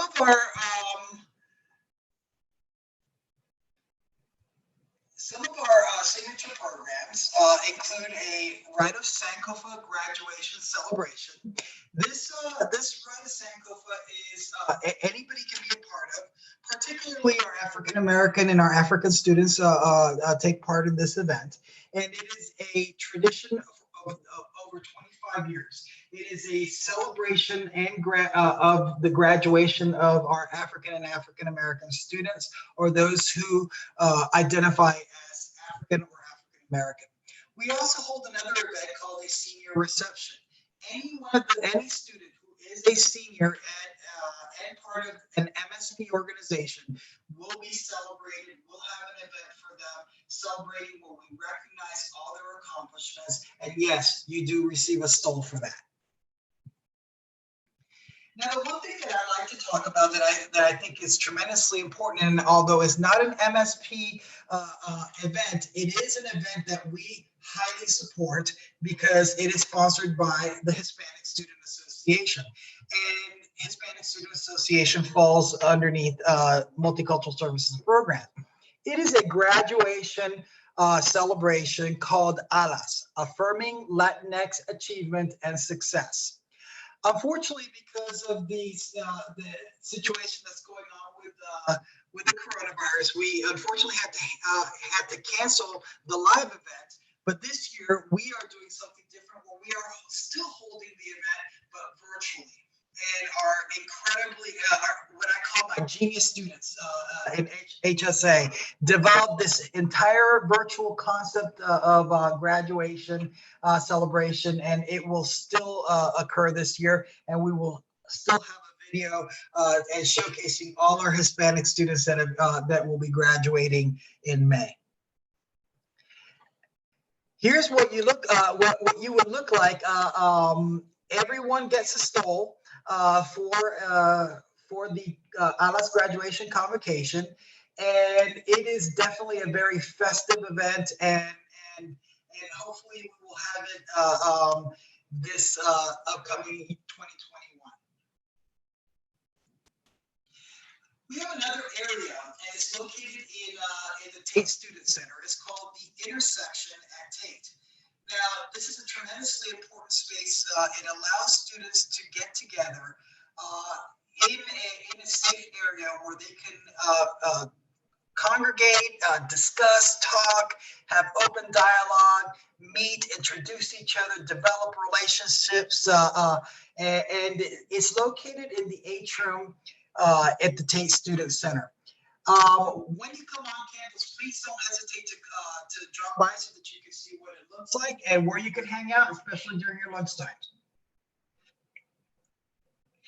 Finally, I just want to let you all know that as the Assistant Director of Multicultural Services and Programs, I am so ecstatic to be doing this presentation to you all. And I want to welcome you that at any time that you should be in Athens and drop by the University of Georgia, please don't hesitate to come visit us at Multicultural Services and Programs on the 4th floor in Memorial Hall. We are a very welcoming group, and we will definitely give you a big tour of the 4th floor so that you know exactly all the places that you can hang out with your fellow students and colleagues. Thank you so much for the opportunity to present to you all, and I hope you all have a wonderful day, and welcome to the University of Georgia. Well, thank you so much, Mr. Alvarez Turner. Thank you for that wonderful presentation about MSP. Right now, we are going to have our Q&A session with our graduate assistant, Gabriela Sainz. She's the graduate assistant for student outreach. Welcome back, Gabby, as we call Gabriela. This is your opportunity now to answer some of the questions, Mr. Alvarez. So, Gabriela, go ahead. Thank you. So our first question from students today, how can students join the different student organizations through MSP?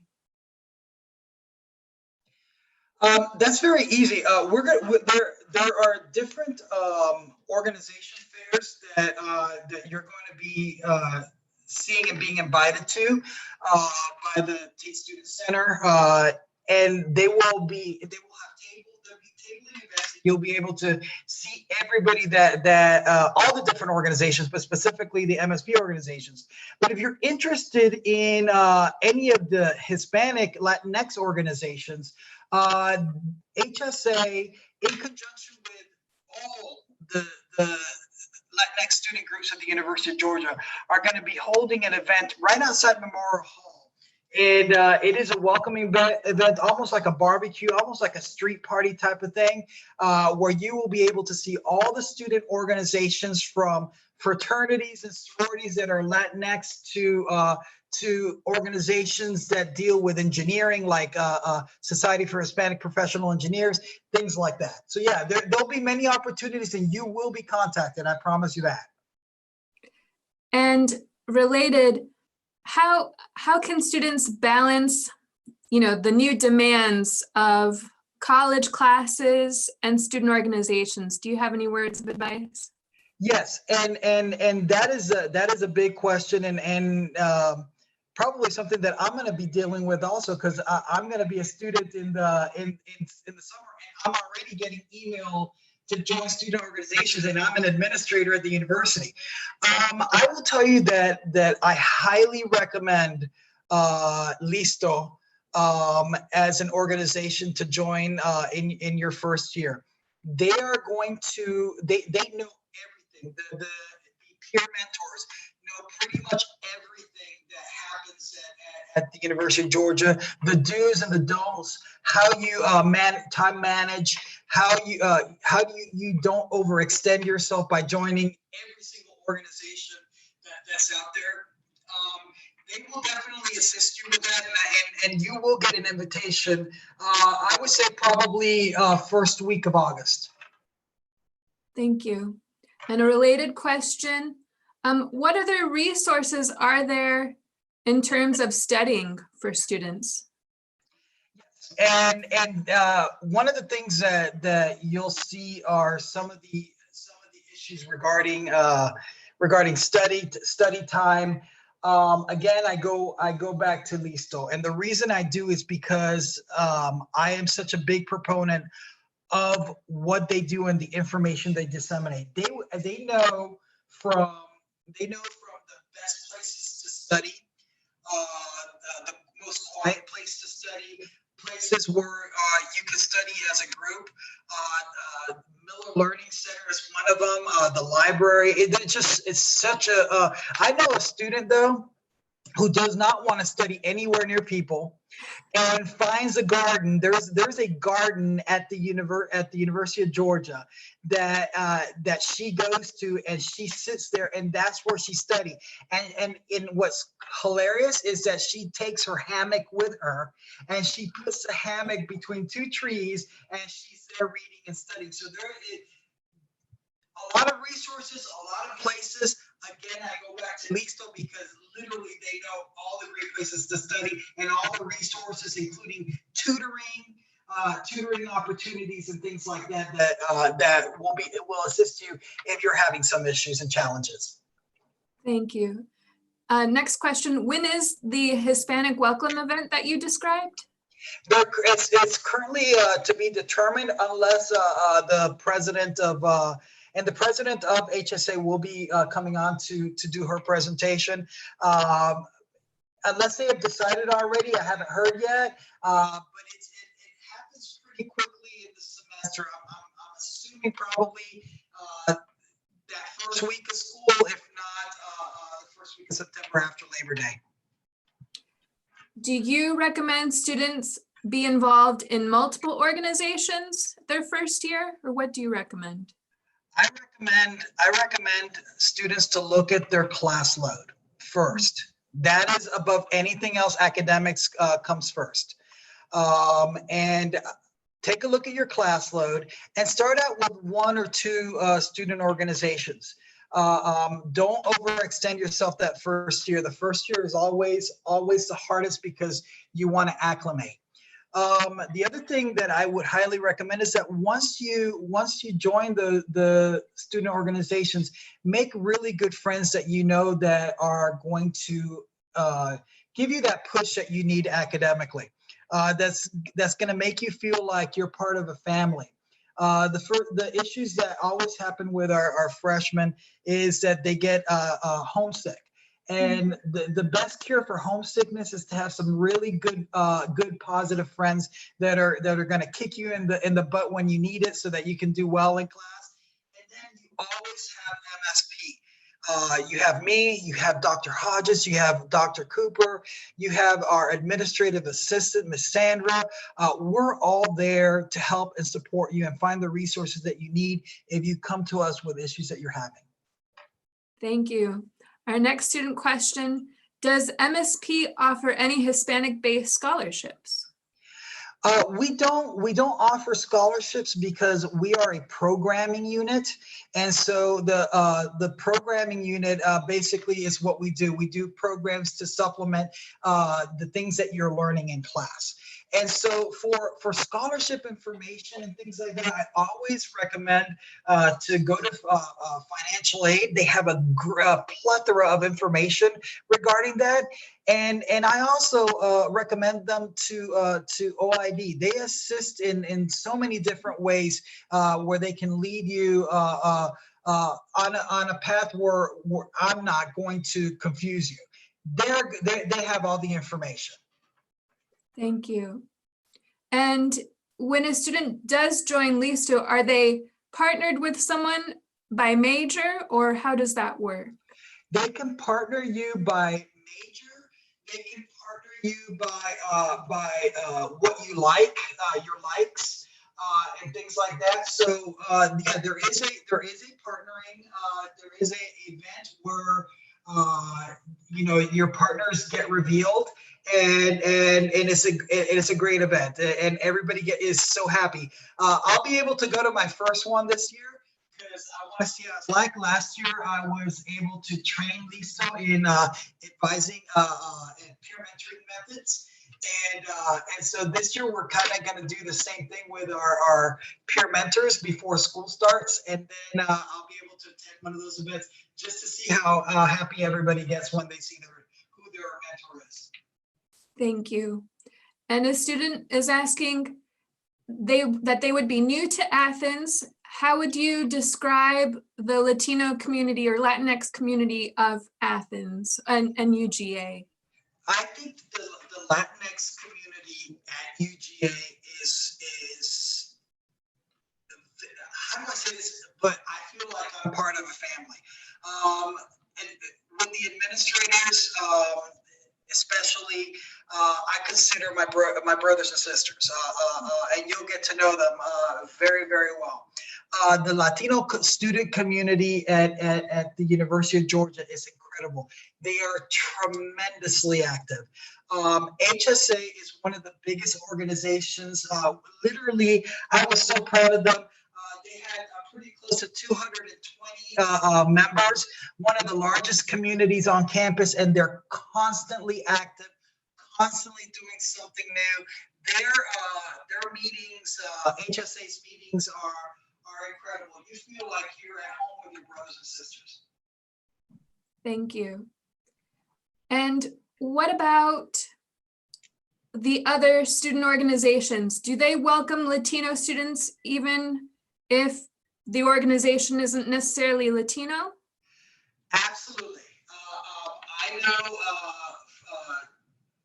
many different Latinos that are part of the different organizations that exist, not just in MSP, but beyond MSP. Pardon me. There are Latinos that are part of the Black student groups that are on our campus. I've even seen Latinos in our Asian student organizations. Wherever you feel comfortable, you're always going to be welcome, especially at MSP. Thank you. Do you find students frequently change majors? What do you? I'm going to tell you, before I started working at the University of Georgia, I was an academic advisor at another university. And I've seen many of freshmen that change their majors 1, 2, or 3 times before they find their niche, they find their home.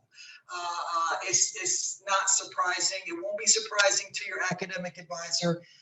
It's not surprising to me. I've seen it happen even with our own student assistants that we hire in our office. Thank you. And how about in terms of like scholarships and financial aid? Do you know anything about the, and I'm going to mispronounce this, Gueseta scholarship? Yes, I have heard of it. I don't know much about it, and I don't want to steer you the wrong way. I highly recommend that you talk to financial aid or someone at admissions. I believe Rosa is an admissions counselor. She might know a little bit about that scholarship.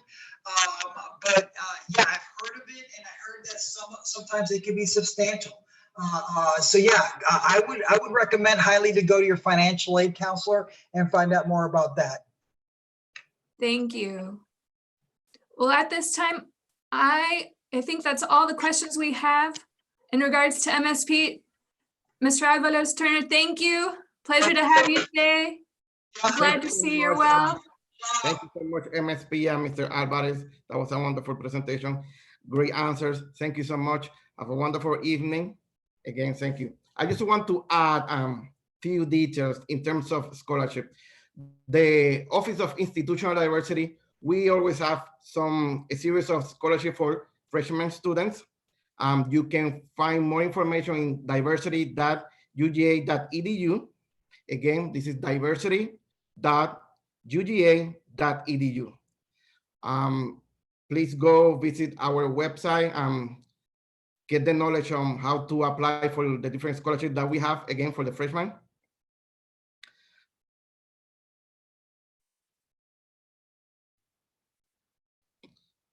And now,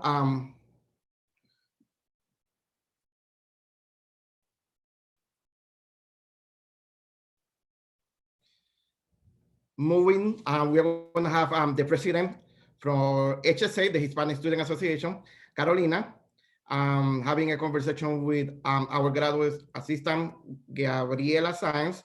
And they have also a wonderful presentation for all the students. Carolina.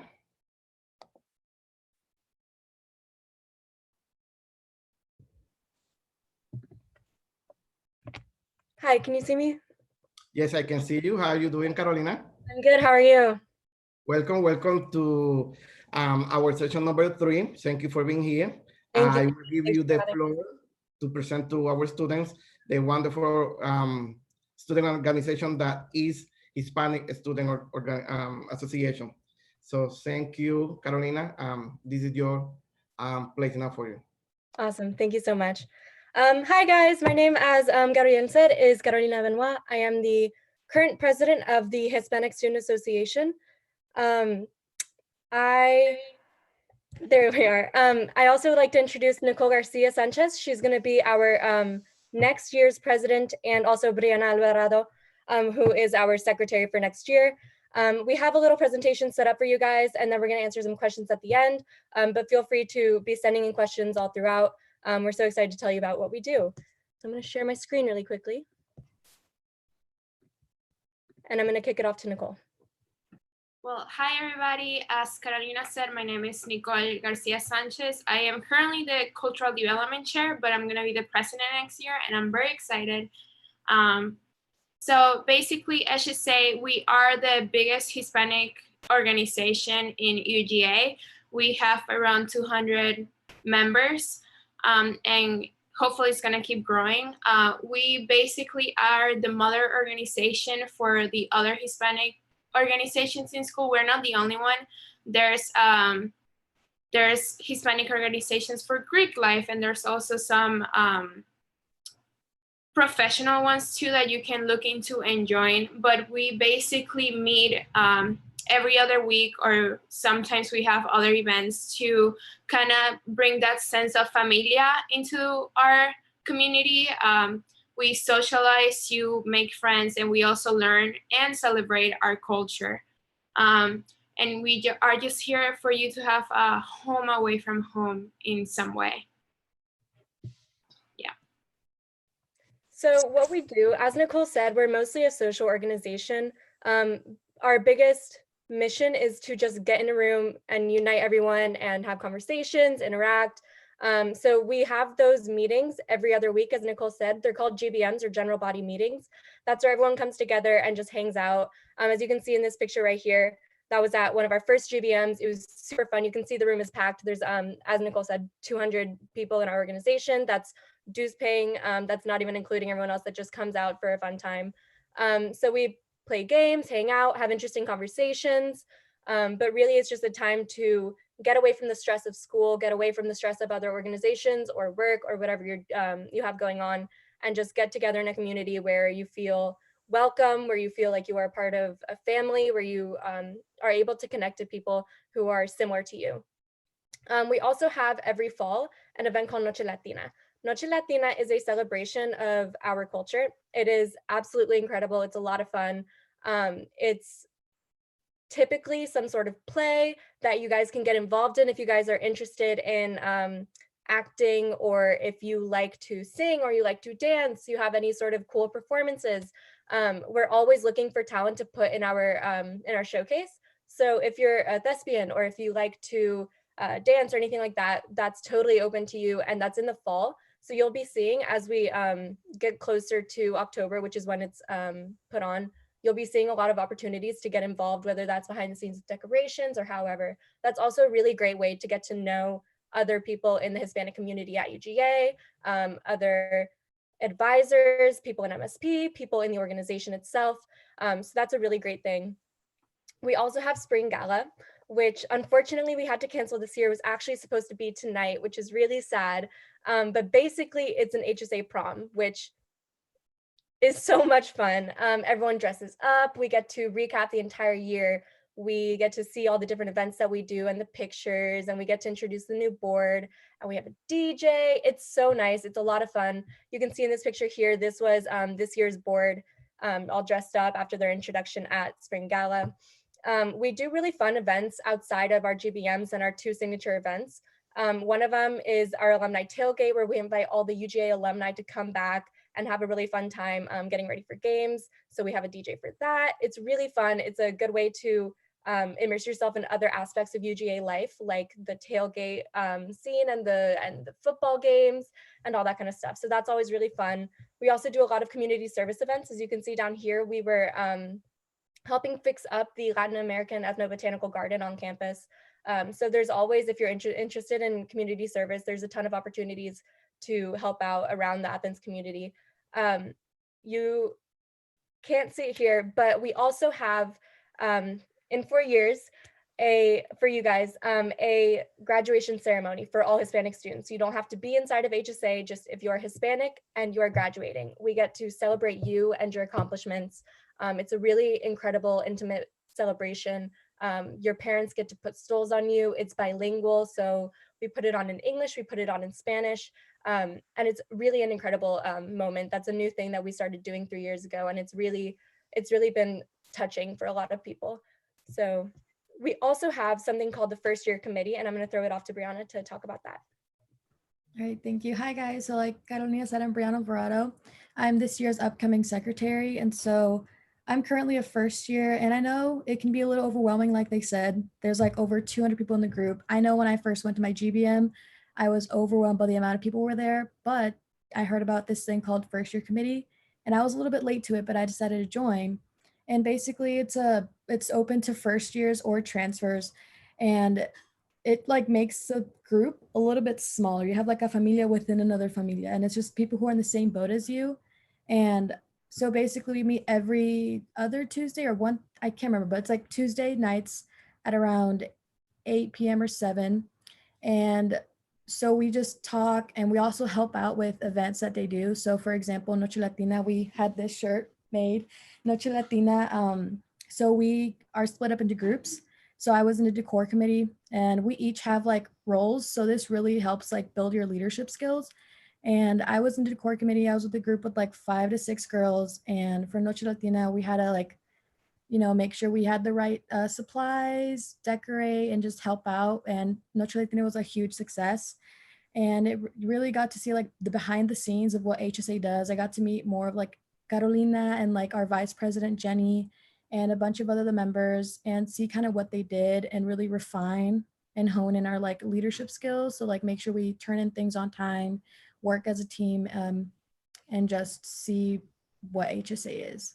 And I really made some great friends from here. Like I didn't know it, but I saw a picture from Movimiento Latino last year, and we ended up like we were in the same group. We didn't even know. And we're like, oh guys, look, we were in Movimiento Latino together. We didn't even know. But I made so many amazing friends from this. And it's just a really great way to get plugged in and really involved in HSA. Yeah. First year committee for me was a pivotal moment. Joining it was a pivotal moment in my UGA career. It completely defined how my college life was going to look. I met my best friend, Jenny, who also was my vice president this year, through first year committee. I was on the executive board my freshman year, which is pretty rare actually. And I've been on exec board all 3 years, and it's really given me some incredible experiences. I've been able to meet the President Moorhead, the president of UGA. Like I had a dinner with him. I've been able to meet some really incredible leaders inside of the Athens community and the Hispanic community.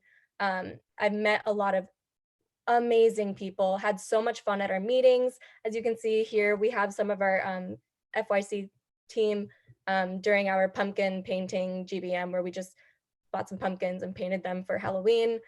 Here was a social in, I think they went to a movie theater. There's a lot of different socials, and we'll see more pictures later, but first year committee completely changed my life. And so I really suggest that you guys join it, come to a meeting or two. It's really incredible. Before we throw it off to some questions, I want you guys to follow us. This is all of our social media. We have our Instagram, which is the one we're most active on, our Twitter and our Facebook, which we use more for events and stuff like that. If you are interested in connecting with me, Nicole, or Brianna individually or directly, here are our Instagram handles. You're welcome to follow us and reach out to us. We are here for you in literally every aspect possible. We want to welcome you to UGA life. We want you guys to love it as much as we love it. And we want you guys to love HSA. So I'm gonna hold that up there for a second in case you guys want to take a second and follow any of our accounts. And then I'm gonna show you some pictures and just more pictures of our family, our community, what we do around UGA, and then we'll take some questions. I wanted to talk through these really quickly. As I said, we do a lot of community service events. This one right here was for our holiday meeting, which is at the end of the fall semester. The freshman and first year council put that on. So if you join the first year council, you'll be helping with events. You'll be planning spring gala with your vice president.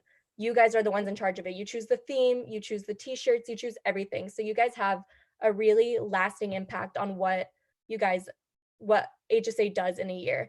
You also planned, as I said, the holiday meeting. So we did we always have a charity component, and here we collected a whole bunch of toys. You can't even see all of them. The entire office was just packed with toys. It was an absolutely incredible moment to see so many people come together and contribute in the holiday spirit. Again, here's our tailgate. We have different collaborations with organizations that aren't just Hispanic. So if you're interested in learning more about intersectionality, we have a lot of events with other MSP orgs. You heard John talk about them earlier. So BAC, the Black Affairs Council, or ASA, the Asian American Student Association. We have a lot of really cool collabs. So it's not just the Hispanic community. You get to grow within that and get to meet other students. We did another really fun fitness class at Orange Theory, if you guys know what that is. And then there's just another picture of our GBM. So as you can see, we have a lot of stuff going on. There's always something that you can do. If you're more community service oriented, we have a lot of that.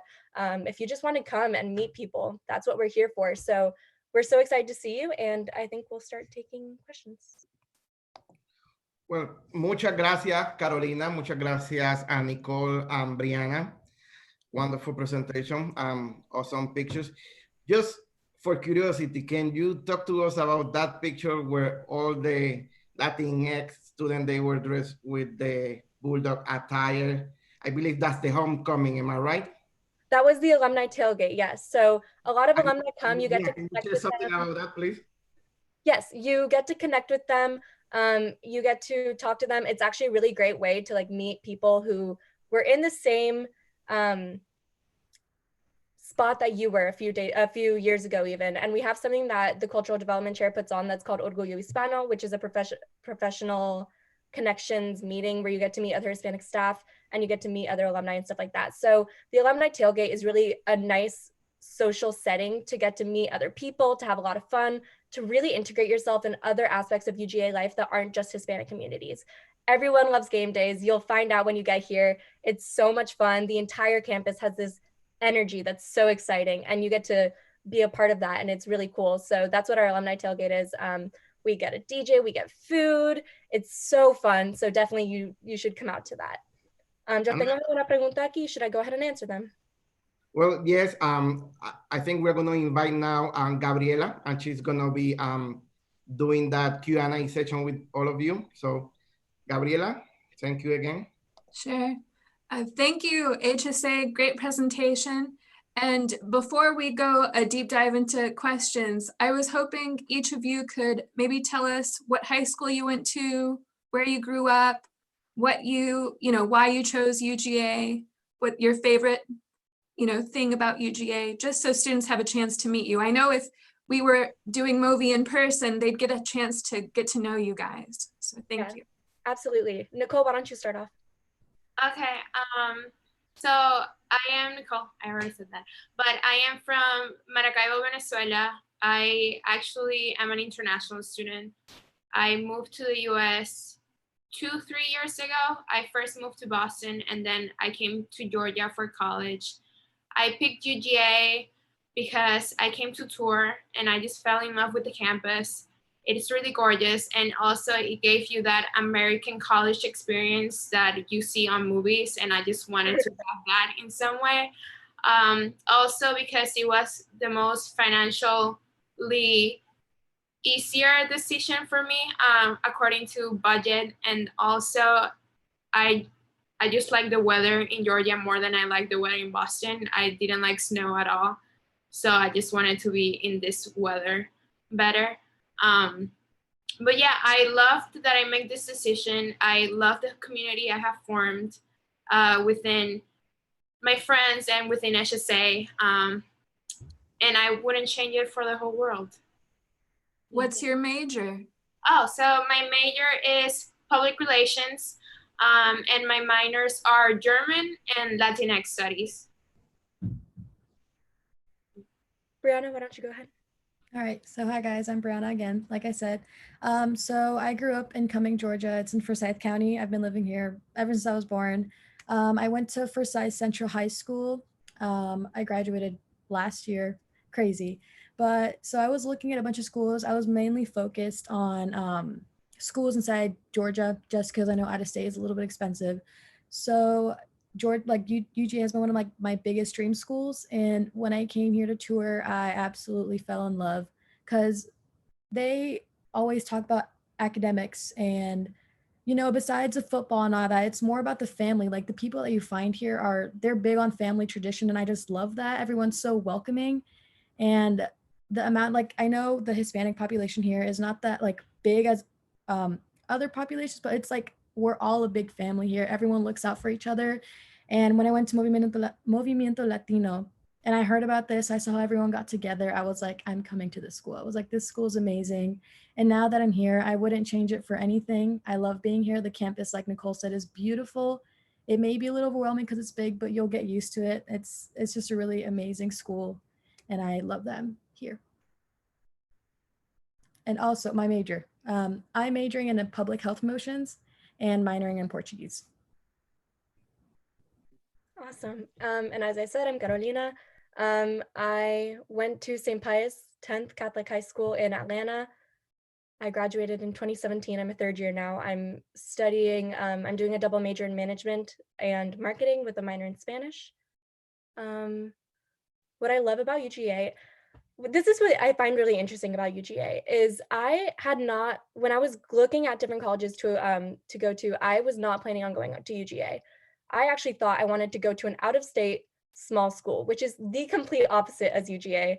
And I ended up choosing UGA partly because of the financial aid, the Hope and Zell Miller scholarships are lifesavers. I came here partly because my twin brother did. And I came here partly because when I went to the campus, I don't know what it was something clicked. Something was like, you know what, maybe this is the place for me. And as I said, I was not looking for any big state school, complete opposite. But when I just came onto campus, I just felt comfortable. And I had a little bit of a hard time my fall semester, just adjusting to such a big school. I had gone to a small private school all my life. I wasn't used to having thousands of people around me. But what made me feel so at home in the end was HSA, because I was able to kind of whittle that down into a small community. And that's, I thank HSA for everything. Honestly, it's been, as I said, a huge part of my college life. So.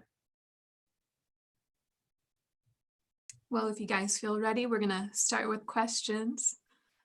First question, when can a student join HSA, and can they join in the fall? Yeah, absolutely. So every fall in the beginning of the year, in very late August or early September, typically right around there, there's a giant involvement fair. It can get a little hectic because it's in the student center. All the organizations are out there. So it's kind of, there's a lot of people, there's just a lot of stuff going on, but HSA is always there, and we're always taking people to to sign up, to put on our newsletter. Eventually you pay dues if you want to be a dues paying member, get the t-shirts, be able to run for executive board and vote and all that kind of stuff. But you can join HSA officially that way, or you can just come up to the meetings, however you choose. But you are able to sign up in the fall. We have something called the Welcome Back Barbecue, or the Welcome Barbecue in August, and that's where all of the Hispanic orgs, the Latinx orgs, get together, and you can meet us individually. It's kind of a smaller involvement fair for Hispanic students. So we definitely recommend going out to that. You'll be able to see all of that information on our social media as we get closer to the start of the semester. But that's when you can start interacting with us. You can interact with us on all the time, just DM us. But that's when you can meet us in person, hang out with us, get to learn more about the organization. But yes, absolutely, beginning semester, beginning week, I was thinking semana, sorry, beginning week, you can just jump in, and we'll be happy to have you. Thank you.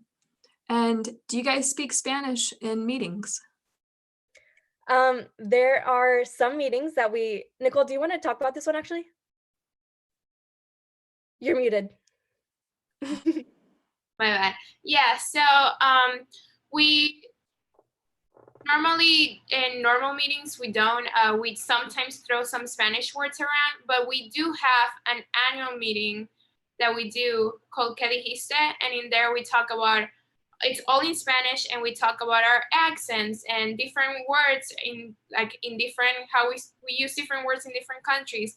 And it was pretty fun this year. I did it, so I'm biased, but it was really fun, and we're gonna try to keep up doing it every year to keep up with our Spanish. But as somebody who, my first language is Spanish, I had a lot of fun with that meeting, and I'm sure you're gonna do too. Absolutely. And most of our meetings we do have, they're all Hispanic oriented for the most part. We do sometimes like karaoke with like Spanish songs. So it's not all in English, but it's not all in Spanish either. So if you want to work on your Spanish, that's a great way to do that. If you aren't comfortable speaking Spanish, that's okay. If you want to speak Spanish, come out. We have all sorts of, it just kind of depends on the meeting. Yeah. Thanks, guys. And how do you join the first year committee? So we have a sign up a little further into the semester. The vice president will start reaching out to the first years, and you just start coming out to the meetings. Brianna, do you want to elaborate? Yeah.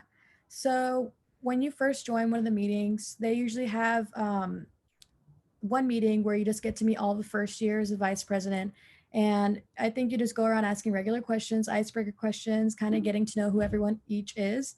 And then from there, they start talking about what FYC is. And then each meeting, we just do socials, talk to each other, update, like we're just best friends. And then we go on our first task is Noche Latina, and we just start working but also having fun. So yeah. Yeah, And I so think this- when you, sorry, Gabby, when No, you go to meetings, you'll also have the option to sign up there as well, so. Great. Thanks, guys. And I think this is for all of you. What was your favorite part about being on the first year committee? I think mine was planning spring gala my freshman year. That one was so much fun. I absolutely loved it. So I would say that probably. I think mine would be, we planned the holiday event, and it was just really awesome because we had to make a photo drop. We made a little like face carvings, like gingerbread man. They were like gingerbread making like stations. They were like coloring stations. They had hot cocoa, and it was really cute because we all took pictures. We all wore pajamas, and it was just really cute. I really loved it. My experience with starting with HSA was a bit different. I did not join until my second semester when I reached out to HSA to ask for help to organize a fundraiser for Venezuela. And they helped me so much, and they care as if they were my best friends. And ever since then, I've been inseparable with HSA.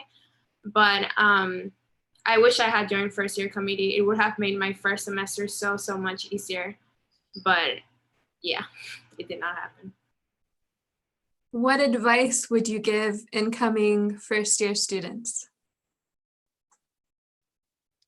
I would say get yourself involved from the get-go, but know your limits. I think I can speak on this one a lot because I'm very involved and sometimes a little too involved. So make sure that you take care of yourself, your mental health, your physical health, your studies, because in the end, that's what you're there for. So make sure that you are responsible with where you put your interests, but definitely get involved. I was on the sailing team my freshman year. I joined a publication where you get to write. Like I did a whole bunch of different stuff and I loved every minute of it. So get involved. Yeah, same as Carolina, and get involved. I did not do that my first semester and I regret it so much. For some reason, I wanted to challenge myself super hard, and I took like 17 credits and I did not get very involved, and I definitely should have to get out of my comfort zone in some ways. So get out of your comfort zone, get involved, know your limits, and always take care of yourself. It's not all just school. It is, but it's your grades are not everything in some way. I would just say be open, have fun, and like be ready to make amazing friendships, because I know I wasn't expecting some organization that I had no idea about for me to find like amazing friends, because in high school usually it's when organizations it's all very like school oriented, like it's all very like methodical, but with this you're just there and it's very open. I didn't think I'd be like very attached to a group that I am now, but I love it so much. And I just say just like be open to like new experiences, to making new friendships, because you never know what HSA, or like not just HSA but just any groups, like being involved would bring you. Thank you. And related, we have a question asking, what are some of the different Hispanic ethnicities in HSA? We have all types of ethnicities. Our first GBM, we kind of have a introductory meeting and we hold up flags and you get to go next to your flag that you identify with. So I am Puerto Rican Cuban. As Nicole said, she's Venezuelan. Brianna is Mexican, correct me if I'm wrong. So we have a lot of different cultural identities. We have a lot of Mexicans and Central Americans, Guatemalans, Hondurans, Costa Ricans.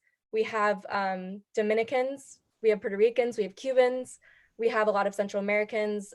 We have Spanish, people from Spain, we have Brazilians because we are Hispanic and Latinx. So we include everyone in that. Uruguay, Paraguay, Argentina, Bolivia, everywhere, literally, basically everywhere, truly. Thank you. And how many credits do you recommend that new students take? Like, given your experiences, what would you recommend? And maybe you think it depends on your major, but what would you recommend? Definitely check with your advisor when you come in to see how much you actually need to take to be on track. But just do that, I guess. Don't try to do more just because that's what I did. But yeah, whatever you feel you can fit within your lifestyle, do that. Brianna, do you want to? Yeah, so I wasn't really sure about the whole credit hours thing. I was like, what is that, like classes? But I basically took like 5 classes. I'm a health promotions major, so I took pretty easy classes. I think I took like 14, 15 credit hours. And as long as you space it out, like I didn't take classes every single day. As long as you space it out, plan out what you're going to do, like Nicole said, talk to your advisor and do what you think you can do. Don't try and go over, because I know many of my friends, they did over and they stressed themselves out. I try to make sure I took what I needed, maybe like one more class, space them out so I had like some free time to do like a bunch of other things. So yeah. And also I also took 17 hours my first semester, but for me, I had a different experience because some of the classes I took were really easy. And so I didn't find them as difficult as the next year when I took less credit hours but harder classes. So talk to your advisor. Also, feel free to reach out to us. Like we can tell you what classes are easy, which ones are hard, which teachers to take. If you don't know, go to ratemyprofessor.com and look up your professors, ratemyprofessors.com. Lifesaver. So definitely go to those resources. There's that one, and there's one called Koofers, KOOFERS.com. You can look up your professors and see if they're if they have good ratings. And so that way, when you start structuring your schedule, you can kind of see which ones are the easier classes, which ones are the easier teachers.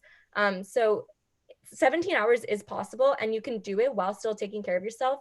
You just have to be careful about how you do it, which ones you take at the same time. Some classes you don't want to take at the same time. But again, like reach out to us personally. We'll tell you, we'll totally help you out. We'll be your mini advisors, but do go to your actual advisor. We can also recommend which classes to take for which requirements, for sure. Yes, absolutely.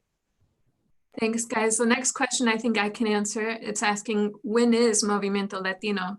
And because of the coronavirus, we essentially had to move it virtually, and that's what part of today is. So really everything you described is a part of HSA and MSP and the normal fall and spring events, where Movimiento Latino is specifically for recruitment. So I hope that answers that question. And our next question, what types of service and community service does HSA offer to the local Hispanic community? So we do have different community service events throughout the year that falls into the community service outreach share, but they organize, we have a garden cleanup that happened a lot this year. We also have cooking sessions, how do you call them? Where they serve food for the community. Food kitchen, soup kitchen. Yeah. And then we also have tutoring sessions that we do for the elementary kids and middle school kids in the Athens community. We sometimes translate for the parent-teacher conference to translate to the parents in Spanish. But we do have a lot of events, but that they vary every year for sure. Brianna, do you want to add anything? You're muted. Yeah, everybody's muted. Sorry. So I didn't do much community service because, like I said, I kind of regret that. I didn't get really involved my first year or my first semester, but I did most of, or I can't remember which ones I did, but there's definitely the garden cleanup. Right now I'm in La Clase tutoring. I think they came and like offered that through HSA. So I used to tutor kids every Tuesday and Thursdays, and I like help them with, because they're most Spanish speaking. So I would help them with their English, their math homework, English homework, any other homework they need help on. And there's another one I think called Oasis, and it's part of the Catholic Center, I think. And it's with Sister Margarita, I think. And they have like this little playground, and there's like where you can play with kids and also help them with their homework and everything like that. So we've got 3 questions. Hopefully we can fit them in the next 2 minutes. Lightning round. How did you choose your roommate? I'm gonna let Nicole answer that one. So I actually found my roommate on Facebook. There's like a University of Georgia admitted students of this year group chat. They always make them every year. And there's people that post their message like, hey, my name is blah, blah, blah, I'm looking for a roommate. And I just glanced right there and I was looking for somebody who looked Hispanic. That sounds terrible, but it's the truth. And because I wanted somebody who shared my culture and that I was gonna be able to come home and talk Spanish too. And it actually worked really, really well because she's my best friend now. And she was also the community outreach chair this year.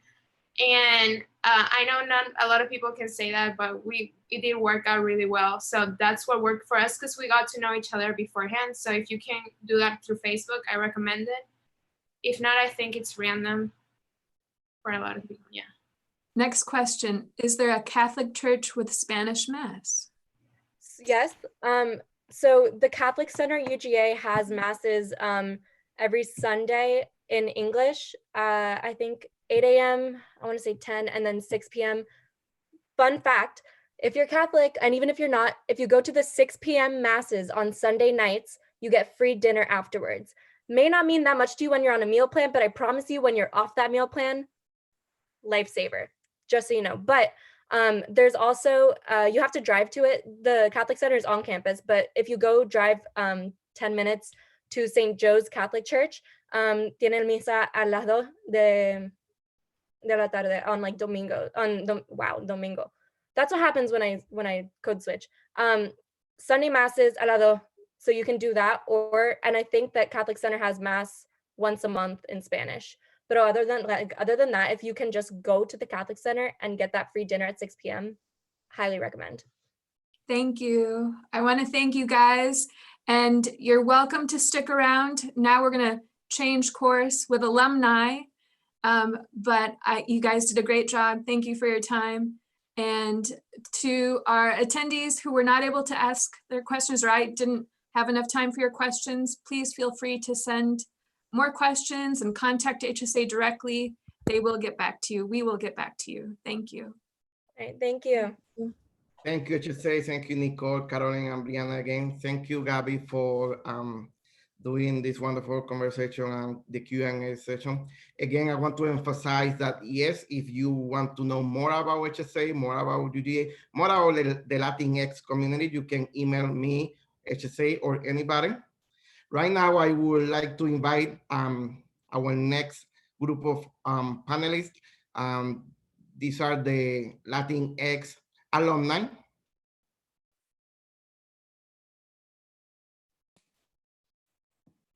Hey, good afternoon.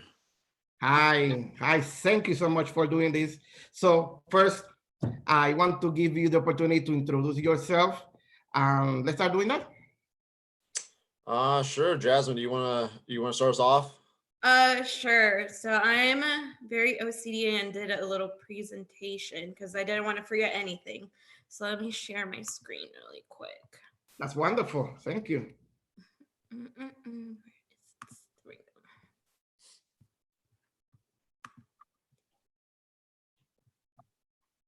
Can y'all see this? Let's see. Can everyone see it? Yes. Okay, perfect. So my name is Jasmine Medrano, and I wanted to put that picture in there just to put things into perspective. That was me, I think, my second year at UGA as a Guayzeta ambassador, and I had the fun time to get onto Sanford Stadium. So it was a lot of fun. So just seeing that picture just brings back all the memories, and hearing all of the HSA panelists talking about their experience. But like I said, my name was Jasmine. I was a consumer foods major, and I graduated in December 2015. I am a first generation Salvadorian American. And then I also have a graduate degree in Master in Public Health. And that was in 2019. So that was last year. And then I kind of wanted to talk about a little bit about my involvement at UGA. I was a Gazette ambassador. I also did participate in LISTO, not as a mentee, but as a mentor. And then I was also involved in Lambda Theta Alpha Latin sorority. Currently, I am a nutrition education supervisor through UGA Extension. So I love UGA so much that I came back and started to work for UGA. So just a little, I have my contact information there as well. So that's a little bit about myself. Well, I sadly don't have a presentation, so 2 thumbs up to you, Jasmine. That was awesome. And just for everyone's benefit, Jasmine and I actually met at UGA. And well, first let me start with my name, Juan Mencias. But me and Jasmine met at UGA. We're both part of the Goizueta Ambassador Program at UGA. So I graduated back in 2015 with a degree in finance. I was part of the Terry College of Business. During my time at UGA, I was part of the Goizueta Ambassadors Program. I was the president and started off as a member. I was also part of the Terry mentorship program, where I was paired up with a professional in my area of study. I was also a Terry ambassador. I was part of the honors program. Just got pretty dirty and hands-on when I was at UGA, so I got to experience a lot and meet a lot of cool people. Now I am working for Wells Fargo, and that opportunity actually came through the University of Georgia, as Wells Fargo was providing internships at the time of my junior year to prospective students who were interested in banking and were interested in internships. So I was able to interview on campus and got the internship and then got a full-time offer. So now I've been with Wells for almost 5 years. And so that's just a little bit about myself. Well, thank you so much. I want to start with something really basic, but I guess this is going to be helpful for our students who are listening. I started describing you as a Latinx alumni. I know alumni for some communities is really well known, but can you explain what is an alumni? Sure, I think we can both kind of take a shot at Jasmine. So an alumni is someone who's attended the university, whether it's UGA or any other university, and has successfully graduated. And kind of go back and, well, not go back and help, but that's up to you, but it's someone who's graduated from the university. And so Jasmine, you probably know this better than I do, but I know there's alumni and alumnus. So I don't know if you want to explain that difference if you know it. Yeah, I know just alumnus or alumni. Yeah, I think it is alumnus. It's just describing a group of women who are alumni. I think that's the right term. I'm honestly not sure. Yeah, I think alumni is masculine, alumnus is female, and then alumni is just plural, if I'm not mistaken. Yeah. So it's just someone who's graduated from the university and is recognized as having completed the bachelor program or the master's program. So yeah. Yeah, and so you basically join a new network of people post-grad. So now you have your undergrad network, and then once you graduate, and we'll talk a little bit about that alumni network specifically for Latino students, but you join a whole new community that goes beyond just Georgia. It is now outside of the state. I used to live in Texas, and I would go to the Houston UJ alumni chapter event. So I was able to reconnect with a lot of the alumni folks in Texas, in Houston. And so it was very neat. Whenever I would see that red and black, I would be like, oh my God, there's somebody that went to UGA. Like, let me awkwardly say go dogs, and then they would like awkwardly like reply back. So that's a big fun part of being an alumni, that new network. And sorry.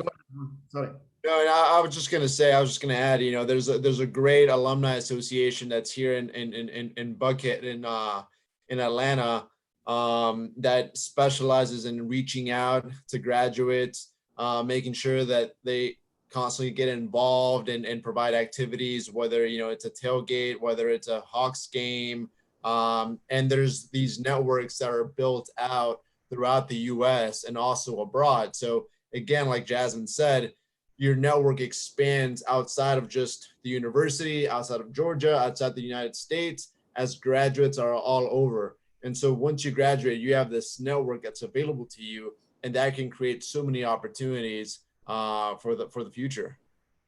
And even though it seems to be simple and basic, the question, but that's what I want our high school students to learn, that not only are they going to have a family while they are at UGA, but once they finish and they become an alumni, there is another set of family and network that is available for all of them. So it's a continued building relationship one after another. Absolutely. You know, I think that's one of the biggest things you can leverage after you leave the university, is making sure you keep those contacts, because the world is so small that you have no idea who you're going to meet or come across with. And so I'm still in contact with people from my time at the university, but also people that were my mentors, people that they, you know, got me in contact with.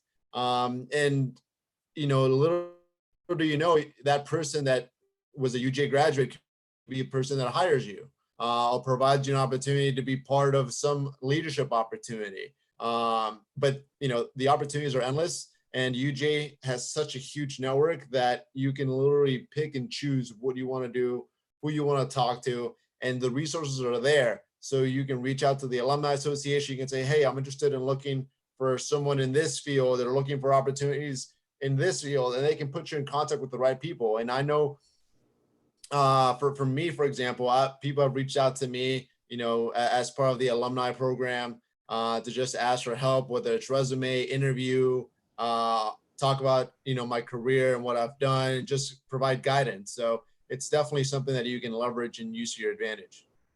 Wonderful, wonderful. Thank you. So I want to go back to your time at UGA. For both of you, what was or what is your favorite like memory of UGA? One that you say, wow, those are the UGA days. Wow, I miss them. Yeah.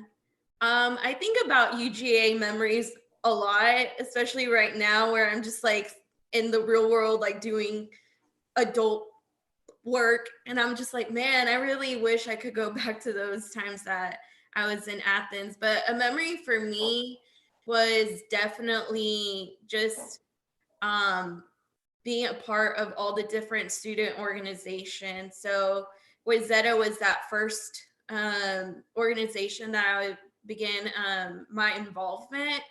And it really was such a great opportunity to really put myself out there. I never really took on too many leadership roles in high school. And so in college, I really made that a goal of mine to really step outside of my comfort zone. I went to a small high school. I went to Buford. At that point, back in the day, it was small. Now it's way bigger than what I went to. So I was like, okay, like I really want to go to a large university. So that's why I picked UGA. And so when I did Wayzata, I really wanted to do something where I can learn about leadership.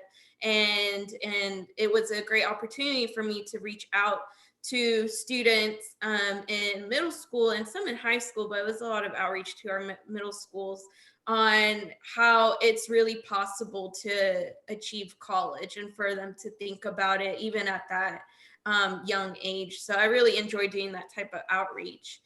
So that's, and then that picture that I showed was one of my favorite events that we did, was getting a chance to take, I don't know if you were there, Juan, like we brought so many kids onto Sanford Stadium and we did a tour and they were like running around and like all of the different ambassadors, we were just running around because you never get to step foot onto the field. So just to kind of see it from that point of view, like it was really cool. So that was probably one of my favorite memories.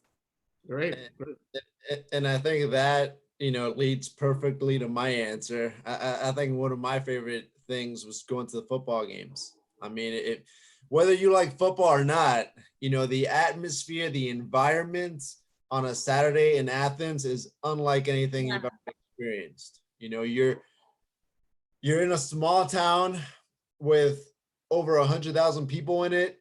The stadium alone holds over 90,000 people. They're your closest friends. You're jumping up and down. You see an ocean of red and black. You can feel the intensity. You can feel the momentum.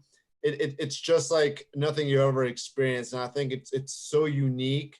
And people love it. I mean, you get to hang out with your friends. You get to grill, cook out, tailgate, and just enjoy a Saturday. And it's truly one of the great experiences you get as a student. And you kind of take that for granted when you're there because, when you're there, I think you're paying $50 for the whole season. When you graduate, I think the cheapest ticket is probably over $100. So, it's definitely a bargain.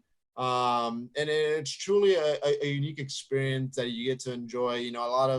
Obviously a lot of universities, don't have the athletics that we have, but whether it's football, basketball, anything like that, you definitely have activities that you can get involved with and go and experience.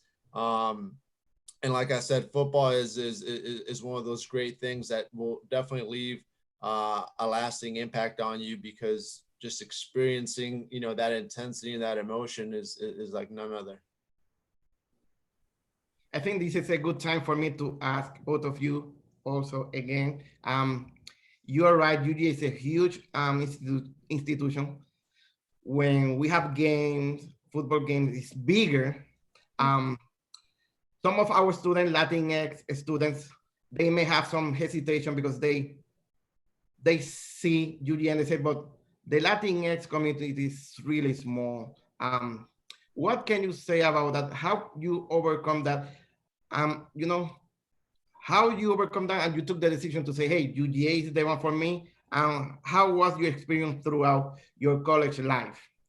Yeah, for me, that was one of my things that like I mentioned, I went to UGA specifically because it was a large school. I really wanted to get that out of my comfort zone experience. So once I got to UGA, I was pretty in shock because yes, it's very large. You can get lost very easily. You will feel very overwhelmed, but you're also going to feel very excited. In those moments of uncertainty, you're going to be like, wow, like I made it here.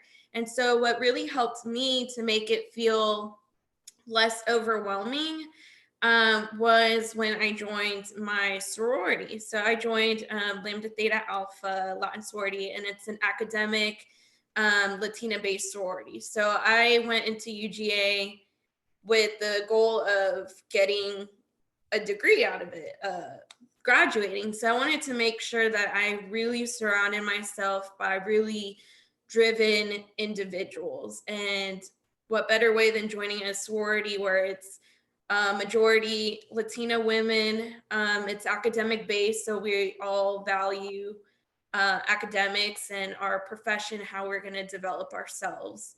So with that, I really felt that sense of family from being with my sorority sisters, and that transitioned through all of my 4 years. And now as an adult woman, like I still am very much so involved with those women, and it's still created that family and that support, which is so important. You really can't do college alone. You really need to surround yourself and be very intentional with the people that you surround yourself with. And I was very lucky that I really surrounded myself with really positive influences.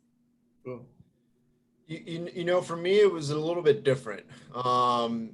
I didn't have the traditional 4-year, stay at UGA. My first 2 years, I was at community college and then actually transferred into UGA for my junior year. So I didn't quite get that freshman experience of living in the dorms, kind of finding my group, And so for me, it was a little bit scarier than most, I would say, because my path wasn't the traditional path, right? Starting as a freshman, having, you know, your set of friends and kind of building throughout the 4 years there. But I wouldn't change it at all, because I felt like even though I was there for 2 years, I was still able to build a great network and create memorable friendships. And that's the beauty about UGA. There's so many opportunities, there's so much diversity, there's so many different students that want to share, that want to contribute, that you can meet, that you feel like you have opportunities to make friends anywhere you go, you know. And I think, like Jasmine said, it's about stepping out and getting out of that comfort zone, and people are more than welcoming in nature. So, you know, you can never say, you know, I'm scared, I don't want to do this, or I don't see enough land next year. If you want it, it's there. You know, for me, being part of Goizueta was amazing. I was able to connect with Latinos. Through Terry, I was able to connect with Latinos. I got to experience Latino leaderships with people that came back to Terry who were Latinos and were successful business people. And so really, you know, while my path was a little different, I was still able to meet people who, you know, were similar to me, who were different. But that's the beauty of UGA. There's so much diversity, and there's so many different perspectives and attributes that people bring, that you can begin to mold this circle of friends that aren't just one specific, you know, ethnicity or race or whatever. You're getting all these dimensions. And I think as you get older, you understand that that's really important and powerful, because perspectives are really important. And it's good to have different friends and different backgrounds. And that's what makes things kind of pretty and successful in a sense. And like I said, UGA has so many opportunities, whether it's clubs, whether it's you know, athletics, whatever you can think of, you have the resources there. So you're never going to feel alone. And you can always find a friend at UGA. There's so many people. I mean, you have 35,000 students. So you're definitely it's a little overwhelming, but you're definitely gonna fit in. Thank you so much. I have two questions coming from the students. Number one, and this is more for Jasmine, can you be in a Latin sorority and a regular social sorority at the same time? And just to finalize, because this is for both of you, what is Goizueta Ambassador? Can you talk more about that? And do you have a scholarship? Do you get the access of a scholarship through Goizueta Ambassador?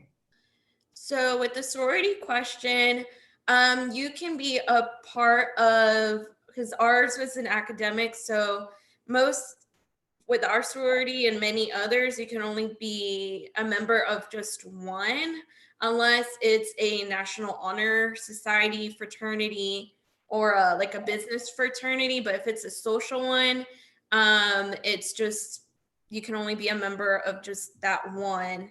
And then if you want to do another like business fraternity on top of the social one, then you can. So that's a little bit about that. And just like HSA had mentioned about the resource fair, the welcome back, you'll meet a lot of these different organizations, Greek organizations that are Latin based. So that's a great opportunity to really see that. And again, that's something that a lot of Latin Hispanic folks don't have that background in knowing about Greek life, and it's there for you. And we're an organization just like the others that are there to support you and serve you in different capacities. With Goizueta, I know most of the members were actually recipients of the scholarship. So when I joined, I had never heard of the Goizueta scholarship, but I was able to still be a member because we were actually the first Goizueta ambassadors. Like, it was started back in 2012. So we were the first cohort of that. So that's really cool to see how it's progressed. So with the scholarship, Most of them do, I think if I remember correctly, they do want you to serve or really consider being a part of the Goizueta Ambassador, just as a form to give back. I don't know if the scholarship details have changed, but I know that because of that, I have a younger sister, 2 years younger than me, because when I joined Goizueta, I was like, hey, she was a senior, and I was like, hey, you need to apply for the scholarship that I just found out. I feel like you would do really well to just apply and go for it. And because I was able to find out about that scholarship, she ended up getting it. So she applied, and then she was Goizueta recipient. And then with the line about the scholarships, now that I remember, my sorority is actually having a scholarship.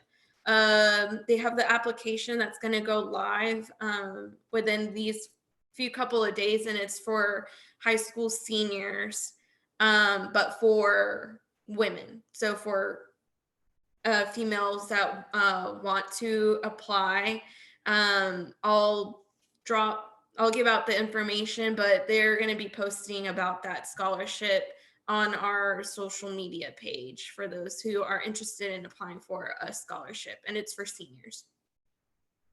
And just to add a little bit more about the Goizueta Ambassador Program. So what that is, it's a program that is funded by the Goizueta Foundation. And Goizueta Foundation, that's related to Coca-Cola. Like Jasmine said, that scholarship is available. All you have to do is apply, write a short essay, and it's based on your financial need and your grades. So I would definitely apply for that. I don't think it's a requirement to serve as an ambassador, but it's also something that you can do, and I would definitely push for. So as a Goizueta ambassador, what you do is you're pretty much an advocate for the university. You work through the admissions office to get involved with events that you host to promote higher education for middle school and high school students of a minority background. So you're talking about Latinos, African American, and so what happens is you have schools from all over Atlanta come to Athens and actually tour the university. And so you get to spend the day with these students and kind of talk about your experiences as a student, talk about your path to UGA, the opportunities. You walk them through information about scholarships, financial aid, how to apply, SATs, all that good stuff. And then you get to have lunch with them and just kind of, mingle and talk and kind of give back. And it's great because I think a lot of us who were in that program can relate back to that kid in middle school or high school who comes from a minority background, whose parents might not speak English, who may not know how to apply for college or the opportunities out there. But, seeing the face of satisfaction that they get from understanding that, yes, this is a possibility and a reality is so great and wonderful. So it's definitely a great program that pushes for higher education for minorities. It's something that you can definitely get involved with. And, it's definitely something that looks great in terms of leadership and just what opportunities that can provide you in the future. And just the people you get to meet around the university. It's definitely something that not everyone gets a chance to do. I think in our group, we had maybe 10 to 12 people. And then we get to stand out because we get cool red polos or wearing, black slacks. And so you're walking around school and you're an advocate for the university. So you get to attend events, go to things like that. And people just get to see how cool you are wearing your polo and your black sweats and kind of being an advocate for the university. Well, I want to say thank you to both of you, Jasmine and Juan. Thank you for giving all these wonderful opportunities to talk about your experience here at UGA and after UGA as an alumni now. Thank you for taking your time this Friday doing this. And again, thank you. I'm really, really grateful for this. Thank you. Thank you for having us. And if you guys have any other questions or anything that may come up, you guys can follow us on social media. I think our hashtag on Instagram is if you go on I think Facebook is easier. It's just not Google, but put on the Facebook search UJ Latino alumni group and it'll pop up. And then we're also active on Instagram. I saw also the question about the scholarship. And for that one, you can look on Facebook and search UGA, no, not UGA, Delta Alpha chapter Lambda Theta Alpha, and there'll be more information on that. But definitely. And if you shoot us a message, we'll gladly answer it too. So we'll get the link. I know there's a lot of questions, but thank you. Yeah, we need to go, but also they can email me. They can see my contact information, diversity.uga.edu. Again, once again, thank you. Have a wonderful evening, okay? This is the end of the first hour and a half. At 6:15, we are continuing our UGA Ready section number 3. So I will see all the students later at 6:15. Thank you so much. We'll see you in a bit.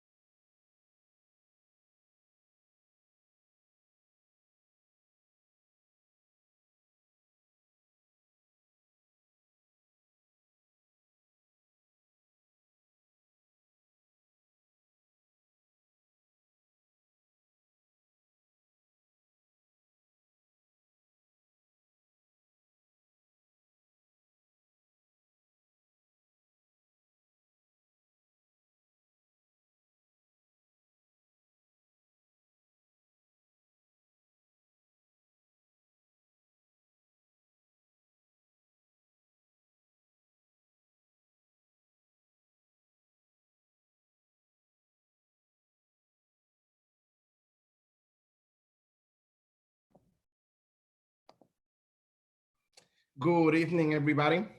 My name is Gabriel Jimenez. I am the Assistant Director of Student Initiative at the Office of Institutional Diversity. Welcome, welcome, welcome to session number 3. This is social opportunities and experiences. We may want to allow a few minutes to see if more students they want to or they join us now. So we may want to take 1 or 2 minutes and then we continue with section number 3.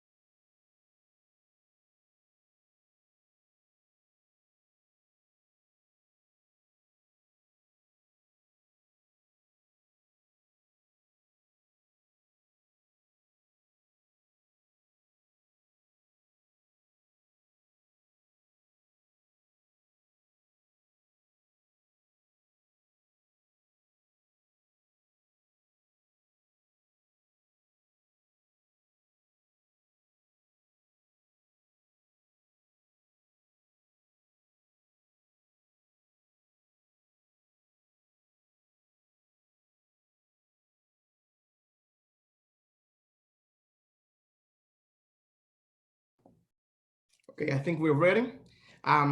Again, welcome everybody to section number 3, social opportunities and experiences. Like I said, my name is Gabriel Jimenez. I am the Assistant Director at OID. We have the privilege and the honor to have the Vice Provost for Diversity and Inclusion and Strategic University Initiative, Dr. Michelle Cook. She will be addressing now to all of you. Thank you for being here, Dr. Cook, and this is your floor. Thank you, Mr. Jimenez, and good evening, game.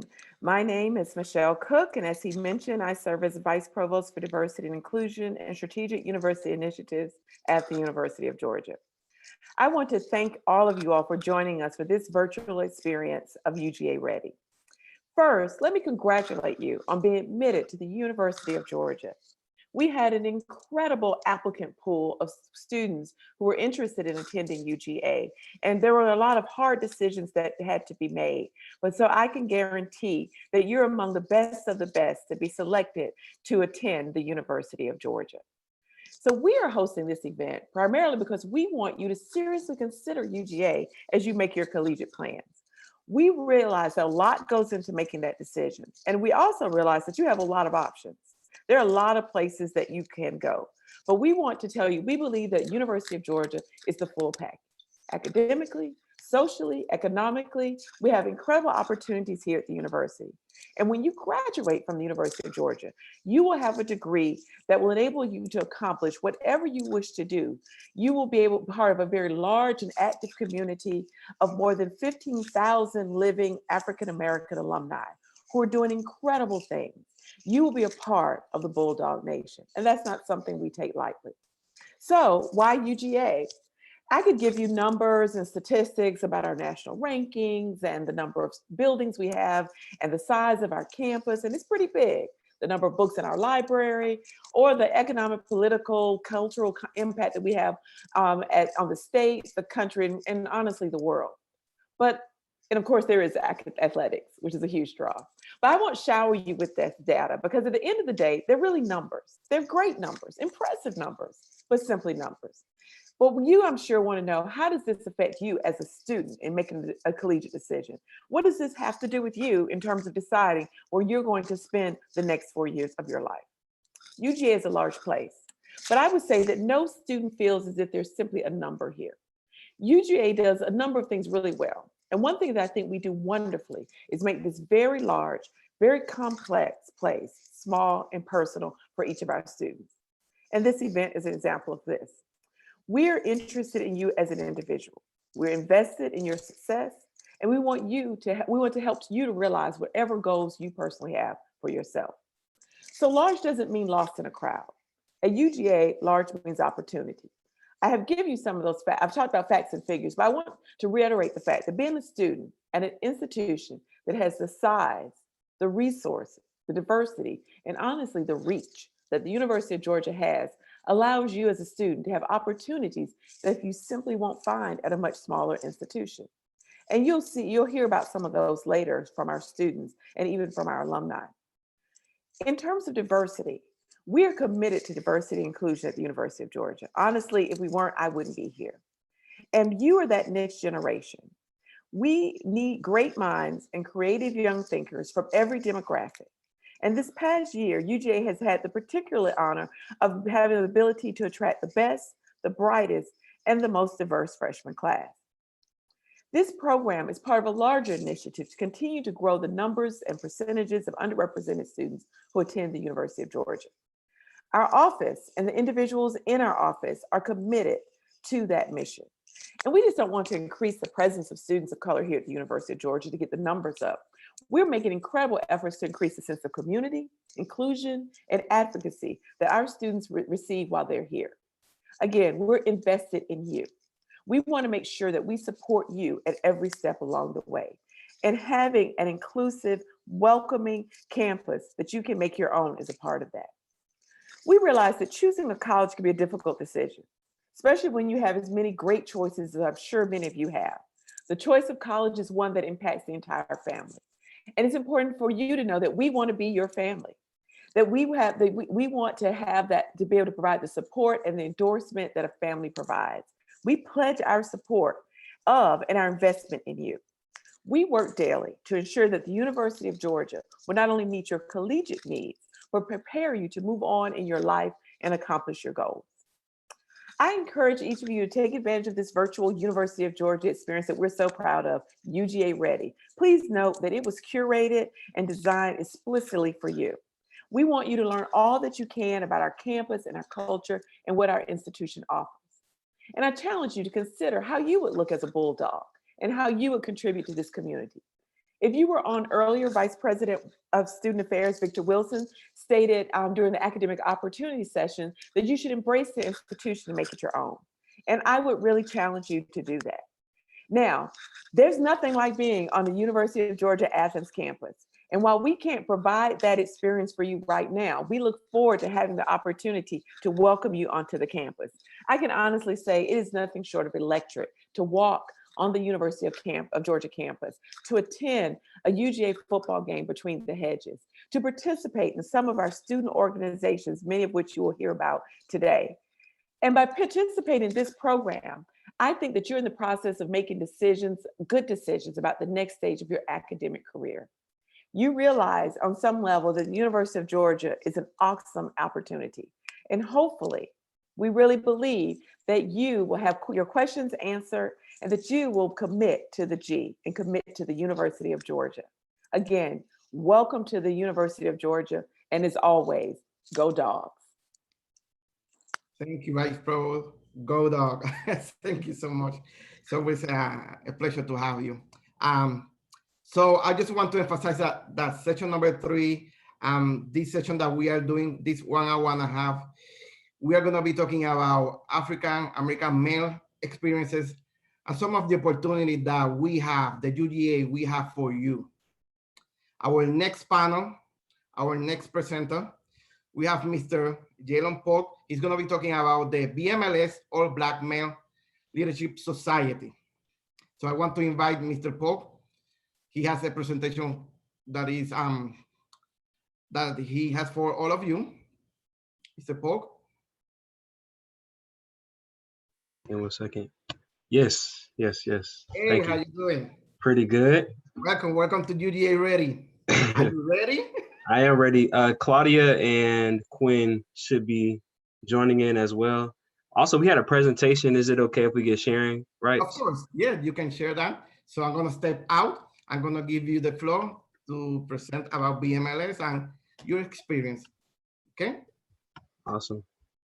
1 second. Thank you so much.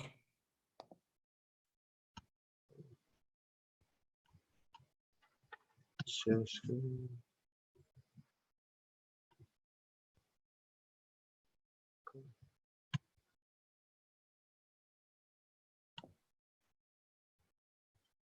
We can see it. I give like 30 seconds for Claudia and Quinn to hop on. I don't know if they knew it was going to be so soon.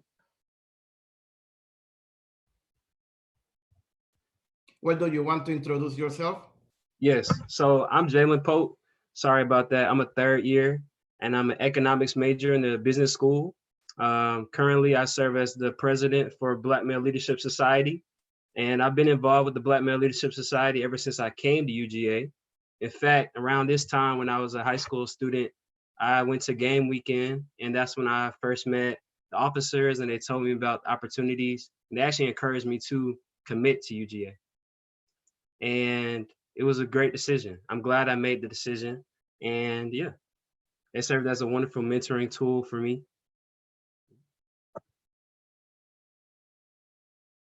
Well, I will still allow Claudia and Quinn and Dion to hop on, but here's an IG handle for us. This year, Claudia, she will be the VP of Strategic Operations, and she will oversee some of the chairmen that we have. And then Dion, he actually is a social chairman, so he will plan all of the events for membership engagement and helping with our relations between the e-board. And then Quinn in the corner, he'll be the VP of membership. And he'll oversee some of our outreach programs like YBK. We actually go to Clark County Middle School.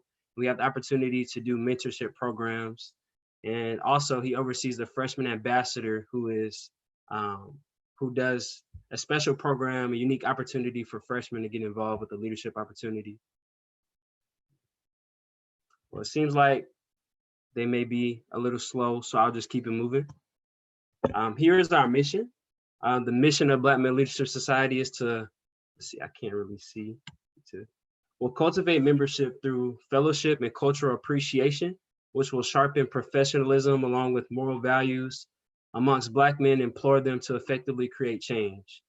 In other words, I think our goal is to become effective contributors to our campus and also just outside of UGA, like really sharpening our leadership development and personal development. And really, I think the vessel of BMLS and what makes it special is just our community enrichment and our commitment to like grow one another. Our motto is actually still sharpen steel. So a lot of our fun events consist of like talks with BMLS. We go over just things that affect the Black male identity in the world and just understanding how we can use that information to better ourselves and look out for the people that look like us on campus. And actually Dion, he just joined us. Unfortunately, his name is Jalen Pope, but you can come off mute, Dion. Sorry about that. Hello. Dion, if you don't mind just introducing yourself, just saying what year, your major, and a little bit about yourself. Hello, everyone. I am Dion Vassar. I am an upcoming second year at the University of Georgia, class of 2023. My major is political science with a minor in sociology, and I'm the current social chair for the Black Male Leadership Society.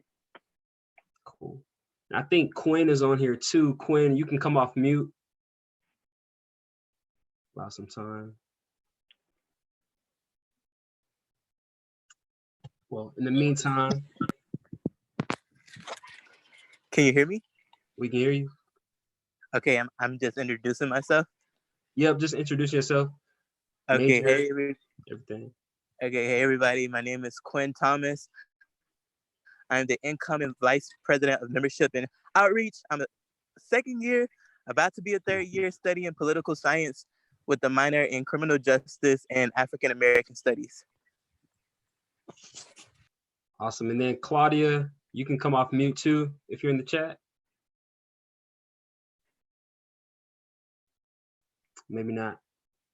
Here on this slide, we'll move forward. Here on this slide, we have a list of our committees, and our hope is that members, a part of BMLS, will get engaged with the committee. I'll let Quinn take us away since he has been involved with the committees pretty in-depthly. Okay. So a part of BMLS, we have several different committees. We have our freshman council, which is overseen by our freshman ambassador. We have the community service committee, and that is something that I work a lot on with the MLK Service Day, and we do several other initiatives in the community.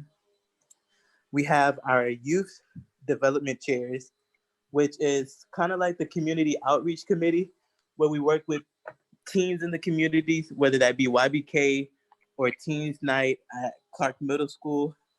We have our financial chair, which oversees fundraising and things of that nature. And then we have our public relations and social chair. And just to speak on YBK, I personally, before I became the president, I was, well, actually 2 years ago, I was a community outreach chair. And we worked with Young Black Kings, which was a program started the year before I came into that position to like go into Clark County Middle School. And we basically came up with a curriculum for just about the whole semester. And it stopped, unfortunately, into the second semester of the school year. But we helped kids sort of find that sense of self. We tried to just instill certain values that have helped us grow as young men and women across campus, and really just be there, a listening ear. We also help with the behavior and like academic excellence in the classroom. There's a really interesting opportunity, and we hope that you all get involved with that. As it says on the left-hand side, like really the chairman and the committees are the face of BMLS. So we really want the committees to like head the organization. The president and all those other roles are really just the supportive factors that help BMLS run. But really what BMLS is in the eyes of like all the members and all the students.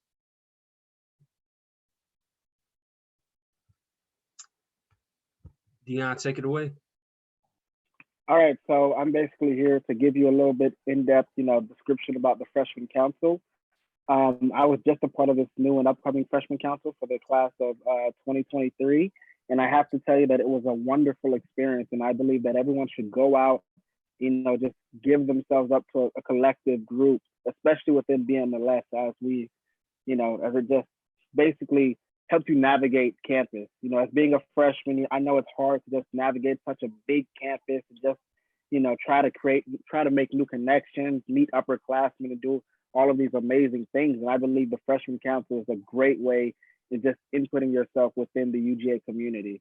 Throughout the Freshman Council this upcoming school year, we hosted like 2 events each semester, 2 events that brought out a lot of people where you could just socialize, connect with people, while also having some great values associated with it.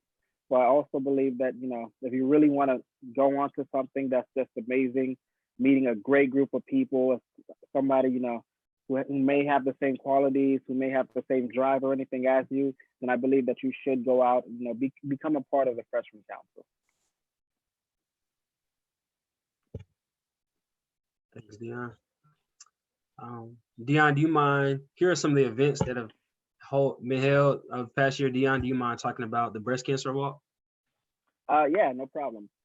So I'll just give you the whole rundown on how we came up to think of the idea and how we just was able to push it through to come out with an amazing event this upcoming school year. So within the breast cancer walk, me and a couple other members of the Freshman Council wanted an idea, something different, and just wanted something great within the UGA community. So, it was the month of October, and we knew that October is breast cancer month. So we came together as a collective, of course. Great couple of minds came together, and we just decided to do a breast cancer walk.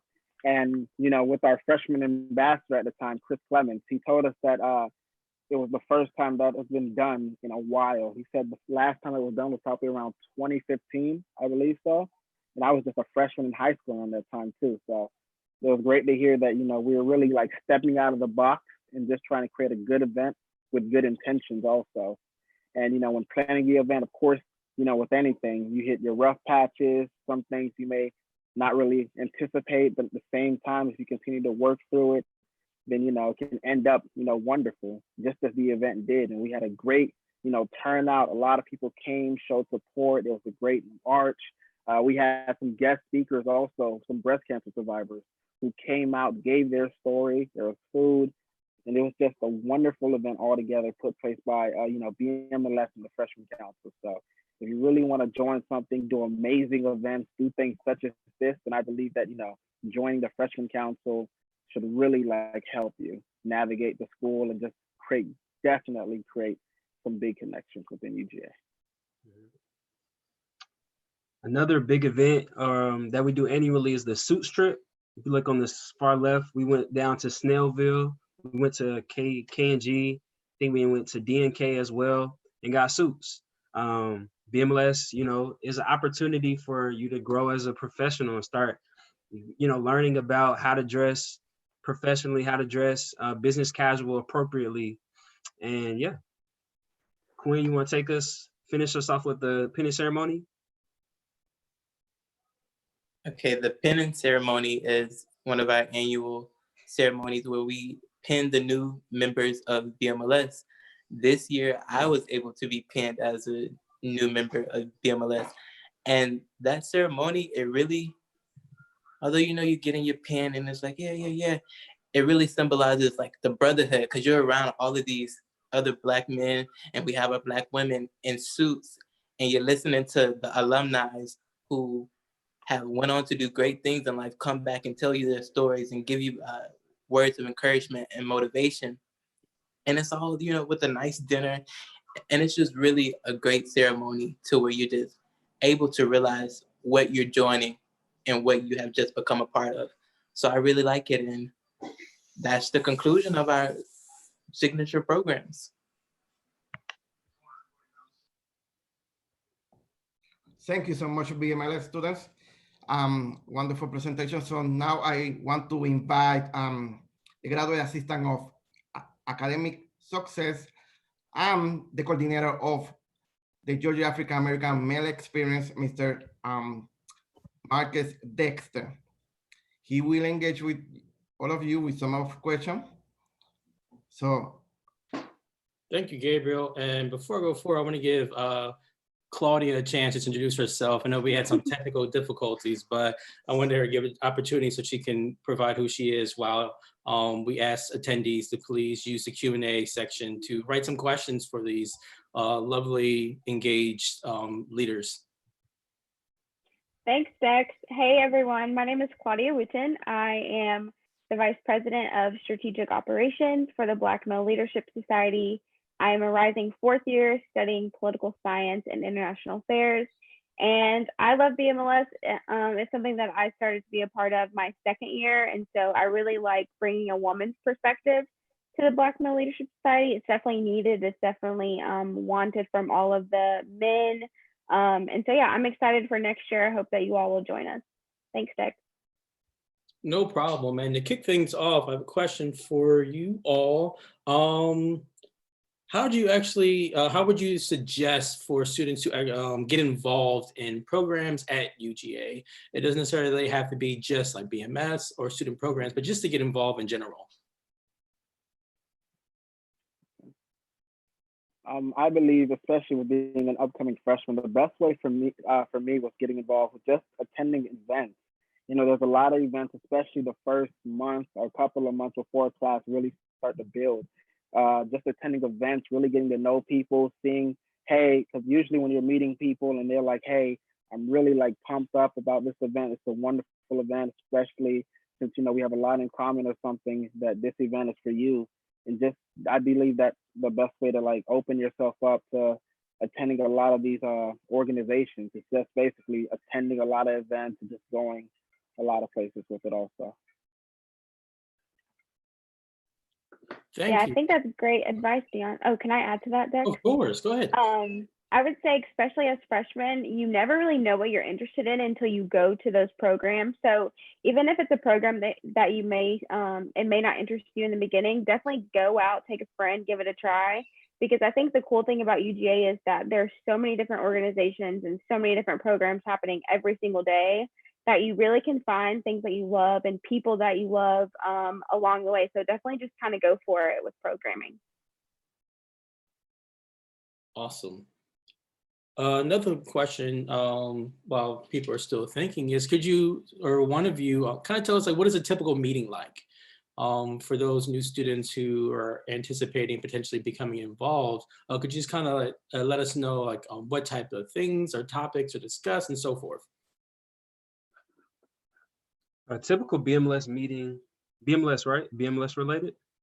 Yes, sir. Okay. It varies. You know, sometimes we have a topic of the month and we may do events and like icebreakers and activities centered around that value. man, one time we had a value, it might have been empowerment, but basically we had an activity and we did a skit around it. We tend to either end our meetings with sharpening of the saw, doing a powwow just of what we've learned, what we've taken away. And then most of the time we bring in alumni, or we try to connect with administrators on campus to come in and give advice to students. And outside of our general body meetings, those are our general body meetings. We try to do cultural awareness talks with general body. I think I mentioned that at the beginning of the presentation. Yes, and could you also speak on the dress code? Again, it's something unique that not all organizations outside of maybe SGA engage in, but if you can kind of talk about that and where that has come from. Yeah, so BMLS, our e-board, we make sure we are business professional.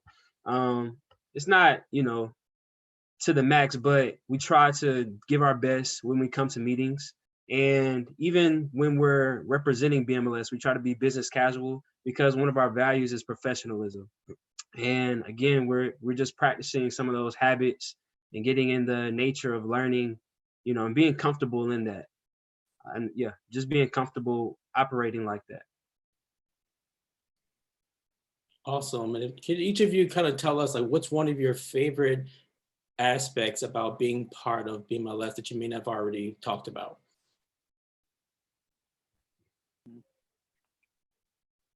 Putting y'all on the spot tonight. I guess for me, it would definitely be the community within BMLS. Like if you actually attended a BMLS meeting, you'll see that it's just great dialogue, a group of intellectual leaders, and just a great community within BMLS. And just, you're able to discuss. You're never really by yourself. If you're by yourself, somebody's gonna approach you, try to start a great dialogue. It's just everlasting bond, and you can really sense a great sense of family within every meeting, not just within the organization itself, just when attending a meeting. In case you had an interest in joining BMLS, you just wanted to attend to see what was going on.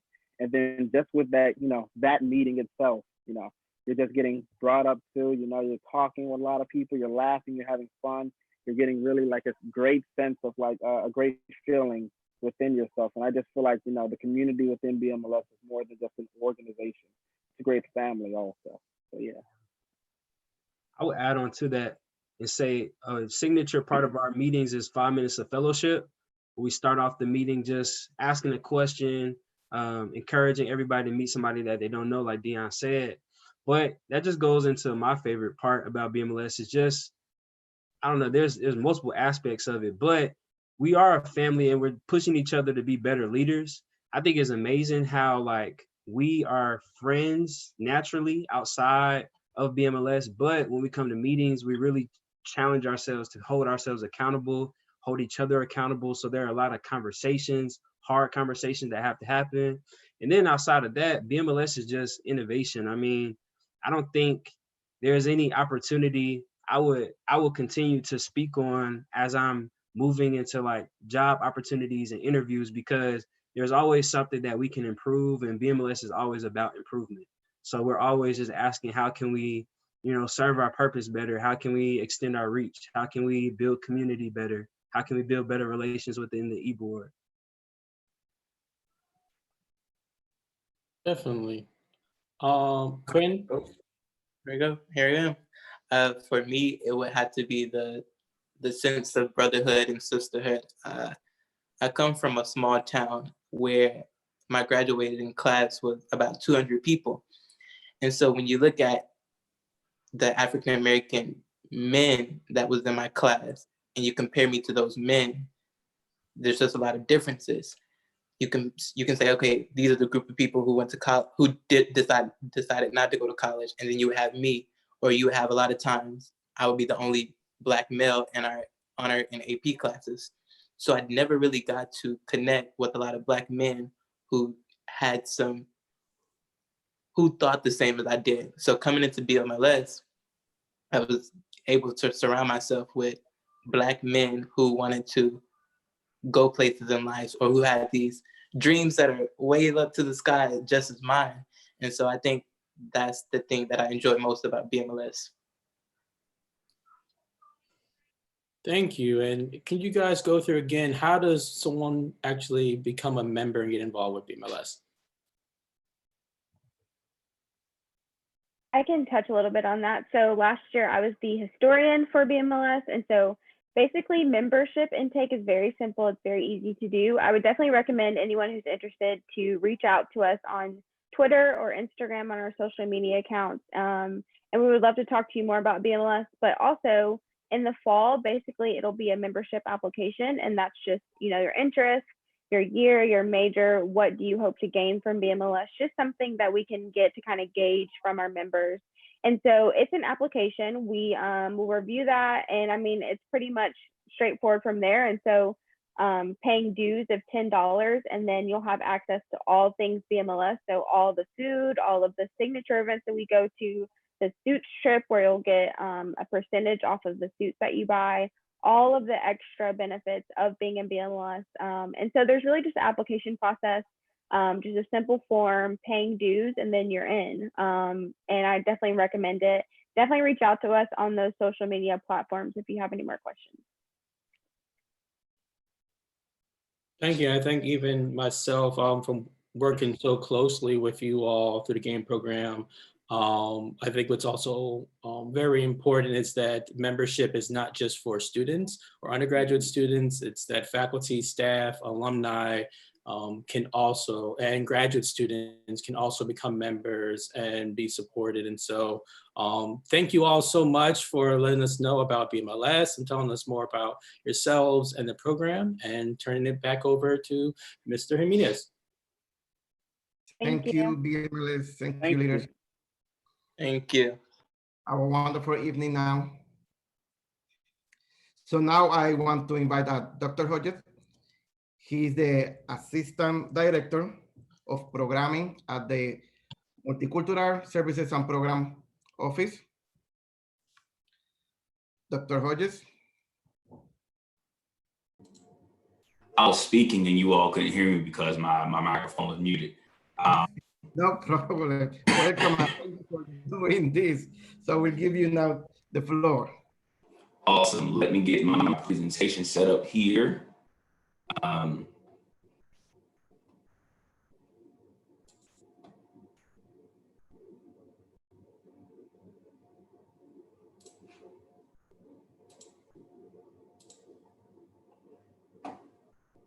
All right. Gabriel, can you confirm if you are able to see my presentation? Excuse me, Dr. Hodges, say that again? Yes. Can you confirm if you can see my presentation? No, right now I see only you. Did you click on share the screen? I did. Oh, wait a minute. No, I have. There we go. Oh, yes, I can see now your screen. Perfect. Thank you so much. Great. Like Gabriel said, my name is Dr. Hodges. I am one of the assistant directors within the Office of Multicultural Services and Programs.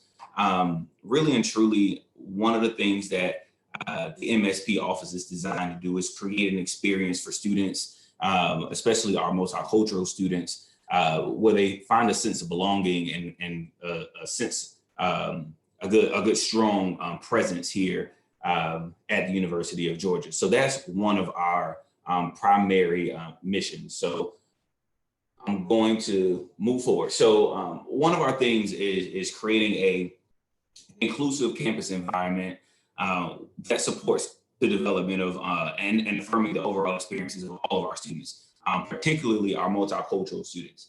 A lot of the times when, depending on our backgrounds, we sometimes pigeonhole our idea of what multicultural actually means. That's any culture that is represented that has any type of basis or any type of cultural background that is not just specifically American, right? So we're looking at African-American organizations, Hispanic organizations, Middle Eastern organizations, Asian organizations, all the organizations in between. But we work to foster a very strong, inclusive campus experience for all of our students, but we focus primarily on our students with multicultural backgrounds. MSP has these 6 core values: advocacy, authenticity, community, social justice, fortitude, and zest. Each of these core values are held very, very, very strongly with a high regard in our office. We look at each of these individually when we look at how we evaluate our student organizations that report to us, how we interact with each other, the programs that we put on as an office, as well as how we interact with other campus partners outside of MSP. These core values, our student organizations that I'll talk about a little bit later on the next slide, are very, very, very, very, very important to them as well. When they program, when they're having conversations with each other, for example, BMLS, which is one of the organizations that is under MSP, when they have conversations about community and what community looks like, they're having that conversation in the confines of, or from the perspective of their organization and their organizational mission. So each of our organizations are having these conversations around these different topics within their organizations. But the Multicultural Services and Programs Office is there specifically to foster all of these different values, but then also make sure that our student organizations are supported when they're having the conversations or programming around these different core values as well. So MSP actually houses 12 different student organizations.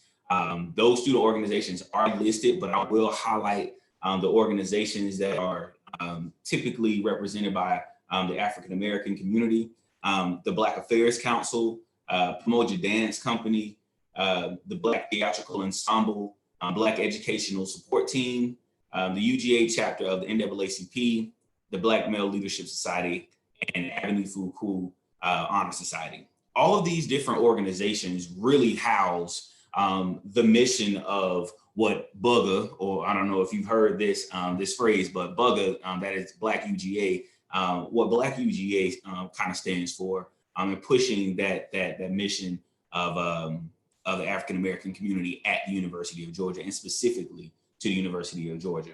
As things happen nationally, whether it's things in current event, pop music, things like that, our organizations are very strategically working within themselves and collectively with other organizations as well to create a campus experience that is the most relevant and educational for the students coming in. So as you look at your college choices, I want you to really be mindful of the fact that the University of Georgia is not just an institution that is very strong in academics, which it is. Was not just an institution that is really strong in athletics, which it is, but it is really, really strong in its diversity and its diverse initiatives as well. When we start talking about the student organizations and what it is that they do, they also understand the strong diversity initiatives that the institution has, and they work very hard in order to make sure that these initiatives go forth. So we're going to talk about some MSP programs, some programs that we've initiated this year. The first I'll talk about is the Men of Color Leadership Summit, which unfortunately, of course, looking at the date, we were not actually able to have this year, with everything that's happening around the health concerns revolving around COVID-19. But that event was planned to be an amazing event for all of our students who attended. The defamation experience was also a really great event that we planned. It was a screenplay that talked about different issues in diversity, specifically around race, class, religion, and gender, all colliding into one. It is an amazing opportunity to program and have these conversations with students, but put it in a format that is fun and very educational at the same time, in which leads us to the Inclusive Excellence Retreat. That was a retreat where we took students off campus and we did 2.5 days of intensive training around diversity and inclusion and what that looks like. from a student perspective, but also from an advocacy perspective. When we start talking about different areas of diversity, whether it be class, whether it be race, whether it be gender, what does that look like from a advocacy perspective as a student? Then we have our signature programs. Each of our Heritage Months, and there is one Heritage Month that isn't listed here, and that is a PETA Heritage Month, that is Asian Pacific Islander and Desi American. But each of our signature programs revolve around our Heritage Months. Latinx Heritage Month, one of our larger Heritage Months, is typically between September and October. Native American Heritage Month is in November. Then of course, Black History Month is in February. In all of those different months, we make sure that we have a strong sense of the programs that are happening. One of the things that you'll notice, and you may not be able to decipher everything that's going on in all of the flyers, but one of the things that we pride ourselves in doing is not just publicizing events that MSP is doing. We also publicize events that other offices and other campus entities are doing within those months that are specific to those Heritage Months. So when you see this calendar, know that not all of those programs are MSP programs, but MSP does a really good job, and we are very intentional in making sure that all of the programs that are offered in a specific Heritage Month are publicized as best as possible, whether it be through a physical flyer or on our website.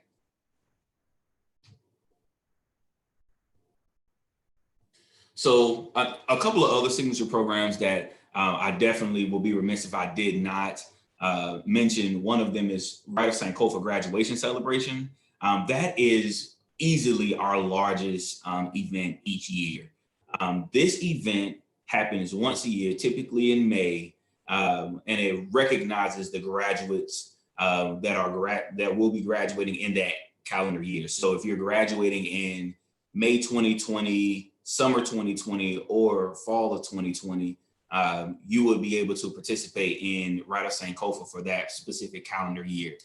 That's where we really kind of bring everything together from the students' 4 years as undergraduate and for graduate students as well. Bring together that entire college experience, and we pretty much open the space where students can look back and look at the lessons that they've learned through their college experience, but then also take those lessons into the future. It is a graduation celebration.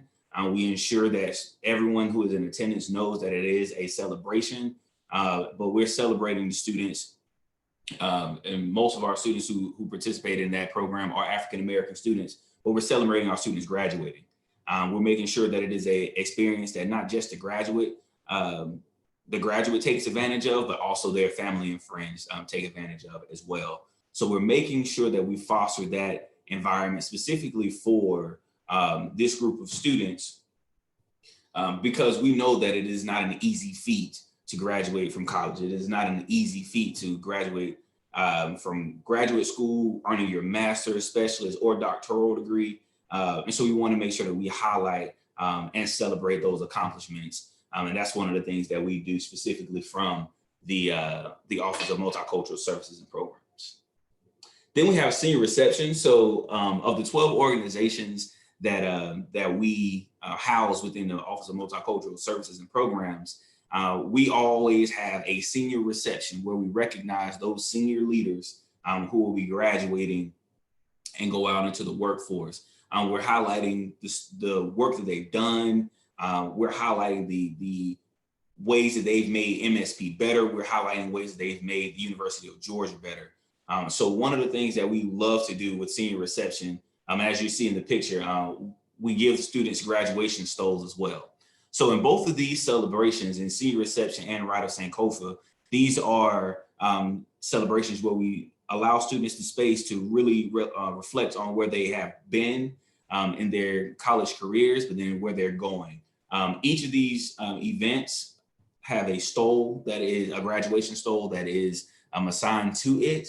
And we make sure that we let students know that this isn't just, a graduation stole for you. It has a lot of meaning to it. There were a lot of blood, sweat, and tears that went into that, and we want to celebrate those things. So when you look at those stoles that the students have, whether it be a Rite of St. Kofa graduation celebration or a senior reception, we're looking at the work that they put in, and we're honoring that work. Then let's talk about the intersection space. The intersection space is a space that is very near and dear to MSP. That's the space where we do a lot of programming, and the impetus behind designing this space was what you see on the screen right now: challenging assumptions, deepening understanding, encouraging respectful discourse, honoring the intersections of identities, constructing knowledge as a catalyst for transformation, embracing personal responsibility, and dismantling systems of oppression. A lot of the events that you'll see hosted in the intersection sometimes will be meetings, sometimes it'll be some movie showings, but the overall goal of the programming within the programming efforts within the intersection space goes to these six bullet points. We want to make sure that these events and programs are educational, but that they also offer some form of relevance to what students are going through today. So whether it be BMLS hosting their talks with BMLS event in the intersection space, or one of our other organizations hosting events, the intersection is always active. It is specifically and strategically placed within the Tate Student Center. So as events are happening, all you have to do is walk past the intersection and you'll see something going on in there. And it's a very welcoming environment for students to just, see what's going on, pop their heads in and participate with whatever is going on within the intersection space at that time. So I want to make sure that you understand how to reach out to the MSP office, whether it be through social media, through email, or through phone. But this is where we are. This is, we're everywhere. We're on Snapchat, we're on Facebook, we're on Twitter, we're on Instagram, and then you have our email address listed there as well. So at this point in time, I guess I will open the floor for any questions that you all have. Fire away. Well, thank you so much, Dr. Hodges, for the presentation. Now I want to invite again Mr. Marcus Dexter. He will be providing you the questions that he compiled.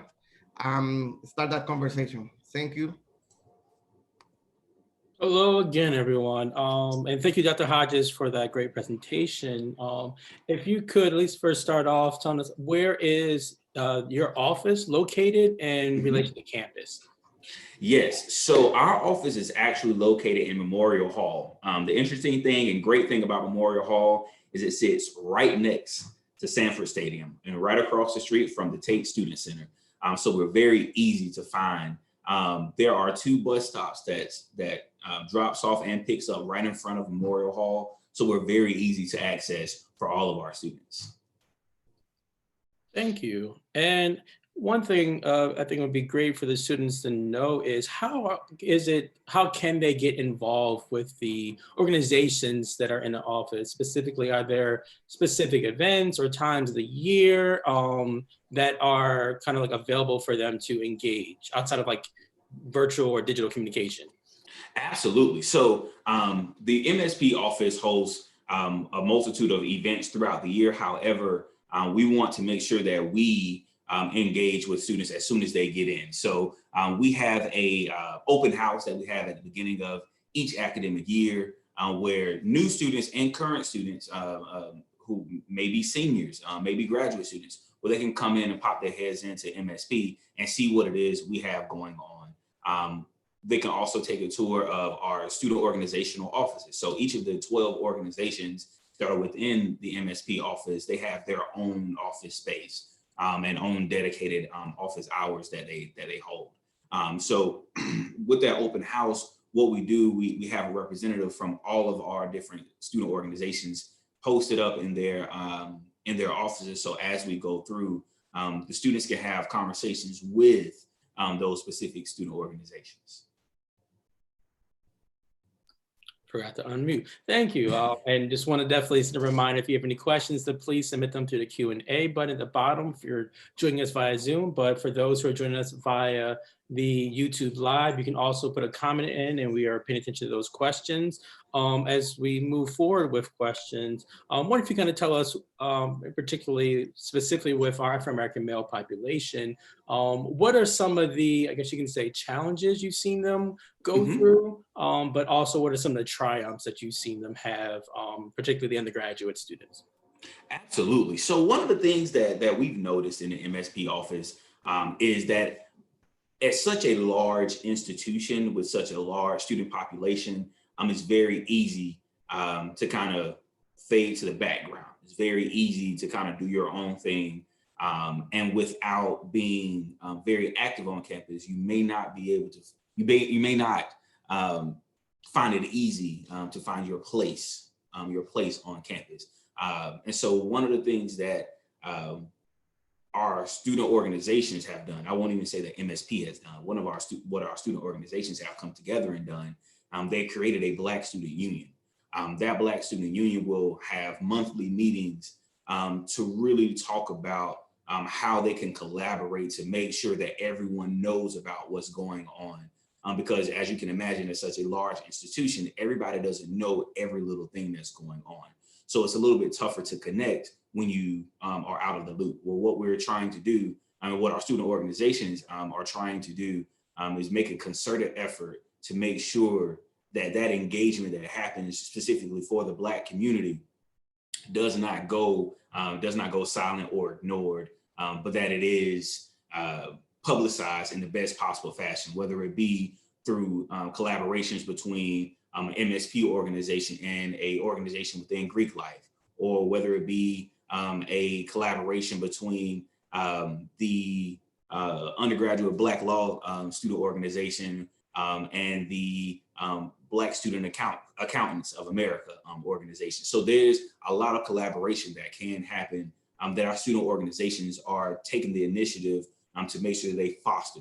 A lot of connections that may have been missing in the past that our student organizations, our students are taking it upon themselves, which is a great thing to kind of bridge that gap and create those connections or strengthen those connections for first year students and transfer students, as well as the entire campus community as a whole. Awesome, that's amazing to hear. And with the last couple of minutes before we move forward, I wonder if you give you an opportunity to kind of talk a little bit more about the Men of Color Summit. Unfortunately, Yes. we didn't get a chance to have it, especially with it being the inaugural one. Anything you want to share and talk about it, especially what you were excited about and so forth?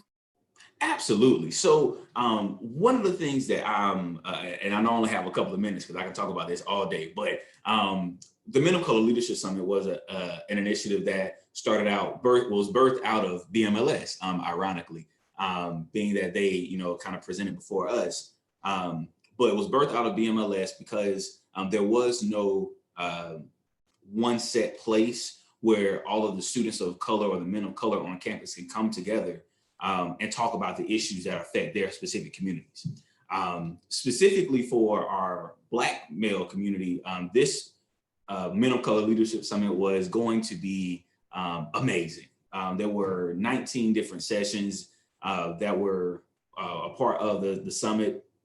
Most of those sessions were geared towards our Black male population, whether it would have been around toxic masculinity or mental health, or what it means to be Black in America, or there was one session that was entitled When They See Us. The experience around being a Black man, not just in America, but specifically at a predominantly white institution. So that Men of Color Leadership Summit was really fostering a lot of educational and cognitive growth for all of our students who were going to attend. It hurt my feelings that we had to cancel it. However, with everything that was going on, we kind of didn't have a choice. But we will be doing it again next year. And with the time that we have now, we've already been game planning what that looks like for next year for all of the incoming students who, and our current students as well, to be able to come in and participate in that. And it's not just, UGA students and UGA faculty and staff that were presented. We had faculty and staff members from other institutions and participants from other institutions as well that were coming in and were going to participate. So next year is going to be a great time to be a Georgia Bulldog, but more so specifically, it's going to be a great time to be a UGA student revolving around the Men of Color Leadership Summit. Thank you. Thank you, Dr. Hodges. I also have to say that was kind of painful for me, the cancellation of the summit. I was looking forward to that, but I know the next year is going to be even better. So I'm looking forward to that. Thank you for doing, for participating and doing your presentation. Again, students, if you want to know more about MSP, please contact Dr. Hodges. He's more than happy to start communication with you. Now, excuse me. Like I said at the beginning, Marcus Dexter is not only a graduate assistant of academic access, excuse me, he's also the coordinator of a wonderful program called the Georgia African American Male Experience. We call this program GAME.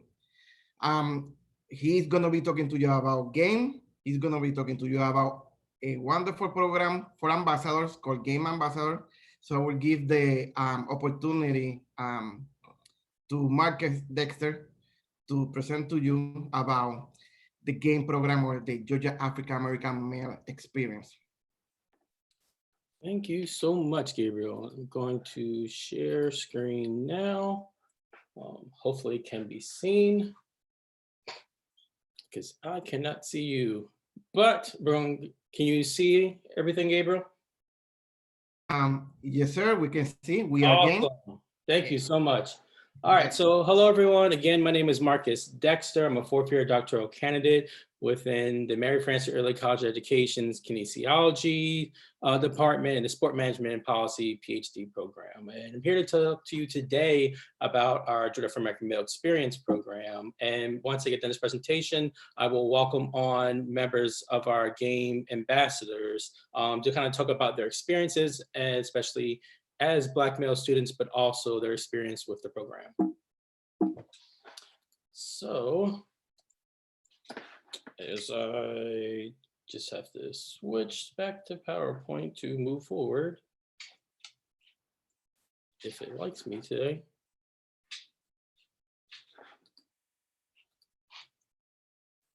Uh-oh. I think we're having technical difficulties.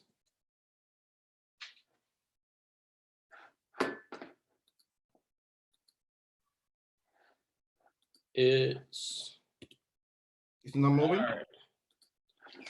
Some reason like me. 1 second, we'll do it the old-fashioned way of not being full screen. And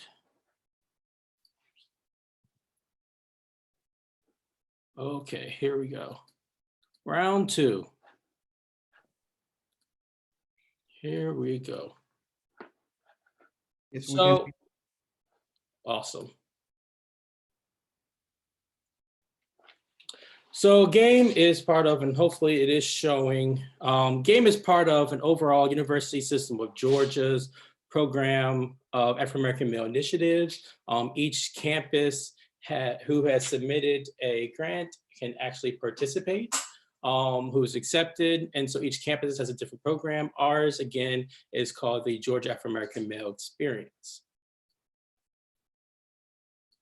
And so the goal of this program is for the University System of Georgia African American Male Initiative is to increase the number of African American males who complete post-secondary education, but pretty much say obtain undergraduate degrees at University System of Georgia institutions. And in a second, I'll go over the model it's being used in which this has been very much so successful. And so about 2 years in 2018, USG reimagined what the AAMI program was going to be. And for us at UGA, we've always had a transition program called Game Weekend, which would have been today. And about right now, we would have been having dinner, finishing up dinner and a really great Southern buffet. I'm getting hungry thinking about it again. And then having game night, but we'll definitely have something again. But through this model, there are 4 key areas in which the programming that is done throughout the year is aligned with, and that is academic skills enrichment, student support services, adult and peer mentoring, as well as leadership development. And what's amazing about the GAME program is, again, the strong connection with the Black Male Leadership Society, which again is part of the Office of Multicultural Services and Programs, a part of Student Affairs, but also the program, the GAME program is part of a larger advisory board as well within the Office of Diversity. So there are many individuals throughout campus that are informing the work that we do as well as our success. And through GAME, we have 4 primary goals. 1, to assist African-American male students in their transition acclimation to University of Georgia. 2, support African-American male students academically and socially throughout their enrollment, but also prepare them to be leaders in their communities and academic and professional careers. And lastly, expose them to support services and resources available at University of Georgia. And through our programs model, there are pretty much 3 opportunities, so to say, to engage with the program. Again, there's Game Weekend, which is a transition program, which typically happens around the middle of April. This year, it would have been during G-Day. And with that, there would have been programs with a faculty member providing not necessarily a lecture, but some information on a particular area. And we would have had Dr. Anderson speak on leadership development, particularly as Black male students. But also, again, we have the GAME Ambassadors program. And throughout GAME, we do put on various workshops and so forth. But a lot of that information is informed not just by the staff within the office, but by the students themselves. And these GAME Ambassadors are the peer mentors who really are doing the groundwork of letting us know what is the vibe, what is the culture, what is the air of the students, their peers, and how that informs what we do constantly. And so I have the privilege of working with these young men on what I say is a daily basis, not just through the program, but really being a part of their lives here at University of Georgia, and not just myself, but also staff in the office, and seeing what we can do to make sure that they are successful, not just while they're at University of Georgia, but also beyond. And again, there's the GAME Scholars. And so anyone who comes through University of Georgia, African male, and though while we do put on programs that are open to any students, we have the GAME Scholars program, which is a little bit more engaged and have some requirements. And so with the GAME Scholars, some of the requirements are is that obviously an application, we want to make sure that we have a good understanding of who wants to be part of the program, what their majors are, their background, but also what are some of the goals?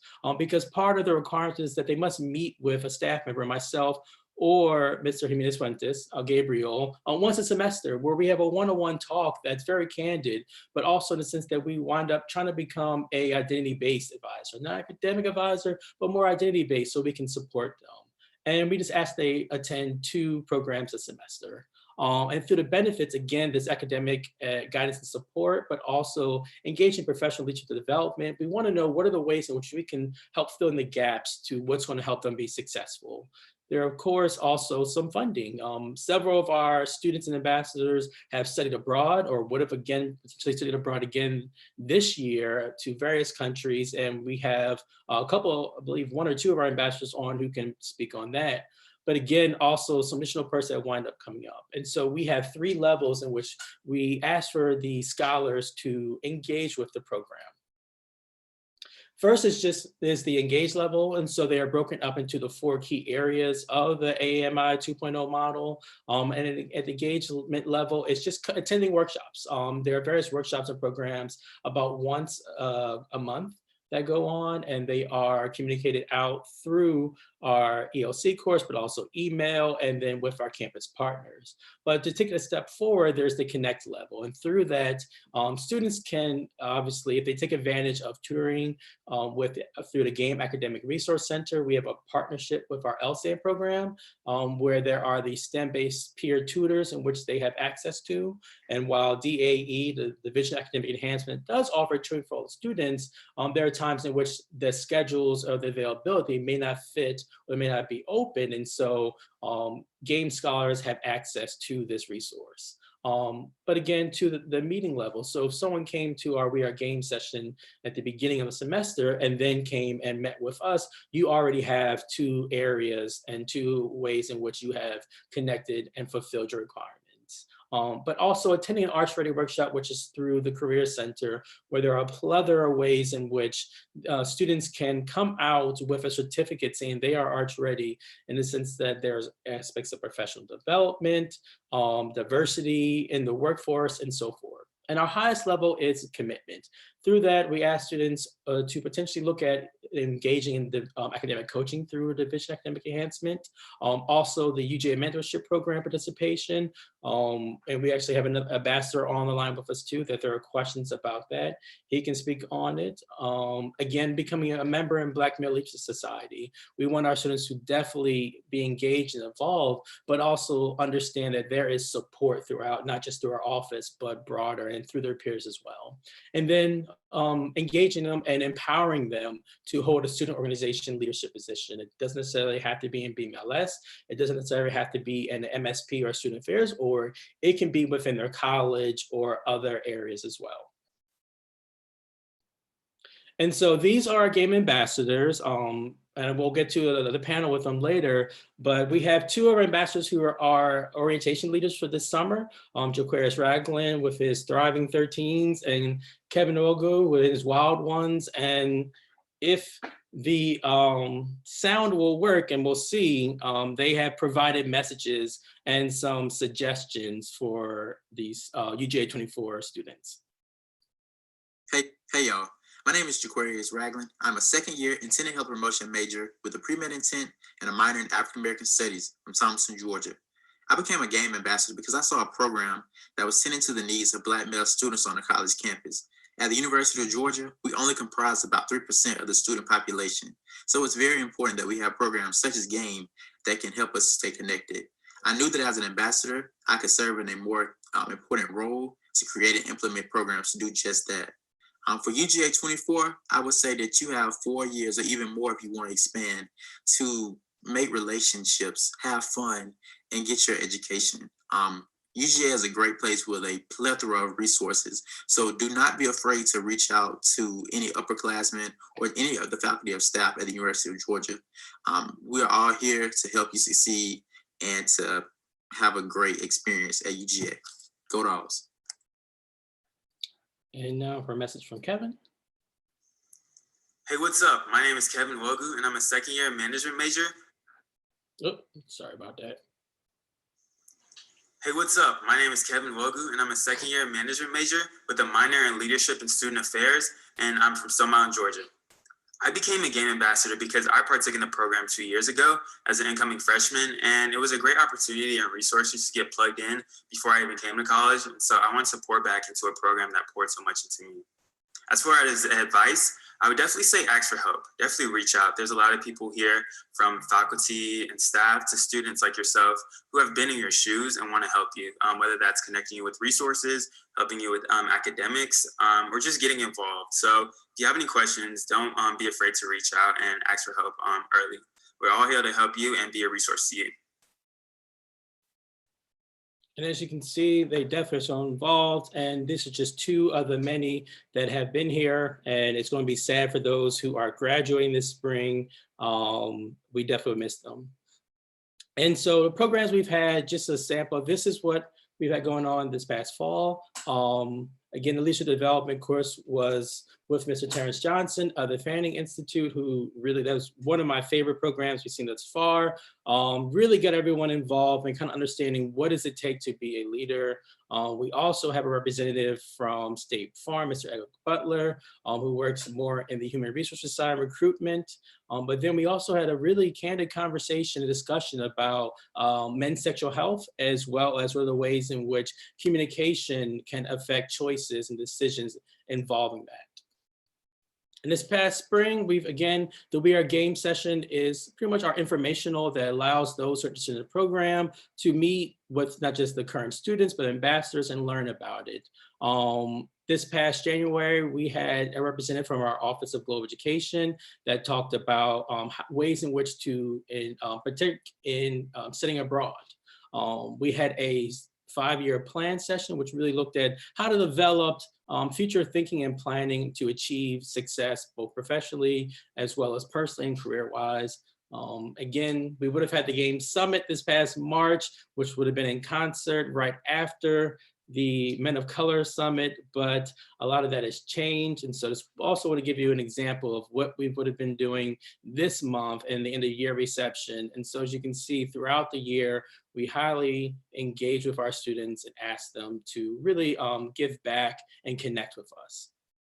But there are also times in which we, again, try to fill in the gaps. And so this past March, we had a representative from PNC Wealth Management, Mr. Justin Sullivan, ironically is a high school teammate of mine who came in to have a discussion just about money. Very candid, and that was where we partnered with the Black Business Student Association. So as Dr. Hodges spoke about, there are a lot of times in which our students in the various organizations connect with other student orgs that are also identity-based, all for the betterment of our students. And so getting close to the end, these are the staff that right now are supporting the program. We have Dr. Dominique Quarles, who's the director. Again, also to Mr. Gabriel Jimenez Fuentes, who's our assistant director. We also have Ms. Joan Pittman, who is the budget manager, and myself, who has the pleasure of serving as the program coordinator. And I'll leave the screen up for a second. These are the QR codes, so if you want to take a picture, and are copied down the links. These are ways in which you can find out more information about the program, potentially fill out interest form, and or email us if you have any additional questions that may come up. And next week will be game week. And so since we cannot, unfortunately, have an on-campus experience, we are doing our best to have virtual experiences through not just Zoom, but also Instagram and utilizing Flipgrid. And so all week long, we'll have various dialogues and questions that will come up each day for individuals who respond to and answer. Monday, we'll have a first year success panel, which will have some representatives from BMLS, the freshman council you heard about. On Tuesdays and Thursday, we'll have different ambassadors do a takeover of our Instagram account. On Wednesday, we'll have another open house to kind of talk about the program for those who've missed it, but also if there are individuals who want to have a less formal conversation about the program. And then on Friday, we'll have some Black male alums come and have a conversation to answer questions on what is it like, how do UJ prepare them for life after college. And again, I thank you all, and I'm going to turn it back over to see if there are any questions that I can answer for anyone, and invite the ambassadors to also join in with me / us.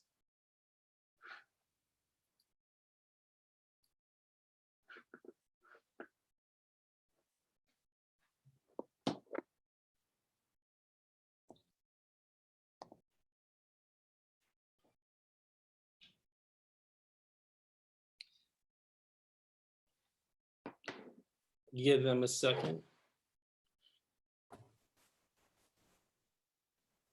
So I'll start with going through, I'll ask each one to introduce themselves. And again, obviously, if you're joining us on YouTube or not just here on Zoom, feel free to put a question or comment in.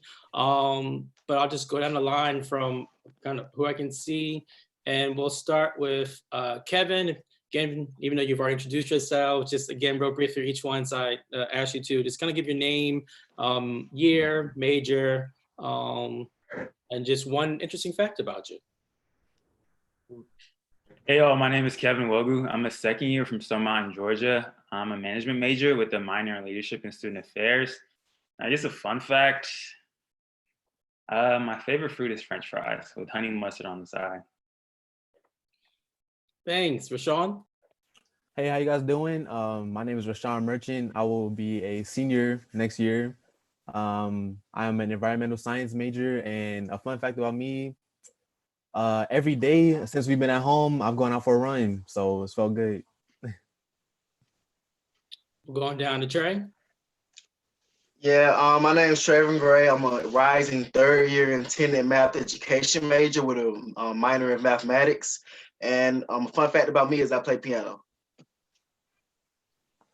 Nazir. Hey, my name is Nasir Wise, graduating senior. majoring in marketing and with a certificate in entrepreneurship. And a fun fact about me is my favorite fruit is pineapples. Oba, did you leave us? Well, we'll switch to Quinn. Give Oba a chance to come back. Oh, You got it, Quinn. Oh, okay. Never mind. go ahead. Go ahead. So, my name is Obamide Samaye. I am a first year rising to a second year. My major is intended economics, minor in mathematics. And a fun fact about me, I don't know. I always go with this one. I was born in Nigeria. So yeah. Quinn? I'm Quinn Thomas. I'm a rising third year studying political science with a minor in criminal justice studies and African American studies. And a fun fact about me is when I was little, I accidentally drank bleach. Caleb? Excuse my LeBron fat head in the back. My name's Caleb Kelly. I'm a third year sports management major from Macon, Georgia. My fun fact is that I love to sing. No. Jaquarius? Hey everybody, my name is Jaquarius Ragland. I'm a second year intended health promotion major, pre-med intent, with a minor in African American studies from Thomaston, Georgia. A fun fact about me, I guess since I've been home, all I've been drinking is water. Power to you. So I guess I want to start actually with Rashawn. Anyone else who may have also studied abroad, could you just real briefly kind of talk about what was your experience like studying abroad and the process as briefly as possible?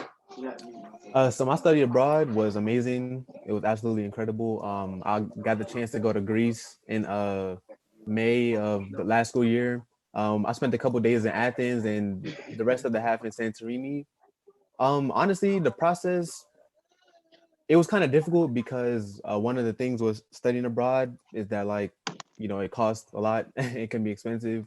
But through the help of like the game program and like assistance and with things like that, I was able to get my flight paid for. So that like really contributed a lot. It made, the trip really meaningful for me. Thank you. I'll switch over to Nasir. As someone who's unfortunately transitioning out, I wonder if you can possibly give some insight as to kind of your experiences throughout these past couple years at UGA, and kind of within the context of especially being like a Black male.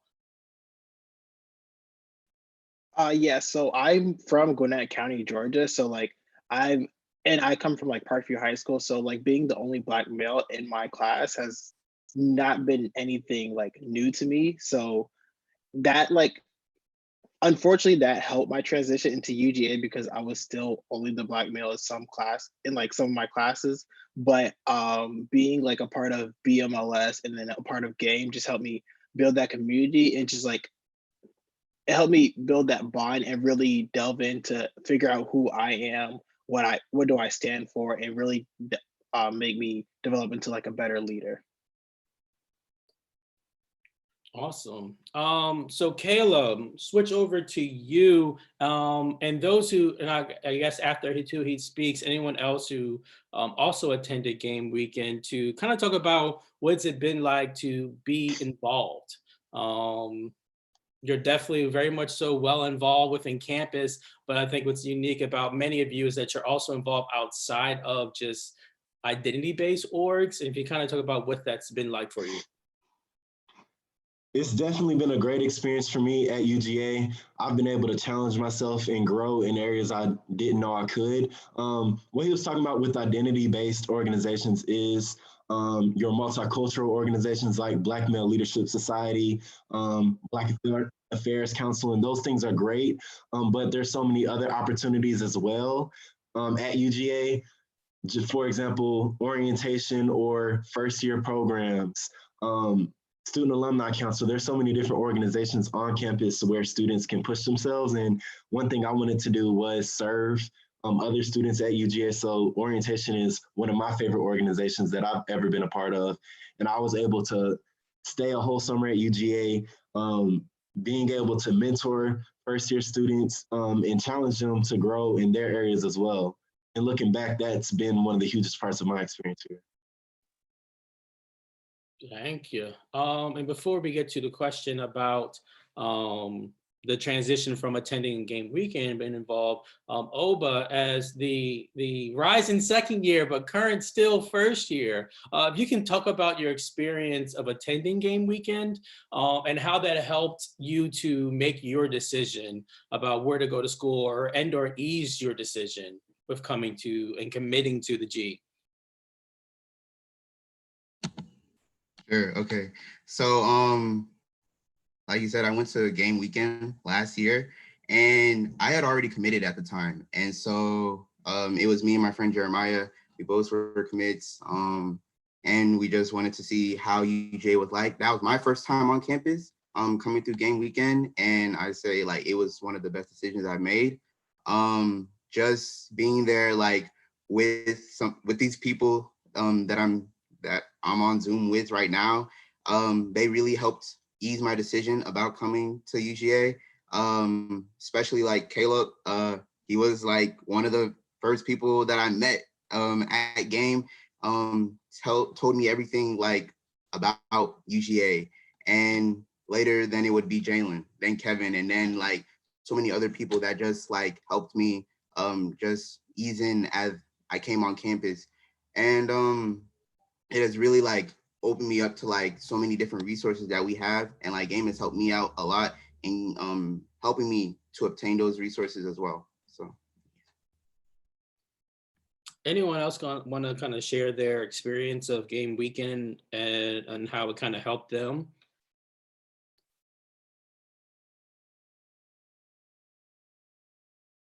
Okay, sweet. We'll turn this on. So actually, I would like for Trey, if you can kind of talk about what's it like being in honors, especially since you pretty much can only apply if you don't come in honors within that first semester.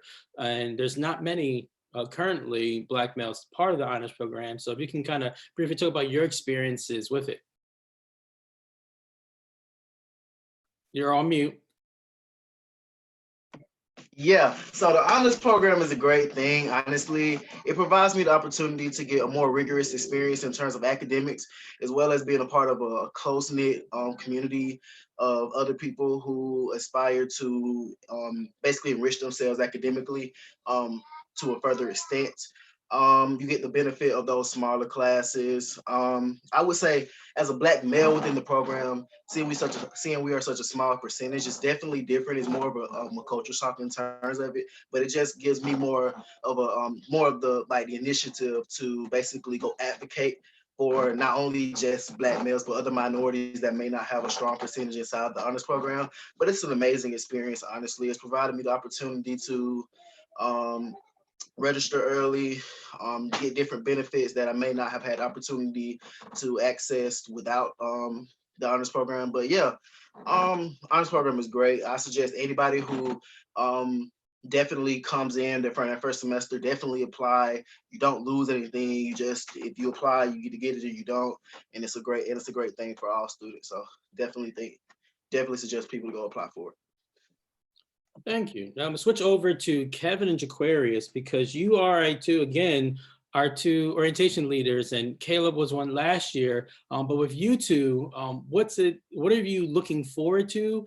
And if by chance, how can these potential students connect with you if by chance they wind up being either a 1 or a 13? Kevin, you can go ahead and go first. My wild one. I appreciate it, JQ. I would definitely say that this summer will look different, but we're still doing our best to just make sure that those connections and relationships are built. So this summer we'll be having virtual small group sessions, which will kind of emulate the sessions that you would have had if you had come on campus physically. And so through that, we'll be able to just kind of build a cohort in each session, but also prior to that, we'll have modules. And through that, you can learn about a lot of the resources that we'll have at UGA and learn how to get involved as well. And even going past the virtual small group sessions and the modules, you'll definitely be able to use this as a resource. You'll have our contact information. We'll have also office hours where you can just reach out to us after you've completed orientation and just get your questions answered, whether it's helping register for classes or finding an organization that may fit your passion. Is there anything you want to add, JQ? Well, I probably kind of hit on the head on the nail, but I really just want to say that I'm just excited for both of us just to meet our orientees and the rest of our team as well. We're all working hard, having weekly meetings and extended things that we're doing over the weekends or other days that we're not meeting to just try to make things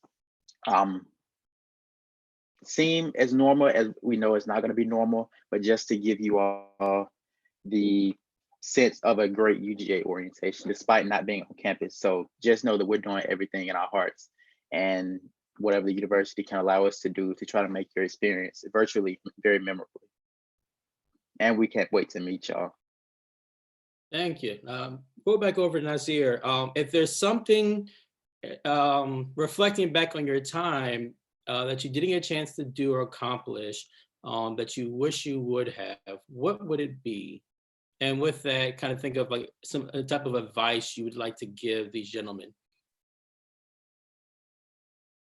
So kind of right now, like going into job search and like graduating everything, I feel like one big thing is use your resources and talk to people and then talk about the things you're interested in and talk about the different experiences you have, because everyone has their own like kind of perspective on it. And that's just gonna help you ground your perspective, just add more information to see if you really want to do that and how it will help you in your journey throughout your time at UGA, and is definitely really helpful. Thank you. Now there's one question kind of always comes up, and we don't want to necessarily make it think that it's to kind of sugarcoat everything. But in all honesty, and anyone can kind of tackle this question, what has it been like to be a Black person, especially a Black male at UGA? And how have you been able to navigate our institution with those identities?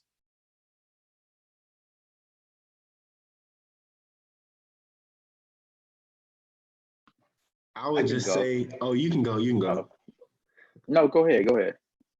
All right. Well, I was just gonna say, knowing that I'm not alone in this, when I go into a big lecture classroom, I might be one of the only minorities in the class, but we have a big community, like, because we created that with Black Male Leadership Society and just the atmosphere at UGA, we all come together.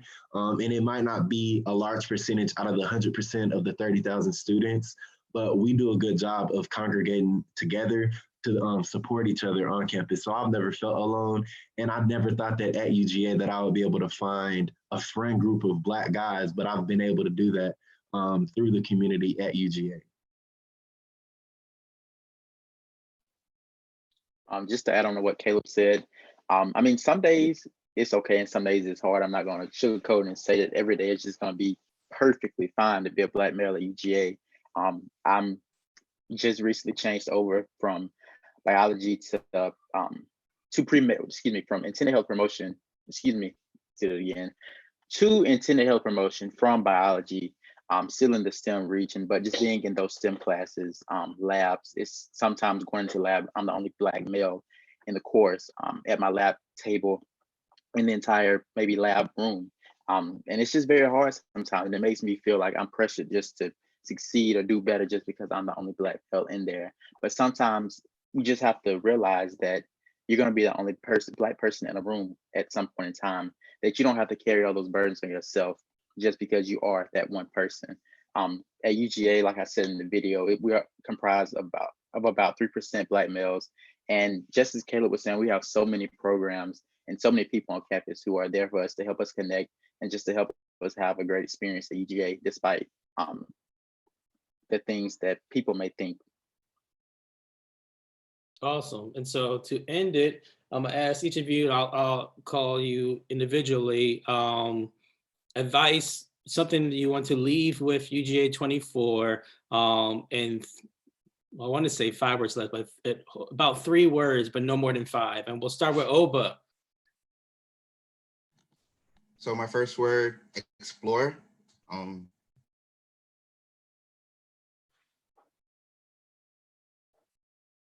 Uh-oh. We'll switch to Trey until he comes back. I would say definitely remember that failure just means there's room for growth. Don't take it as just a failure, just room for you to grow and make sure that you succeed the next time that this situation or a similar situation may come to you. Longest 3 to 5 words ever. Quinn. My advice would be to consider every opportunity you're presented with. Thank you. Caleb. Still muted. Challenge yourself. All right, Jaquarius. Get tutoring early. Nazir. Make connections. Kevin.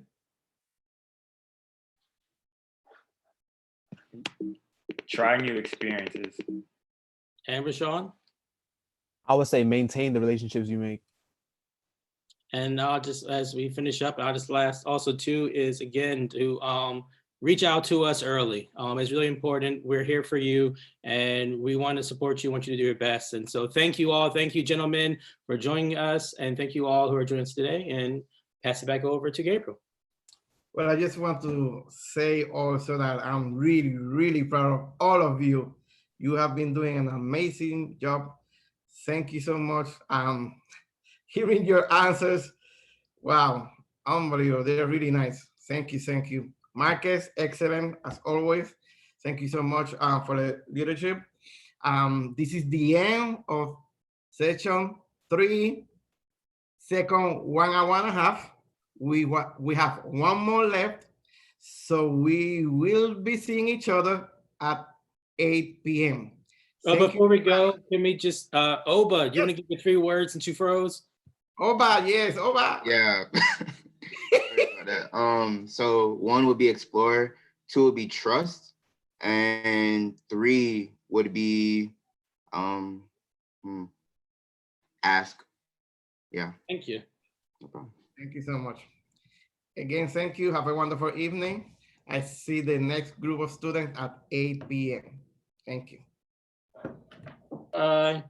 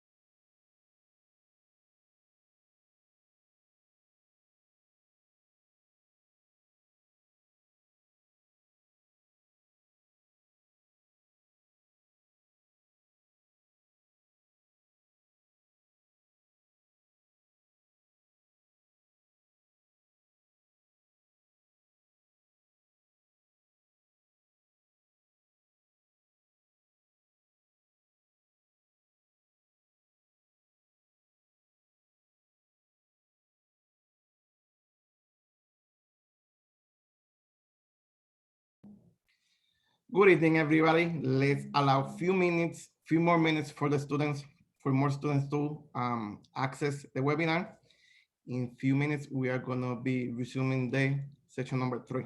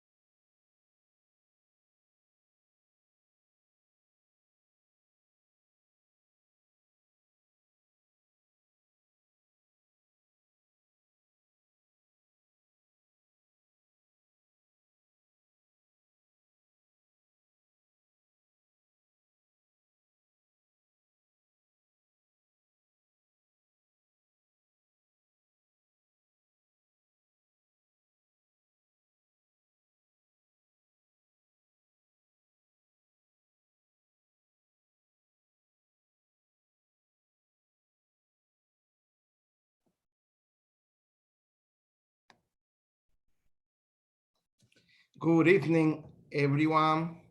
My name is Gabriel Jimenez Fuentes. I am the Assistant Director of Student Initiative at the Office of Institutional Diversity.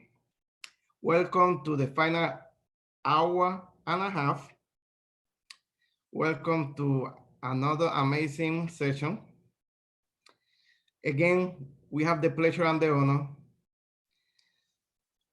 to have Dr. Michelle Cook. She's the Vice Provost and the Strategic University, she's the Vice Pro, excuse me, she's the Vice Pro for Diversity and Inclusion and Strategic University Initiative.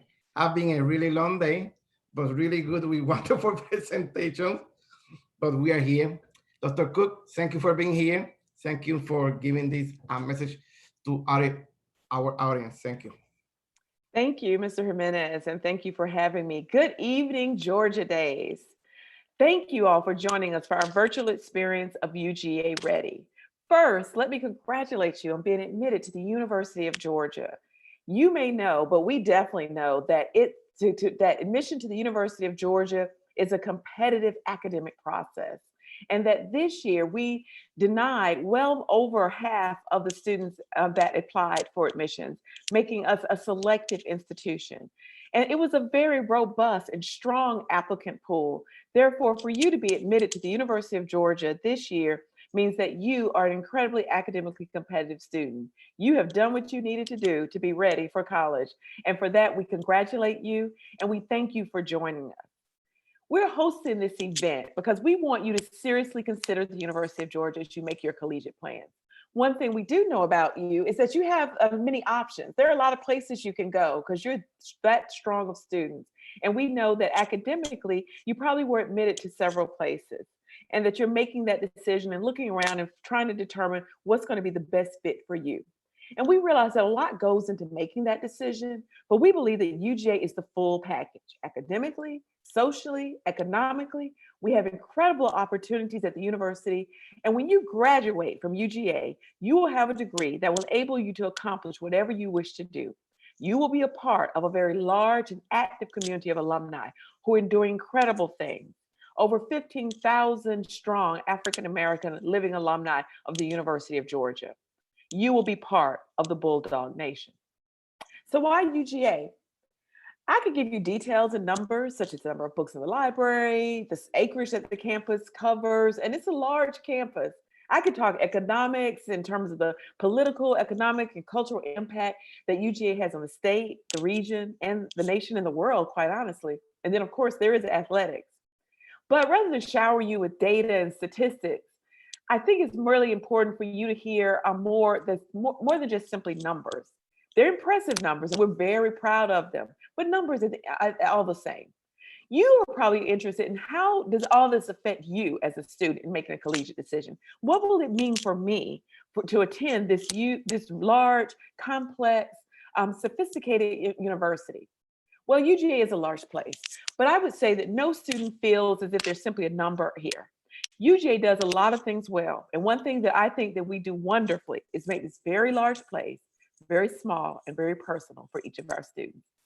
This event is an example of this. We're interested in you as an individual. We're interested in your success. We want to help you to realize whatever goals you have set for yourself.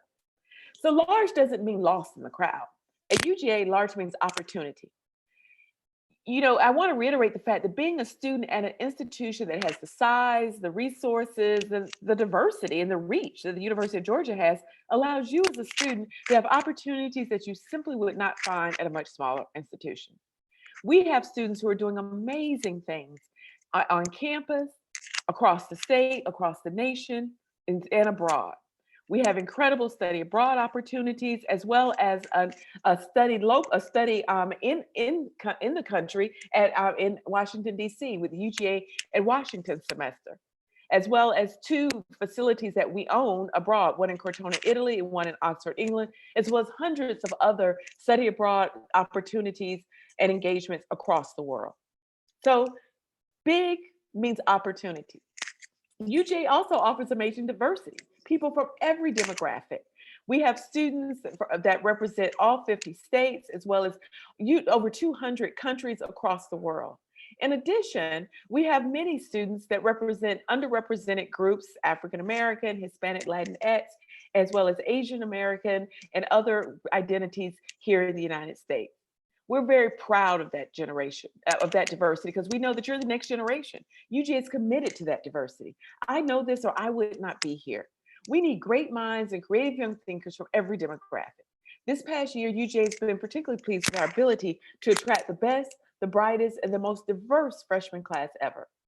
This program is part of a larger initiative to continue to grow the numbers and percentage of underrepresented students who matriculate at UGA. And we don't want to just increase the presence of students of color at UGA to increase the numbers. We're making incredible efforts to increase the sense of community, inclusion, and advocacy that students of color receive while here. Again, we're invested in your success. We want to make sure that we support you at every step along the way. We recognize that choosing a college can be a difficult decision. The choice of a college is one that impacts your entire family, if not the entire community. And it's important that you know that we are your family and that we want to be your UGA family to provide the support and endorsement that you need. We pledge our support of and investment in you. We work daily to ensure that the University of Georgia will not only meet your collegiate needs, but prepare you to move on in life and accomplish your goals. I encourage each of you to take advantage of this virtual University of Georgia experience, Uga Ready, particularly this Georgia Days breakout, to learn all that you can about our campus and our culture and what the institution offers. And I challenge you to consider how you would look as a Bulldog and how you would contribute to this community. Earlier, Vice President for Student Affairs, Victor Wilson, stated during the academic opportunity session that you should embrace this institution, make it your own. You're in the process of making decisions about the next stage in your career. And by participating in this program, I'm convinced that you're off to a good start and are headed in the right direction. I want to just give a quick plug for Georgia Days. Georgia Days is a premier student organization at the University of Georgia. We have an incredible group of students who lead it through the executive board. In addition, a larger group of students who support the efforts of Georgia Days to recruit the next generation of Bulldogs. It is an organization that we're incredibly proud of, and I'm particularly proud of what the students are doing tonight and throughout the weekend. You'll hear more about to ensure that you have the information that you need to commit to Georgia. Again, welcome to the University of Georgia, and as always, go Dogs. Thank you so much, Dr. Michelle Cook. Go Dog, indeed. Now we have the pleasure to hear a wonderful presentation from Dr. Jamel Hutcher. He is the Assistant Director for Programming at the Multicultural Services and Program Office. Dr. Hodges, I will give you now the platform.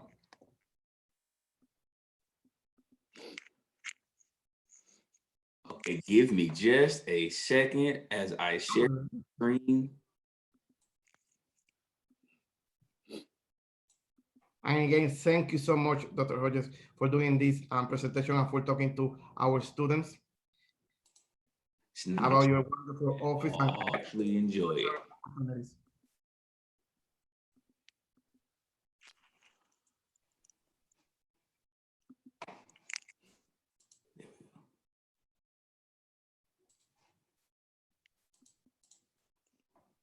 Okay, we're good to go? Yes, Dr. Hodges. Awesome, perfect. So again, my name is Dr. Jamel Hodges. I am one of the assistant directors within the Office of Multicultural Services and Programs. The great thing about being in the Office of Multicultural Services and Programs, affectionately known as the MSP office, is being able to interact with students and interact with students directly and be able to have a positive impact on their careers as college students. One of the great things, again, like I said, is working specifically with students, but we really have to talk about what the mission of the office is. So MSP works to create an inclusive campus environment by supporting the development and affirming the overall experiences of all students, particularly our multicultural students. So within the MSP office, we have 12 student organizations. Each of these organizations are identity-based organizations based on students' culture. We have organizations that are specific to our Black students. We have organizations that are specific to our Hispanic or Latinx students. And we have organizations that are specific to our Asian students. So we cover a wide gamut of populations at the University. However, our programming efforts, as well as our student organization programming efforts, are specifically designed for this one goal, and it's to create that inclusive campus environment for our students at UGA.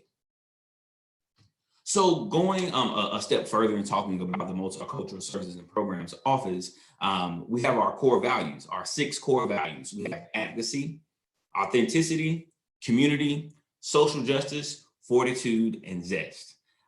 For those 6 core values, that pretty much drives everything that the MSP office does as far as programming is concerned, as well as how we advise our student organizations and how we interact with other campus partners at the University of Georgia. So going through all of these different core values and reading exactly what these core values mean and what they mean to the Office of Multicultural Services and Programs, as well as student organizations under MSP, it's just us going back to that main mission of creating an inclusive environment, but also making sure that all of our students are facilitating or all of our student organizations are facilitating a good sense of connection for all of our students, and as well as making sure that we as an office foster that same thing for all of our students, whether it be a student who is a part of one of our MSP organizations or a student who is not a part of one of our MSP organizations.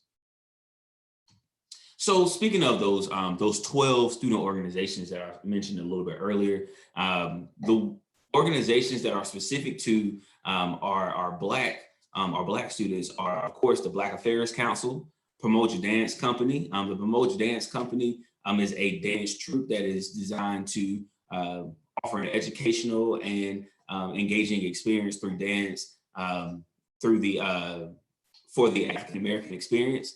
Then we also have the Black Theatrical Ensemble, which, much like Promote Dance Company, does a lot with the performing arts, but they look specifically at plays that are written by or screenplays that are produced by Black individuals to bring those to campus and actually act them out from members of their troupe within BTE.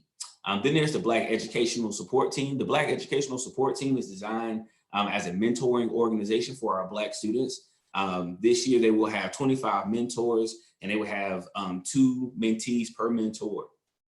The application process for that is very simple. And this is something that we really want to put out to all of our students because that mentor-mentee relationship is very strong. There's specific research that is designed or that shows that there is a strong correlation between retention of those students and the mentoring opportunities that are available. We also have the UGA chapter of NAACP, Of course, that organization is designed to serve as an advocacy agent for students who are serving, who are a part of minoritized populations. The Black Male Leadership Society is, again, another organization that works to create community for Black men on campus. And the great thing about that organization is that they don't just have Black men a part of that organization, they also have Black women a part of that organization as well. And then there's Abinifu Honor Society. That is the honor society for our Black students on campus, where they really focus on research and academic excellence, and they provide programs to make sure they foster those ideals in everything that they do. So let's talk about the MSP programs, the things that MSP does out of our office. So the first thing I'll talk about is the Men of Color Leadership Summit. The Leadership Summit was designed to be a place for our students of color, specifically our men of color, to come together and talk about the issues that are affecting their multiple communities, whether they're a Black student, an APITA student, a Latinx student, a Native American student, it really doesn't matter. We were looking at all of those different experiences and talking about the issues revolving around those various backgrounds for those students. Unfortunately, we were not able to have the Men of Color Leadership Summit. As you can see, the date was March 21st, which was immediately after everything popped off with COVID-19. But we are definitely gearing up to make sure that next year we have that Men of Color Leadership Summit, and we have some contingencies in place just in case we have to go virtual again. Also, we had the Defamation Experience, which was a screenplay that we brought to campus that specifically talked about issues around different areas of diversity: race, class, religion, and gender. Those four different areas of diversity play very, very, very strongly into this particular event. However, the actors and the organization that put this screenplay together, they definitely do a good job of engaging the crowd. That's something that we really love, and that's why we picked that event, to make sure that there was a lot of crowd engagement and a lot of conversation around those areas of diversity. So that was amazing. Then the Inclusive Excellence Retreat, where we take a group of students off campus, and for 2.5 days, we help them develop the tools to create inclusive environments in all of their spaces, whether it be with their student organizations, within their classrooms, and how to advocate for themselves and each other as students. And so we definitely took this retreat and made sure that students left and were equipped with the tools necessary to make sure that we are doing the same thing that we talked about on that first slide, creating an inclusive campus environment. Then we have some other signature programs that we put on each year. Most of those signature programs revolve around our Heritage Months. Excuse me. One of the Heritage Months that's not listed here is the APITA Heritage Month. However, these three are three of our Heritage Months that we definitely publicize for, and we're able to do some cool things around: Latinx Heritage Month, Native American Heritage Month, and Black History Month. A lot of the campus partners that we have, they put on events as well. And so one of the things that we in the MSP office do, we make sure that we put as many of those programs on our flyers for those Heritage Months as possible. So whether it's MSP or one of our organizations, or whether it's the Department of History, we're making sure that we let students and our campus partners know about the multitude of things that are going on in each of those Heritage Months. And so for a third section of signature programs is the Rite of St. Kofa graduation celebration, as well as senior reception. The Rite of St. Kofa graduation celebration is designed specifically for students of color. We want to make sure that we congratulate and celebrate the accomplishment of graduation, whether it be at the undergraduate, graduate, or professional level. So the Ryder Sankofa graduation celebration happens once a year. It's typically in May. And so any student within that who graduates within that calendar year. So if for this year, 2020, it would have been, graduating spring 2020, summer 2020, or fall 2020, they would have been able to participate in the Ryder Sankofa graduation celebration this year.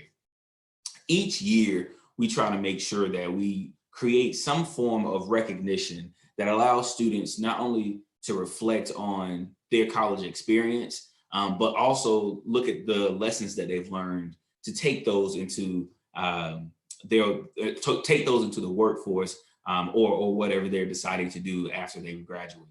Also, we use the graduation or Ryder Sankofa graduation celebration to involve the family and friends, those individuals who help those graduates get to where they are. And we make sure that we specifically mention them and we specifically have them involved in their graduation celebration. Senior reception, another one of our signature programs.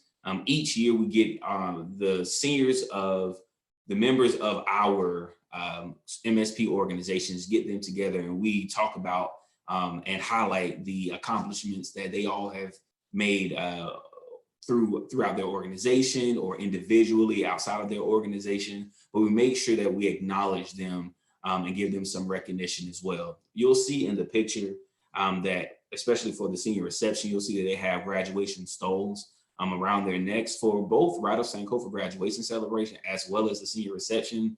The students receive graduation stoles.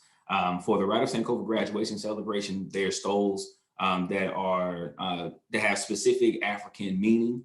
So it's kente cloth in its making. For our senior reception, for our seniors, they have a specifically designed stole by the MSP office specifically for that. Students can get a senior reception stole as well as a Ryder Sankofa stole, just depending on what their undergraduate experience was for the senior reception. Now, one of my favorite things to talk about is the intersection space. This intersection space is designed for 6 different things: challenging assumptions, deepening understanding, encouraging respectful discourse, honoring the intersections of identities, constructing knowledge as a catalyst for transformation, and embracing personal responsibility in dismantling systems of oppression. That is what we do within the intersection space. It is designed specifically for that. The events that are housed and held in the intersection space, they all go towards these 6 things, or one of these 6 things at least. Anytime that you'll see the MSP office doing events in their intersection space, you can definitely tie it to one of those 6 things. It was designed specifically for MSP and these different conversations that we're having. One of the things that MSP is going to be doing next year, bringing back next year, is our lecture series, and we'll of course hold that lecture series in the intersection space, because we'll be definitely doing all 6 of those things through those conversations within the lecture series. So as far as the MSP office is concerned, this is how you can get in contact with us through social media, whether it's Snapchat, Facebook, Twitter, or Instagram. But then we also have our email address listed here, as well as our phone number. So if you have any questions that we don't answer today, you can definitely reach out to us and we'll be able to answer those questions through one of those different formats. Again, thank you, Dr. Hodges, for engaging with the students and doing this wonderful presentation. I just want to inform our attendees, our high school students. At the bottom of this screen, there is a Q&A icon. If you would like to ask any question for Dr. Hodges or for the Georgia Days panel, who will be next, please, that's the place that you can do that. And we are compiling these questions and utilizing with our panelists.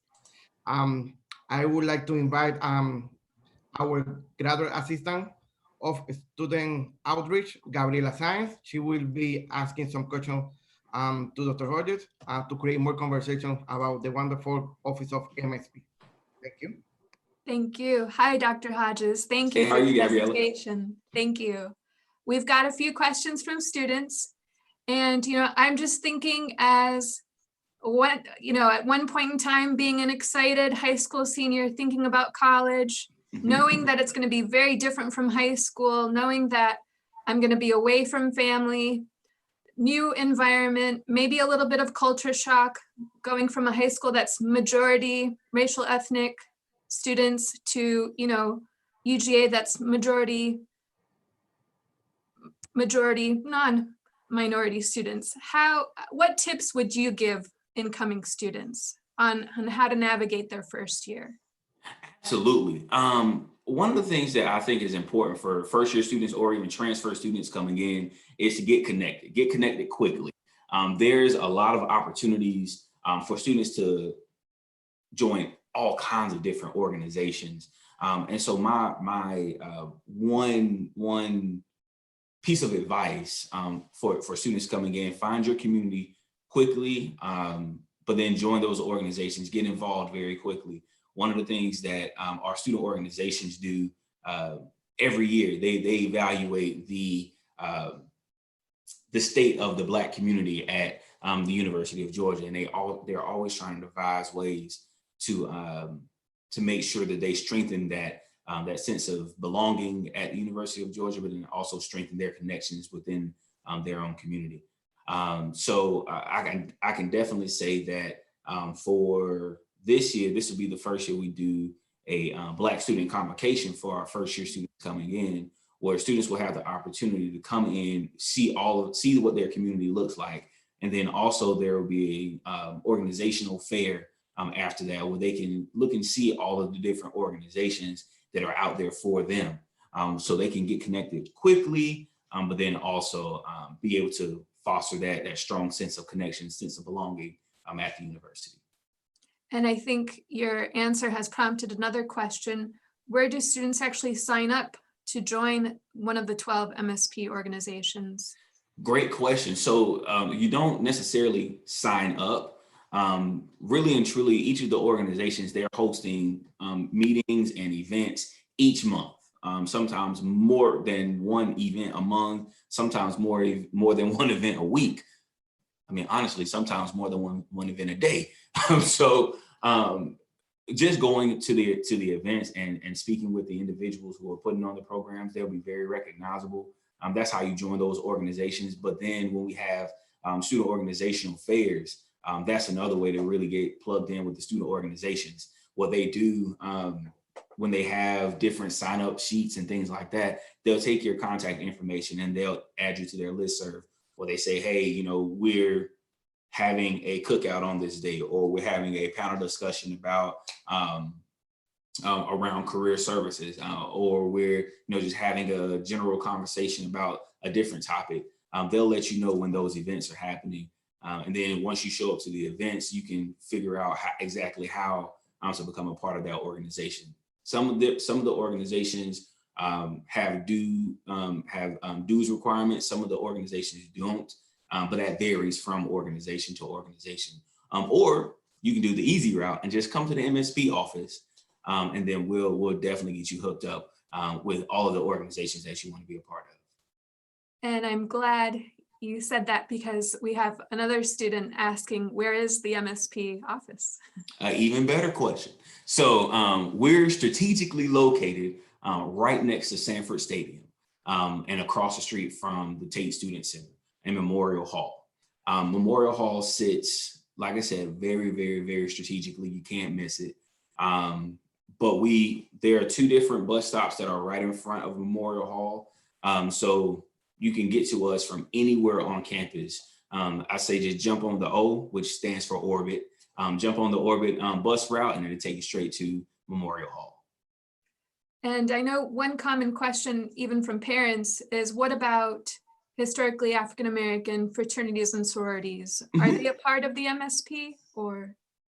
So the NPHC organizations, Divine Nine, Black Greek Letter organizations, they have so many different names. But with all of our Greek organizations, they are actually housed in Greek Life. So Greek Life has its own office where it houses the three different Greek councils, whether it be the NPHC Council, the Multicultural Greek Council, or four councils, MPHC, MGC, Panhellenic, and then our IFC fraternities. And so each one of those councils has its own assistant director that they report to. So unfortunately, they're not in MSP, but they do have a very strong structure to where if you want to become a part of any of the Greek organizations, you'll be able to reach out to, if not the organization, you'll be able to reach out to an assistant director to get you linked up directly with that organization. Terrific. And I know you suggested students become involved immediately, but what about joining multiple student organizations? Or do you have any recommendations on how students, really spend their time their freshman year or the first semester? Yeah, so one of the things that you'll learn, a lot of people will advise, do not join multiple organizations. You'll get burnt out so fast. But our organizations have done a really, really, really good job of making sure that their executive boards are already chosen before students actually get in. So becoming a member of, say, Black Male Leadership Society or becoming a member of the Black Affairs Council does not necessarily mean that you're going to be the president immediately. Actually, it means the exact opposite. It means that you're not going to be the president immediately. So being a general member of the organization, you're able to see what's happening in the organization. You're able to figure out exactly what your road to leadership is going to look like. So yeah, join multiple organizations. Get as involved as you want to. We also realize that academics come first. So if at any point you feel that you're overwhelmed as far as events are concerned, or you're overwhelmed as far as responsibilities are concerned in general, outside of the classroom, then it's very, very, very okay for you to take a step back and say, hey, I really need to focus on my grades right now. And all of these student organizations understand that and they respect that. So coming in, I say get connected as quickly as possible again. And don't be shy about getting connected. Don't be shy about being engaged. Don't be shy about making those lasting connections, because it's the work that you do, in that first semester that really does shape a lot of what you do for the next 4 years. And speaking of the 12 diverse organizations that are a part of MSP, are students welcome to join any of those 12 organizations, or is it more based on self-identity? What do you advise? Yeah, so all of our organizations are open to everyone. So even though the Black Affairs Council may, like the word Black is in their name, but that council is not just for Black students. Now, the issues and the things that they tackle and their purpose will revolve around the Black experience specifically at the University of Georgia.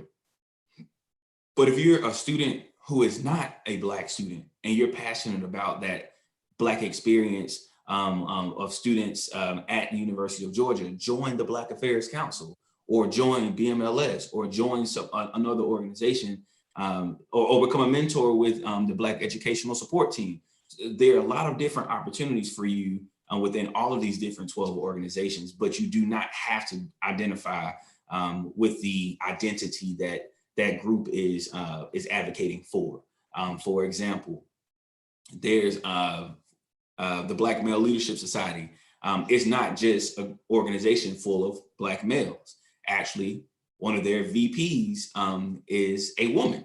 So it does not matter, if you identify with the racial or gender identity that specific organization is designed to advocate for. What matters is the passion behind what you're doing, and if that mission aligns with your passion.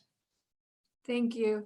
And just a few questions, actually, it sounds like from a parent, do students have access to like mentoring from professors or different university offices?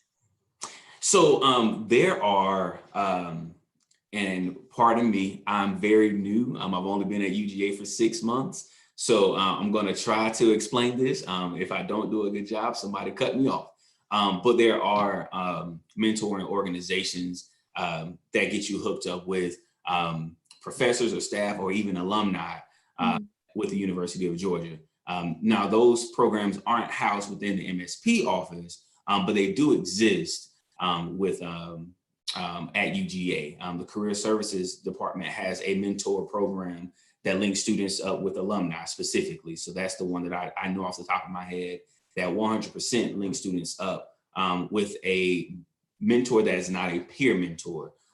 The other organizations, specifically the two organizations within BEST that are mentor organizations, within MSP that are mentor organizations, BEST, the Black Educational Support Team, and LISTO, which is Latinos or Latinas invested in students of tomorrow. Those are peer-to-peer mentoring organizations. So within MSP, we do more peer-to-peer mentoring, but there are opportunities for students outside of MSP to get mentoring from faculty and staff members or even alumni. Thank you. And I'm just thinking of the different events that MSP does host and facilitate, and how a lot of those events, may be dialogues or sessions facilitated by professors. So there's still plenty of opportunities for students to interact. Absolutely. And I think on the academic side, when we start looking at mentors and internships and research and all of those things, I think it's really important, outside of my MSP hat, I definitely think it's really important for students to reach out to their professors and talk about some of their research interests or some of their career interests, or even just some of their academic interests. Because even though there may not be a specific organization that is designed for that mentor-mentee relationship, you can definitely foster that mentor-mentee relationship just by having a conversation with your faculty and staff members. Thank you. And a student is asking, when you join an organization, is that based on semester to semester, or are you joining for the entire year? How does that work? So it depends on the organization. Some organizations have it where you pay dues each semester. Some organizations have it where you pay dues for the year. And the organizations who don't have dues, it's a little bit more fluid in how they operate. However, one of the things that I definitely get on my soapbox about is dedication, right? And so when you're part of a student organization and you have responsibilities within that student organization, make sure that you fulfill those responsibilities. Make sure that you're make sure that you're allowing those things to happen, or making sure that those things happen within your organization. We all understand when individuals have to take steps back for academic reasons, personal reasons, and may not be as involved in the organization. So you may be extremely involved one semester and not as involved the next semester. That is perfectly fine, and everyone understands that. What we really don't want to happen, though, is students being really active and then just dropping off of the face of the earth, without saying anything. Because in MSP, we may not know every individual student by name, but we definitely make it a point to have very strong connections with the students that we do interact with. And when students go ghost, we're really concerned, and we'll reach out to the students. So we absolutely understand that it's not going to be the same every semester, but for organizations, it's really just about making sure that you fulfill your responsibilities, but then making sure that you're still able to do everything that you have to do academically as well. Thank you.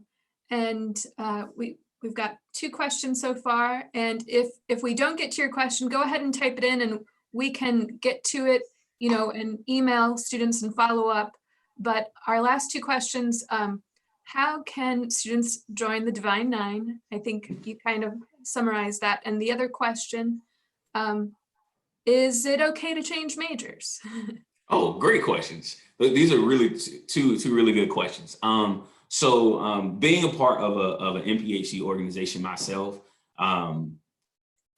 each of the different 9 organizations under the MPHC has its own membership intake process.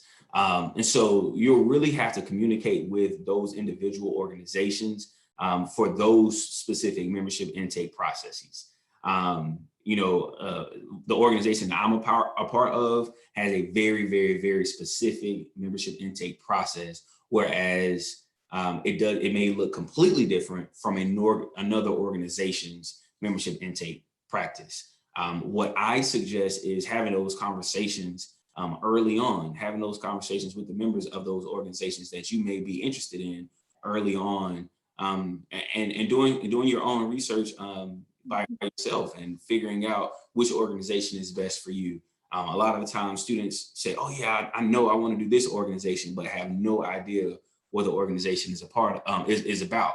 So, it's really, really, really important to make sure that you do your research on the front end, but then also have conversations with individuals who are within those organizations to figure out exactly what your steps are to become a part of that organization. For the second question, it is absolutely okay to change your major. Right now, you're about 17, 18, maybe 19 years old, and that's being generous. And so what it is that you're interested in right now may not be what you're interested in, 2 years from now. One of the things that I will suggest though, when it comes to changing majors, change your major early. Do the work to figure out what it is, you're really passionate about and interested in. Once you change your major, it impacts a lot of different things. It can impact your time in college, it can impact your financial aid, it can impact a lot of things. So what you'll want to do is make sure that you make the best informed decision that you possibly can. So make sure that you talk to your academic advisor about that decision, so they can help you navigate what that process looks like, and what that means for you as an individual student. So yeah, it's perfectly okay to change your major. I changed mine in undergraduate school, so it's perfectly fine. And I'm pretty sure some other people, they won't tell you, but they changed their major as well. So don't feel pressure. You come in as a biology major, but art is really where your heart is.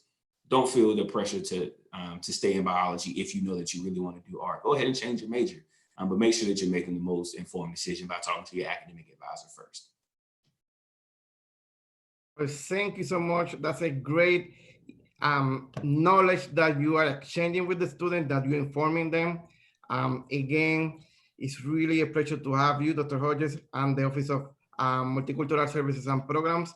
I just want to recognize how wonderful of a partner you and the other staff, Mr. Alvarez Turner and Dr. Cooper, you are. You are not only partners, you are friends. And when we see each other, it's like a family reunion.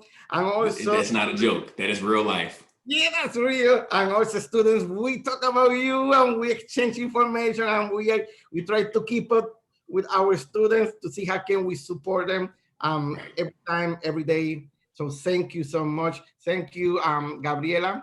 Wonderful, wonderful. Now we are going to move on, and we are going to be inviting our Georgia Days e-board.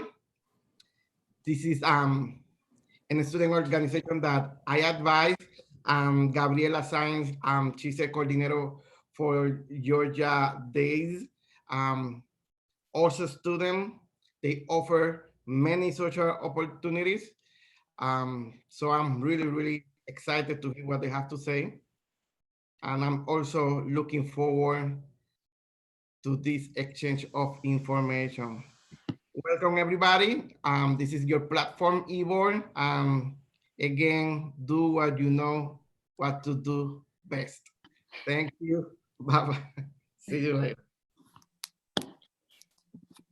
All right. Well, good evening, everyone. My name is Joshua Patton. I am a third year studying sociology with pre-law intent from Decatur, Georgia, and I'm the current outgoing president of Georgia Days. Good evening, everyone. My name is Courtney Britt. I am a third year health promotion major with an emphasis in health services from Griffin, Georgia. I currently serve as the vice president, and next year I will be serving as a community service co-chair. Hey everyone, my name is Camille Jones. I'm a second year biology major, Spanish minor with pre-med intent from Lithonia, Georgia. This past year, I served as the event planning coordinator co-chair, and in the next year, I'll serve as the Georgia Days president.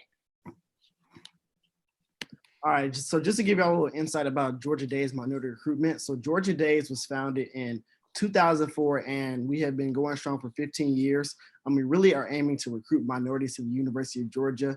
And we have two ways that we try to do that. So the first is through high school outreach. So Georgia Days partners with admissions to pretty much reach out to high schools in the metro Atlanta area, but also rural areas to pretty much recruit them to the University of Georgia.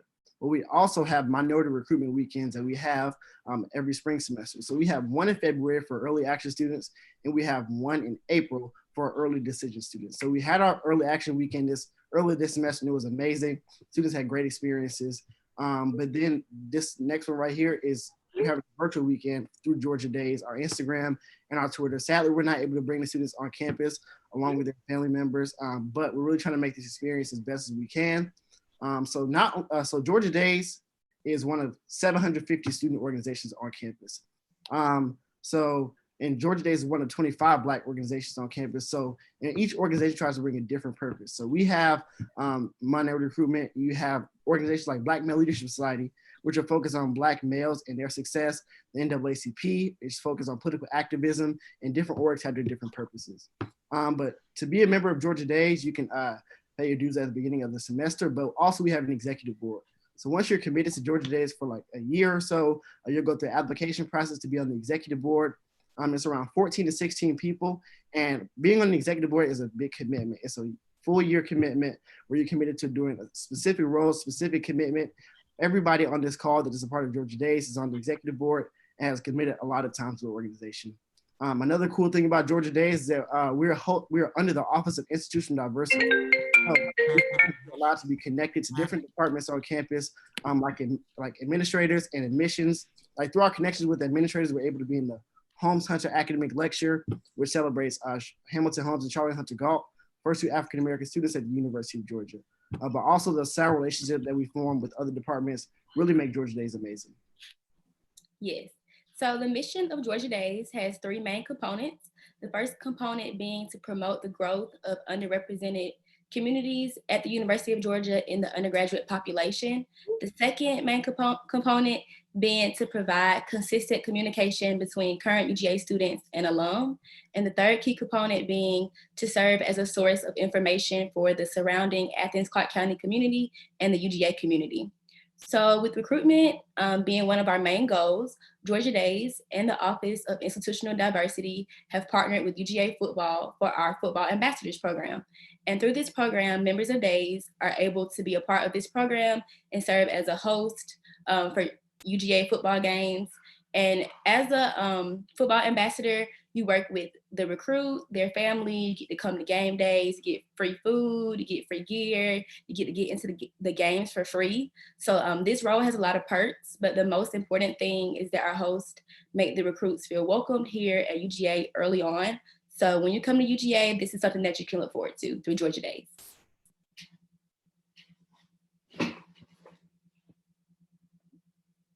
You're still Josh, unmute yourself. So yeah, a big question that people have is like, when they get on campus, how can they get involved in Georgia Days? So there are numbers of ways you can get involved. So we have a committee system where we have 5 committees where general body members can be a part of one of those committees and be committed towards a specific thing on the executive board, whether that's event planning, communications, community service, anything along those lines. But you can also be a host or ambassador for our minority recruitment weekend. So a host is a UJ student that lives on campus and are matched with the prospective students that have similar interests to them. So hosts and the hosties for the weekend are together for the entire weekend. And most of the times they pretty much help be their first friend on campus and be a mentor for them for the weekend and when they get on campus. Also an ambassador helps for the weekend as well, but they just don't host a student. So the students will also be living with their host for the weekend and ultimately just gain a new relationship and really get to experience campus.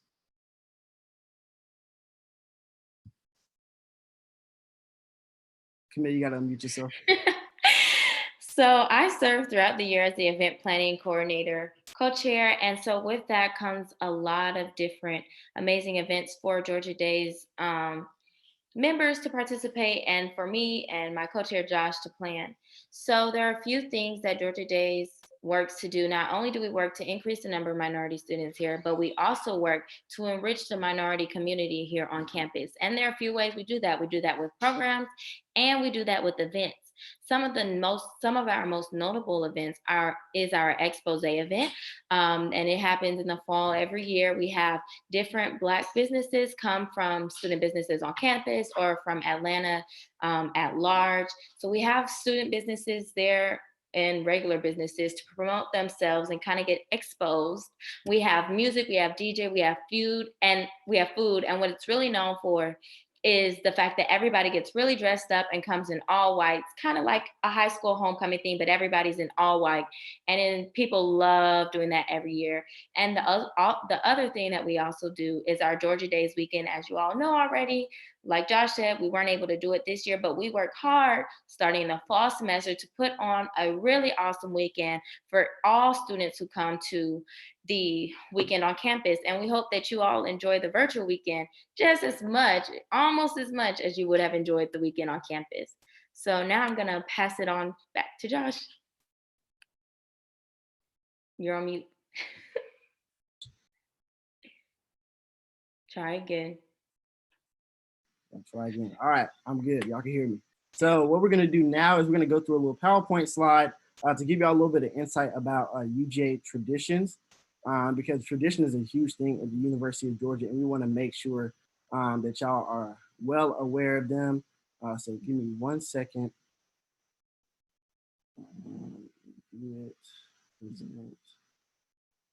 Okay. So at the end of this, we're going to do a Kahoot. So all the participants, make sure you go to kahoot.it, and then we'll have the code on the last slide. So first, we're going to go through the first tradition, or the most important thing about the University of Georgia is the arch. So the arch is not only the symbol of UGA, but also the state of Georgia. There are 3 pillars of the arch: wisdom, justice, and moderation. And there's a big tradition at the University of Georgia where students don't pass under the arch until they graduate. I make sure that I have not done that because I want to graduate on time. And so that's another big tradition of UGA. So also near the chapel bell. So the UGA chapel is another one of those buildings in North Campus. And behind the chapel is the chapel bell. So the chapel bell is often rung for celebration after sports events like a UGA football win.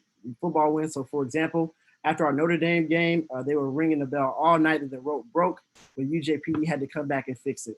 Also, people it used to be ranked for class change, but people ring the bell for any reason now. So whether you get a 9 count or your 8 count chicken nugget meal, you can ring the bell. It can really be for anything. Yes. All right, so UGA is known for their academics, but they're also known for their athletics. And so if you're a football fan, you can attend football games. And some of the traditions at football games include lighting up Sanford Stadium during fourth quarter, which you can see in that picture, and also calling the dogs, which is always a really good time. And just a fun fact, the second most watched sport at UGA is gymnastics.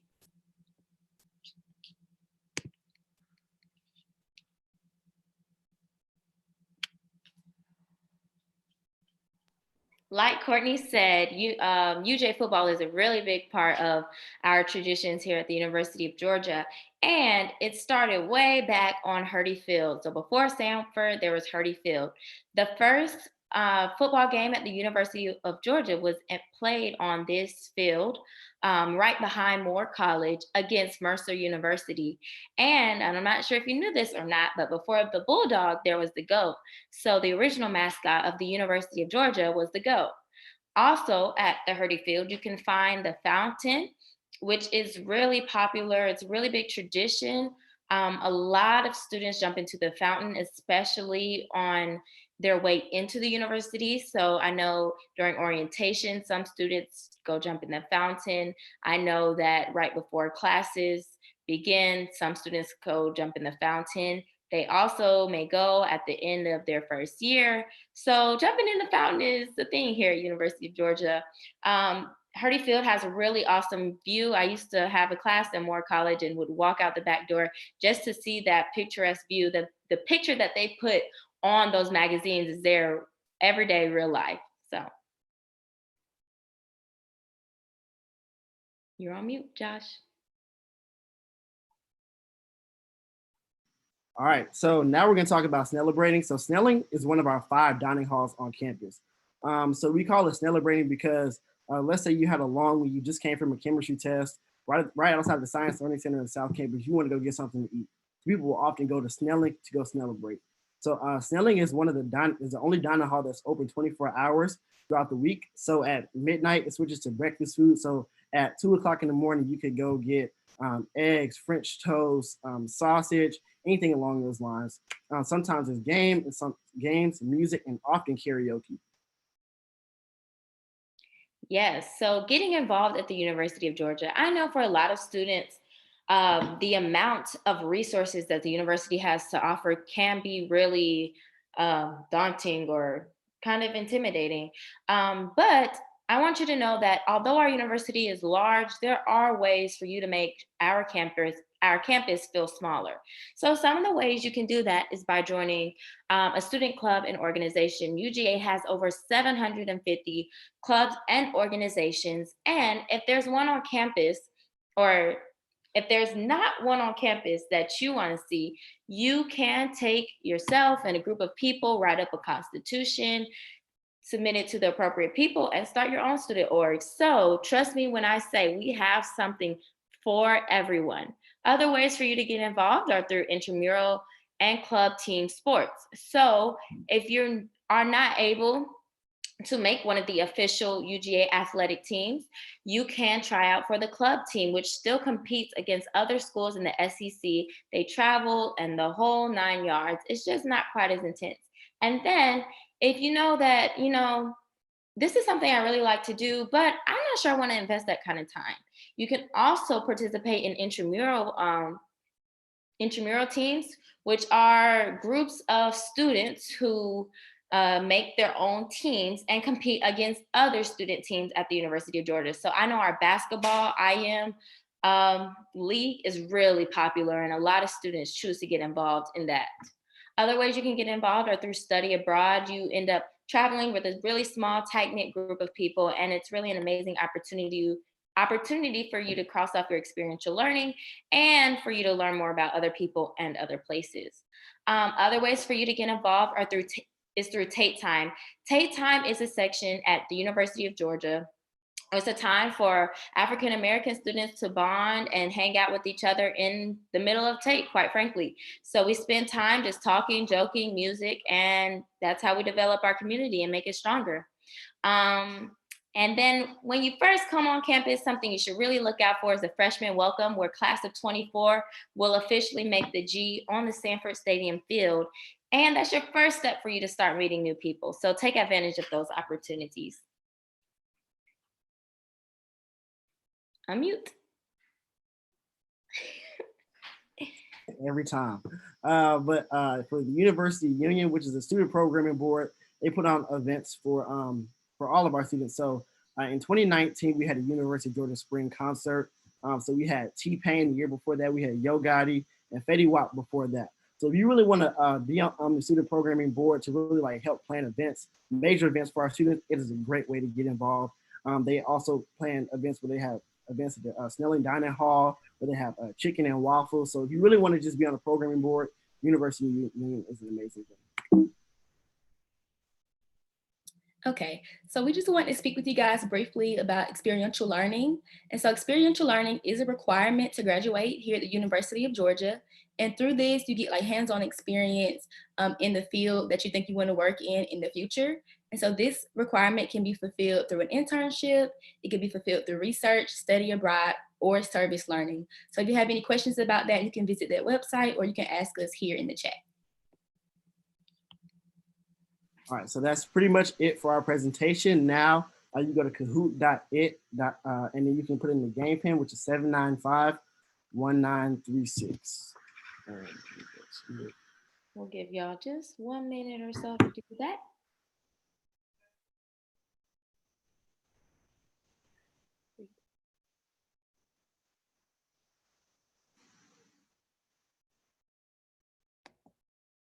Hey, Georgia, this is Ivor. Just want to be sure that you will have some time to answer some questions from attendees. That's okay? Mm-hmm. Perfect. Yes. Thank you.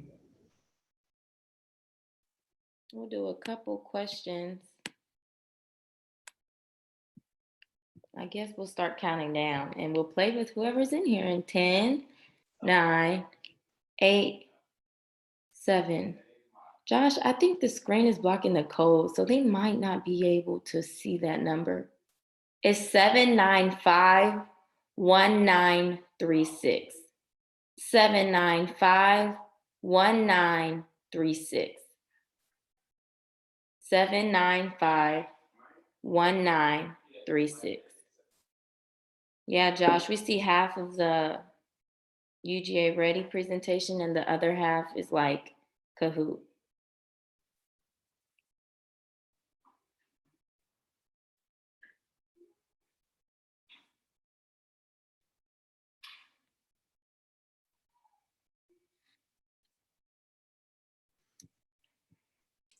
Maybe while the Kahoot loads Yeah. and people join, you guys could share what's your favorite memory of UGA as a freshman? I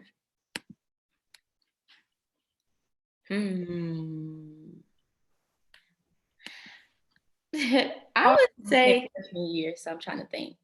I would say my favorite memory, and this is funny because we just did our memories Monday with the Georgia Days week, and I was able to recap that moment. But there was one night, and this is the only stuff you do not hear about this often.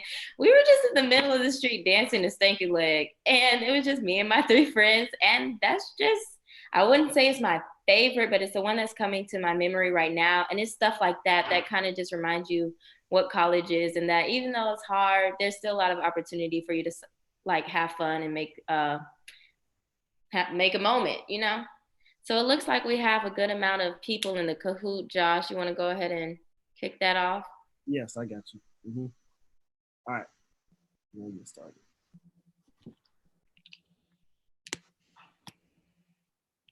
I'm playing 2 guys. Try to beat me, ha.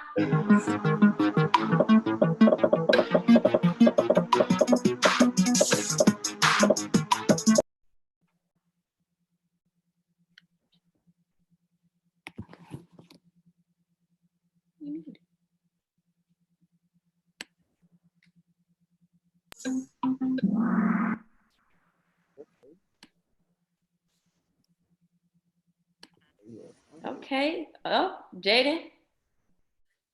All right. Why is it? I can go to the next question. What is the central?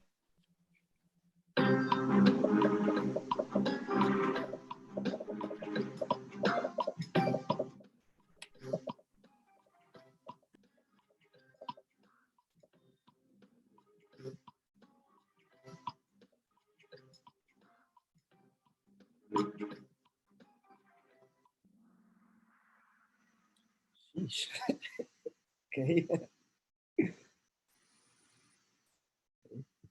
The Georgia-Florida game is played at a mutual location, and that's in Jacksonville.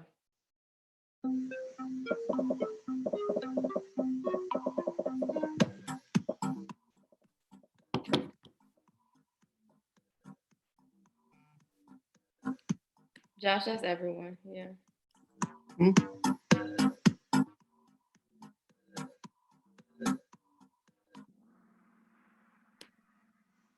Quavo. We haven't had Quavo yet, y'all. He come up to UGA so much. He does come to UGA a lot, though. Okay, Jaden, we see you. See you next.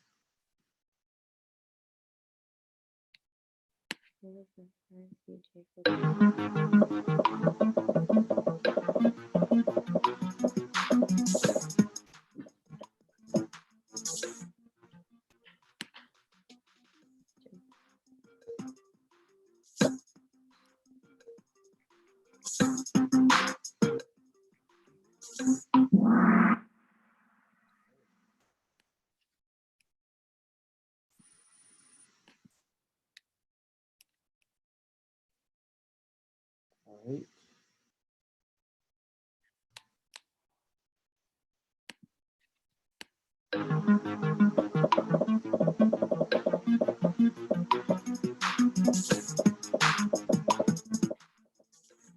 That's the view right outside of Moore College. When you walk out the back door of Moore College, that is what you'll see.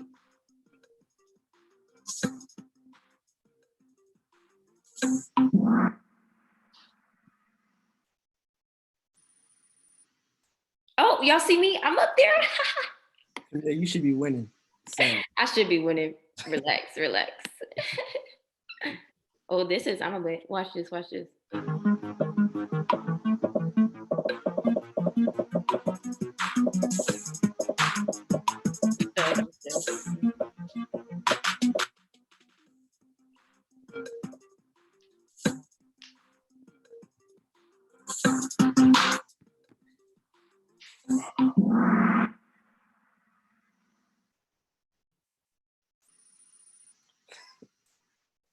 All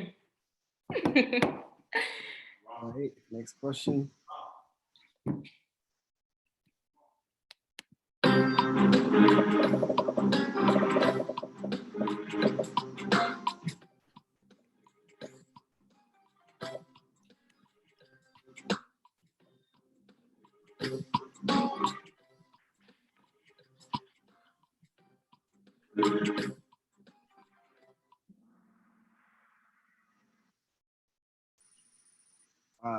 Give me. All right. All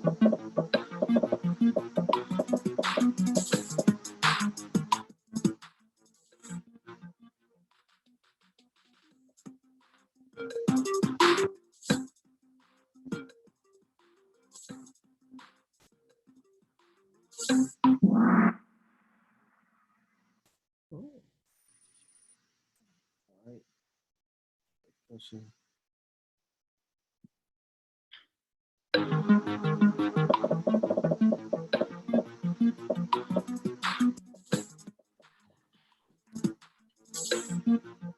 All right, y'all. There's one more question after this.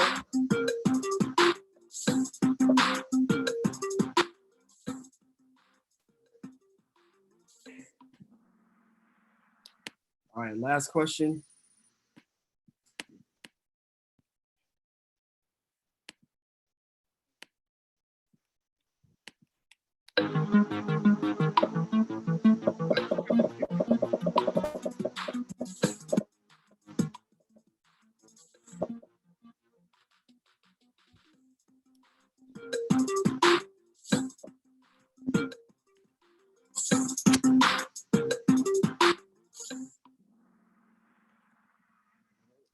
Our winner is. Okay, Jaden, congratulations. Jayla and Laura, we see you too. Yes. We just want to thank y'all for coming to hang out with us. Stay around for the Black Alumni Panel that's up next. But also be sure that you're staying connected in our Georgia Days weekend happening on both the Instagram and Twitter profiles, and you should be receiving daily emails about those as well. So just stay in the know. Thank you, Georgia Days, Ivo. I know, sadly, we don't have time for questions, but I know that you have a really wonderful weekend planned for all the students. So maybe they can engage with you, ask some questions throughout these wonderful activities that you have today, tomorrow, and Sunday. Yes. So thank you. Have a wonderful evening.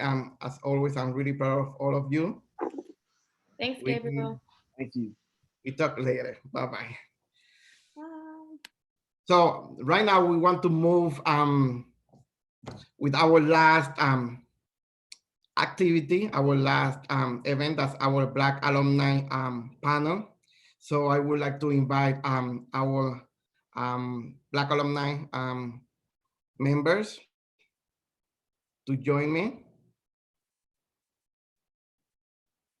We have Mr. Brown. We have Miss Walker. Thank you so much for participating in this Black Alumni panel. I know it's Friday, it's 9 p.m.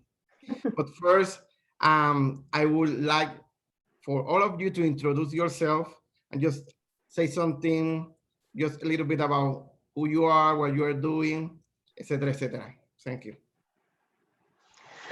My name is Charlita Stevens Walker. I graduated, and don't anyone faint, in 1989. So I started as a freshman in 1985. It's been wonderful listening to everyone throughout this presentation, because as I was hearing about all the different organizations on campus, I remember being in all of those organizations. So right now I am a national director for corporate and cause partnerships at the Boys and Girls Clubs of America. Prior to that, I had 24.5 years of, as a VP of sales at Coca-Cola here in Atlanta. Was a journalism major at Georgia and was president of the Black Affairs Council while there for 3 years. I was in Ebony Fukuo, and I was a minority assistant. So all the things that you all talked about really warmed my heart because I was very active with the Multicultural Services and Programs organization. And I will say definitely that involvement at that time has made me who I am today in terms of the leader that I am, et cetera. So I'm very excited about that background that Georgia allowed me to have. Thank you so much, Mr. Brown. Hey, so I'll start off with, if everybody does nothing today but get Carlita's phone number, probably one of the most impressive resumes I've ever seen. And it's a pleasure to be on the panel with you.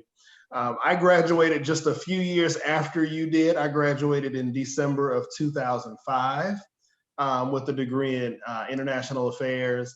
Right now, I am the Vice President of Development and Marketing for Partnership Against Domestic Violence.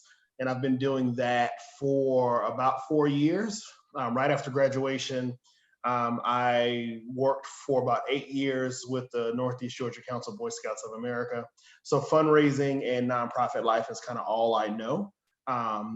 And ironically, has nothing to do with international affairs, but it's my time at Georgia was amazing. And I owe them everything that I am today. Mm-hmm. Wonderful. So I just want to start with this simple question. Why UGA? You decided to say UGA is gonna be my institution. Wow.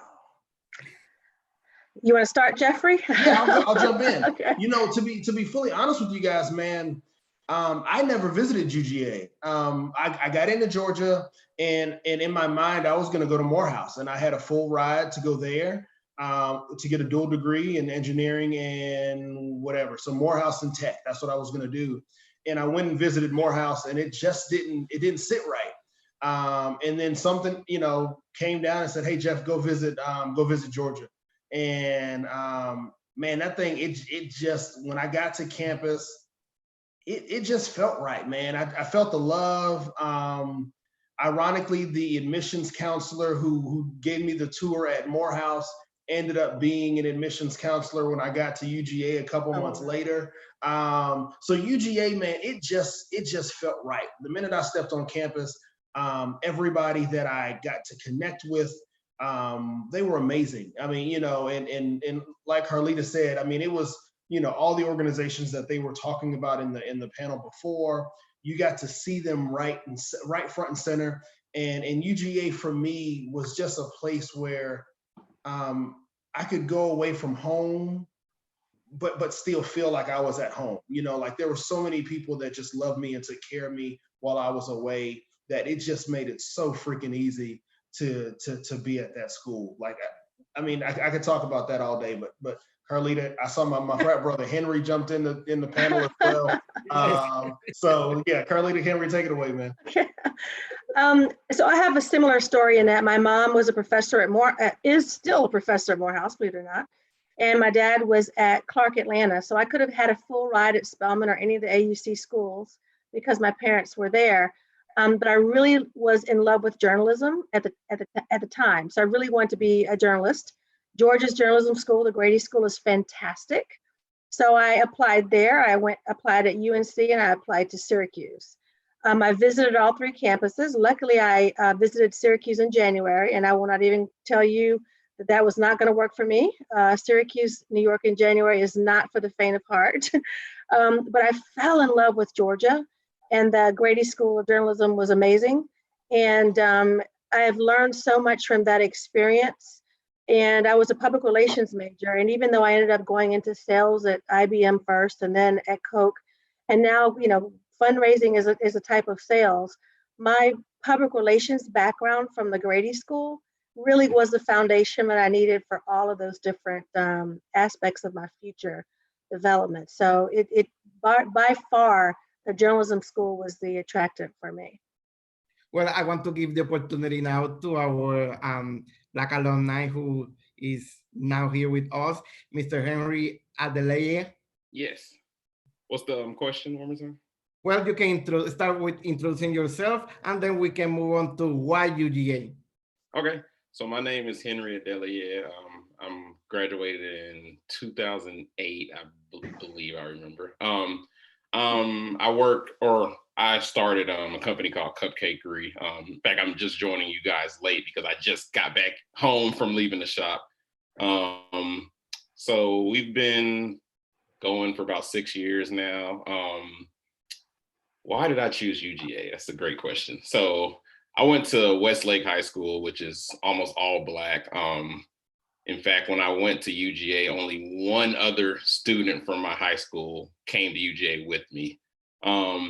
So growing up in Atlanta, of course, AUC is what you see all the time. Almost all my friends went to HBCUs. I wanted to do something a little different, kind of challenge myself, put myself in like an environment I wasn't used to. So originally I was actually gonna go to Georgia Tech, but my older brother was at UGA. So I got into tech. I see you shaking your head, Jeff. Great decision that I didn't go. So I knew I wanted to go into business, and UGA just, for me, it was a more well-rounded program. And I visited my brother there wasn't Georgia Days back in the day. It was actually, I can't even remember the name of it, but it was like you go for like a weekend, but you don't spend the night. But it was like the precursor to Georgia Days. So I was in that program. It was like a Black student acceptance program, something like that. So we went to a football game. My brother took me to a couple parties. I was like, okay, yeah, this is definitely where I'm going. So just being able to see like all aspects of college life, social, academic as well, because I went to a couple of classes with him. But that kind of solidified my decision to go to Georgia, as opposed to going to the AUC or even Georgia Tech. I want to ask you this. I know we have many students who represent the African American and the Black community. They are looking into UGA, and they may have some hesitation, because the reality is that the African American population is not that big. So can you talk to them about your experience here at UGA? Can you tell them about those moments when you were attending college and all these different classes here? Yes, so I remember my first general chemistry class, because I was a biology major. And there's like 300 students, and there's probably like maybe 3 Black students in like the whole auditorium. So that's when I really realized like, oh, like this is different. Like, and it kind of makes you realize you're different as well. Which isn't necessarily a bad thing, because growing up, I went to Black schools all my life, so everybody always looked like me. And I guess the first time I realized was in my English class, where I was literally the only Black person. And then most of the stories that we read or assignments had something to do with culture or race. So anytime they want the Black perspective, everybody's looking at me, and it's like, oh Lord, no. So, but it's nothing to be scared of or ashamed of. It's kind of like the real world is a lot different than what you may have grown up with. But it's also a chance to represent your race. And it's easy to get involved with a lot of organizations to kind of make sure that people who are of your cultural background feel comfortable, don't want to go home every weekend. Like they feel like this is a part of their, or this university is theirs as well. So I got involved with a lot of those types of organizations, like BEST. I'm not sure if they still have that, but it was like a mentoring program where you take incoming freshmen under your wing, help them get acclimated to a campus environment. I ended up going Greek as well. So we did a lot of social events, a lot of forums, just anything we could to make sure that our culture is known and that people on campus know that there are people here with you who share your same experiences. And it kind of helps everybody bond as well. Once you get there, you'll kind of see that UGA it's kind of like a Black high school within the bigger university. So everybody kind of knows each other and becomes friends. So it's a really good experience that you can't get anywhere else. Yeah. And I would agree with that, Henry. I will say that it's a large school, but it's what you make it. And so it was one of those things where I really wanted to lean in. I went to a pretty small high school, North Fulton. It's no longer there anymore, but it was an international baccalaureate school, but it was diverse. So when I got to Georgia, it was large, but it really felt like, okay, this is really what I want to do. And if I want to be a leader later in life, I need to get used to being in, areas that may be uncomfortable at first, but allow me to grow. And so I looked at Georgia as an opportunity to meet a lot of new people. So I was in African-American organizations, but I was also in predominantly white organizations. So it was an opportunity to really connect with a lot of different people. And one of the things that I was really proud of, I don't know if Leadership UGA is still a part of at Georgia, but Leadership UGA was a great organization of leaders across the system, students. And one of the things that we did was we met a lot of different people from across corporations that came to speak to us. And one of the folks that I met there happens to be one of my mentors today, really motivated me to make sure I was connecting with a lot of different people outside the discipline that I had, which was, again, journalism. And I will never forget that wisdom, because it allowed me to meet people that I am actually connecting with now in organizations as I'm active on boards and everything. I've met people that I connected with way back at school, but I would never have had the opportunity to connect with had I not kind of reached out.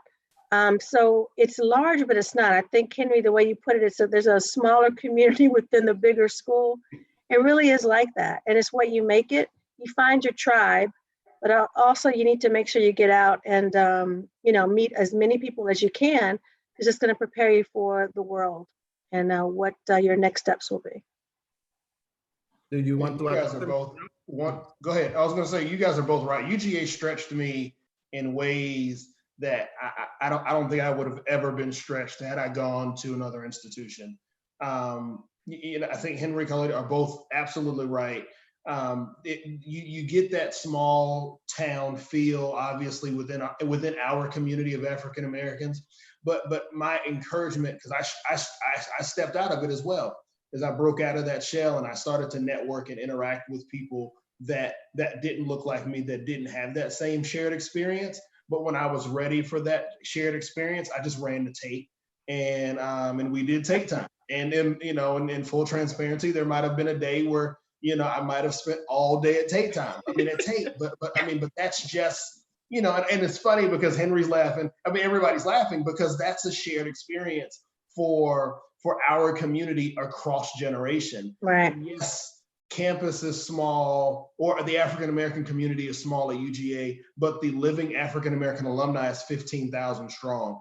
And I would dare any college, any HBCU or any other college in America to challenge the strength of UGA's overall alumni base, and then specifically the African American alumni. We all support each other.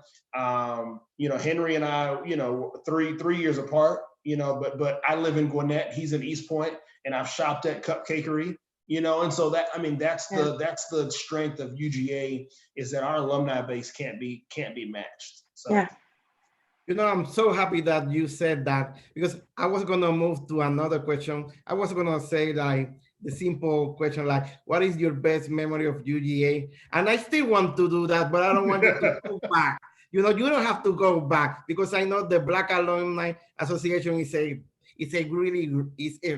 great association. So please, you can share, if you have one UGA memory from now or maybe a year ago, please share that. So again, what is your best UGA memory from the past or now?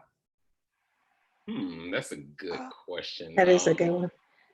If you don't mind, I'll jump in, because I have one from way back. Again, you all 2000s. Okay, I'm repping 89, people. Come on. It's all right. Come on. We're all family. So one of the things I was most excited about was my junior year. I was homecoming queen. And while that may not sound like a big deal, that's awesome. For me, it was the culmination of just a lot, to be out there in the field. I know we've had several African-American homecoming queens since, and I've talked to several of them because a couple of them are in the same sorority. It's unbelievable. And it really makes you realize that the size of the university as you're standing out there on the field and looking out, but it also makes you realize how far we've come. We have a long way to go, but how far we've come, because I think the first African-American queen was in the 70s. I think it was 79, I want to say. And then the next one, I was 1988, so, that's the kind of thing that really meant something. It was a memory I will never forget. And then a more recent proud moment, I know the Black Alumni Group, when they started 1961 Club, that is such, it means so much, how pivotal that event was and is to us and what it means to us as alum. And the way they kind of presented the whole thing was just amazing. And it made me so much more proud. I was already proud, but so much more proud to wear my 1961 pin, to be a part of the chartering of that with the leadership that alumni group had was just amazing. It meant a lot.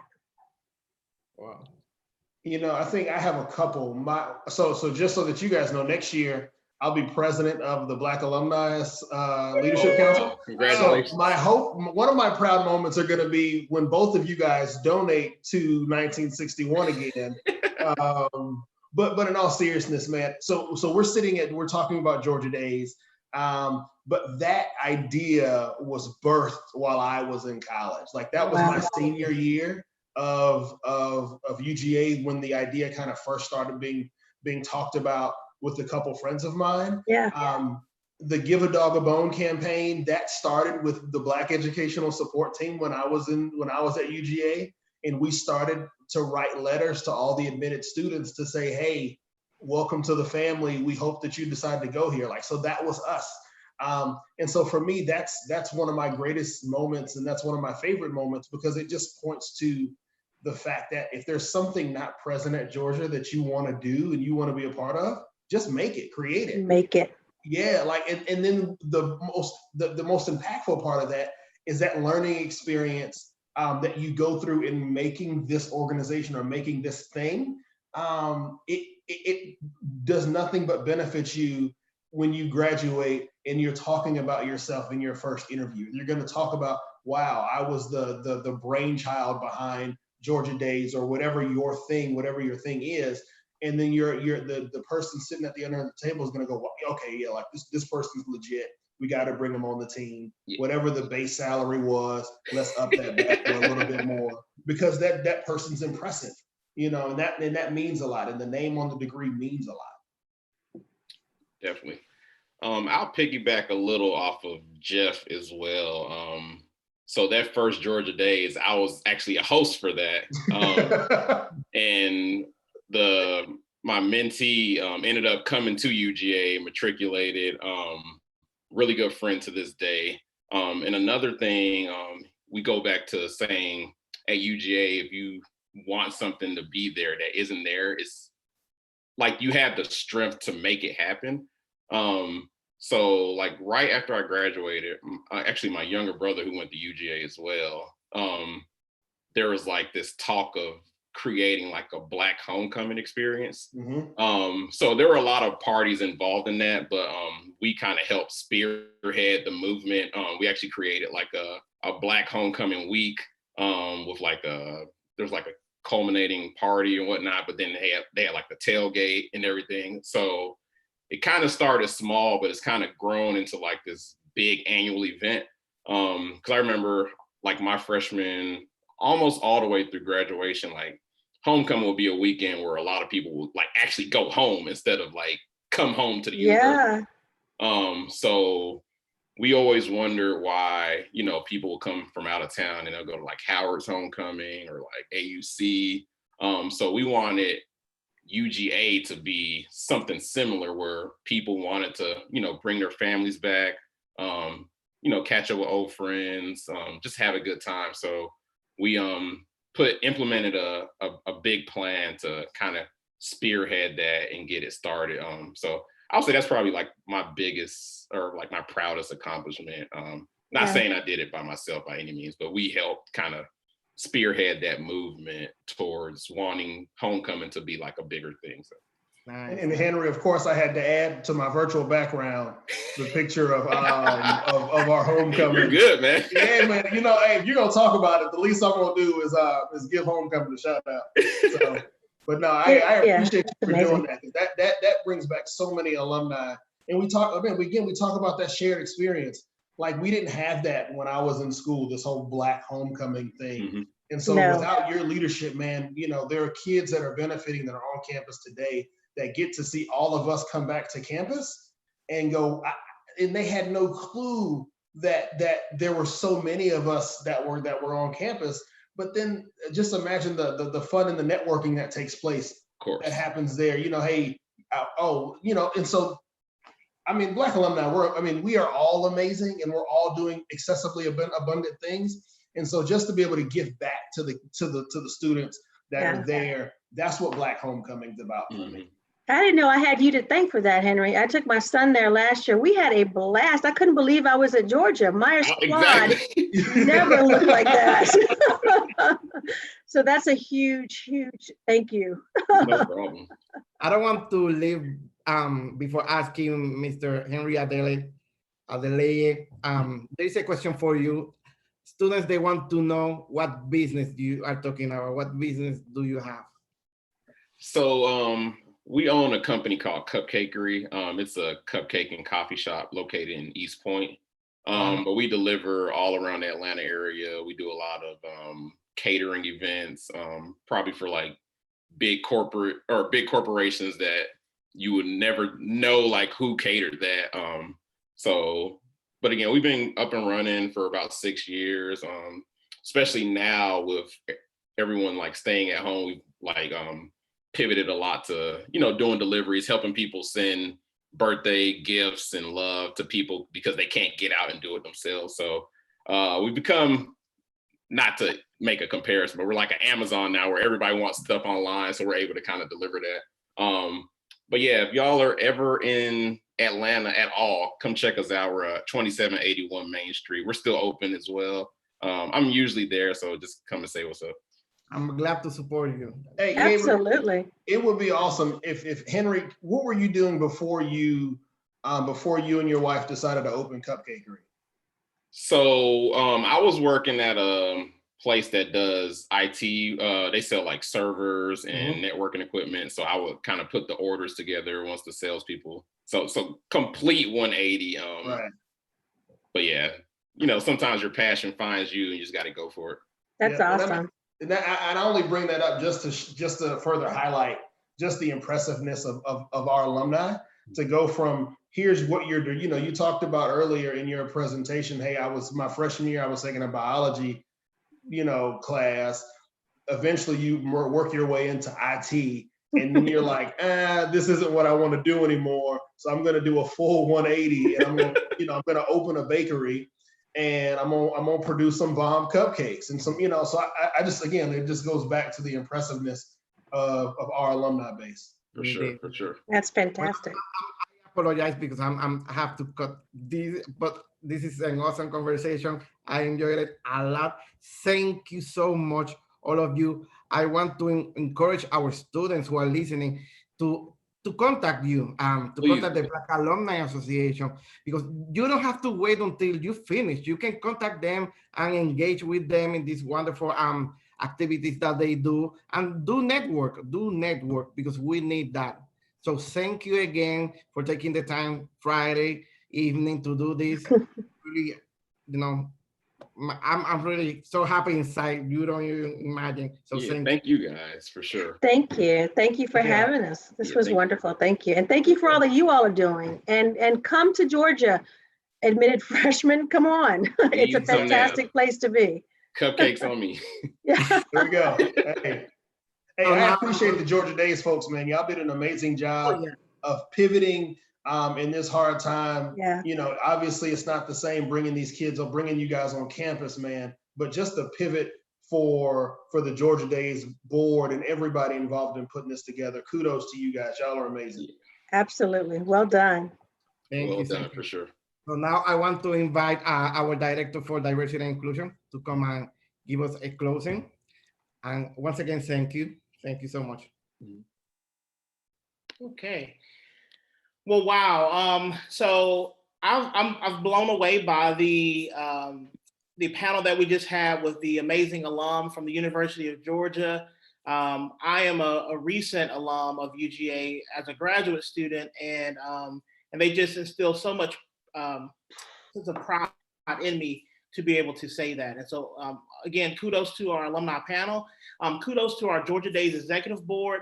When we told Georgia Days that, unfortunately we were going to have to move to, a virtual platform, I was, very tentative in telling them that, because I didn't want to crush all the planning that they have put in. And I mean, Georgia Days has really taken leadership and gave it a new meaning in the way that they've been proactive in scheduling pieces around Georgia Days, making publications and animated flyers and all types of things that I'm impressed with every day when I see their Instagram account. And so kudos again to the leadership with Georgia Days. Thank you for all those who volunteered to host for Georgia Days weekend. We are extremely grateful for you and indebted to you in the Office of Institutional Diversity. And so in ending this session, I just want to let you know that OID, Office of Institutional Diversity, we are here for you today. We are here for you when you commit. We are here for you when you attend. And as you just saw on the alumni panel, we are here for you when you are a graduated Bulldog. We wanted to close this session by letting you all know that the Office of Institutional Diversity has 2 scholarships that we will be promoting at the beginning of May. One scholarship is funded by or supported by the Black Alumni Leadership Council. So you'll see our Black Alumni Scholarship, be on the lookout for that. And the other one is a diversity scholarship, and that is sponsored by UGA Athletics Association. And we'll be emailing all of this information to you all. But thank you for attending Georgia Days. If you need us, please call us. If you need us, please email us at diverse@uga.edu. And as always, go Dogs. Go Dogs.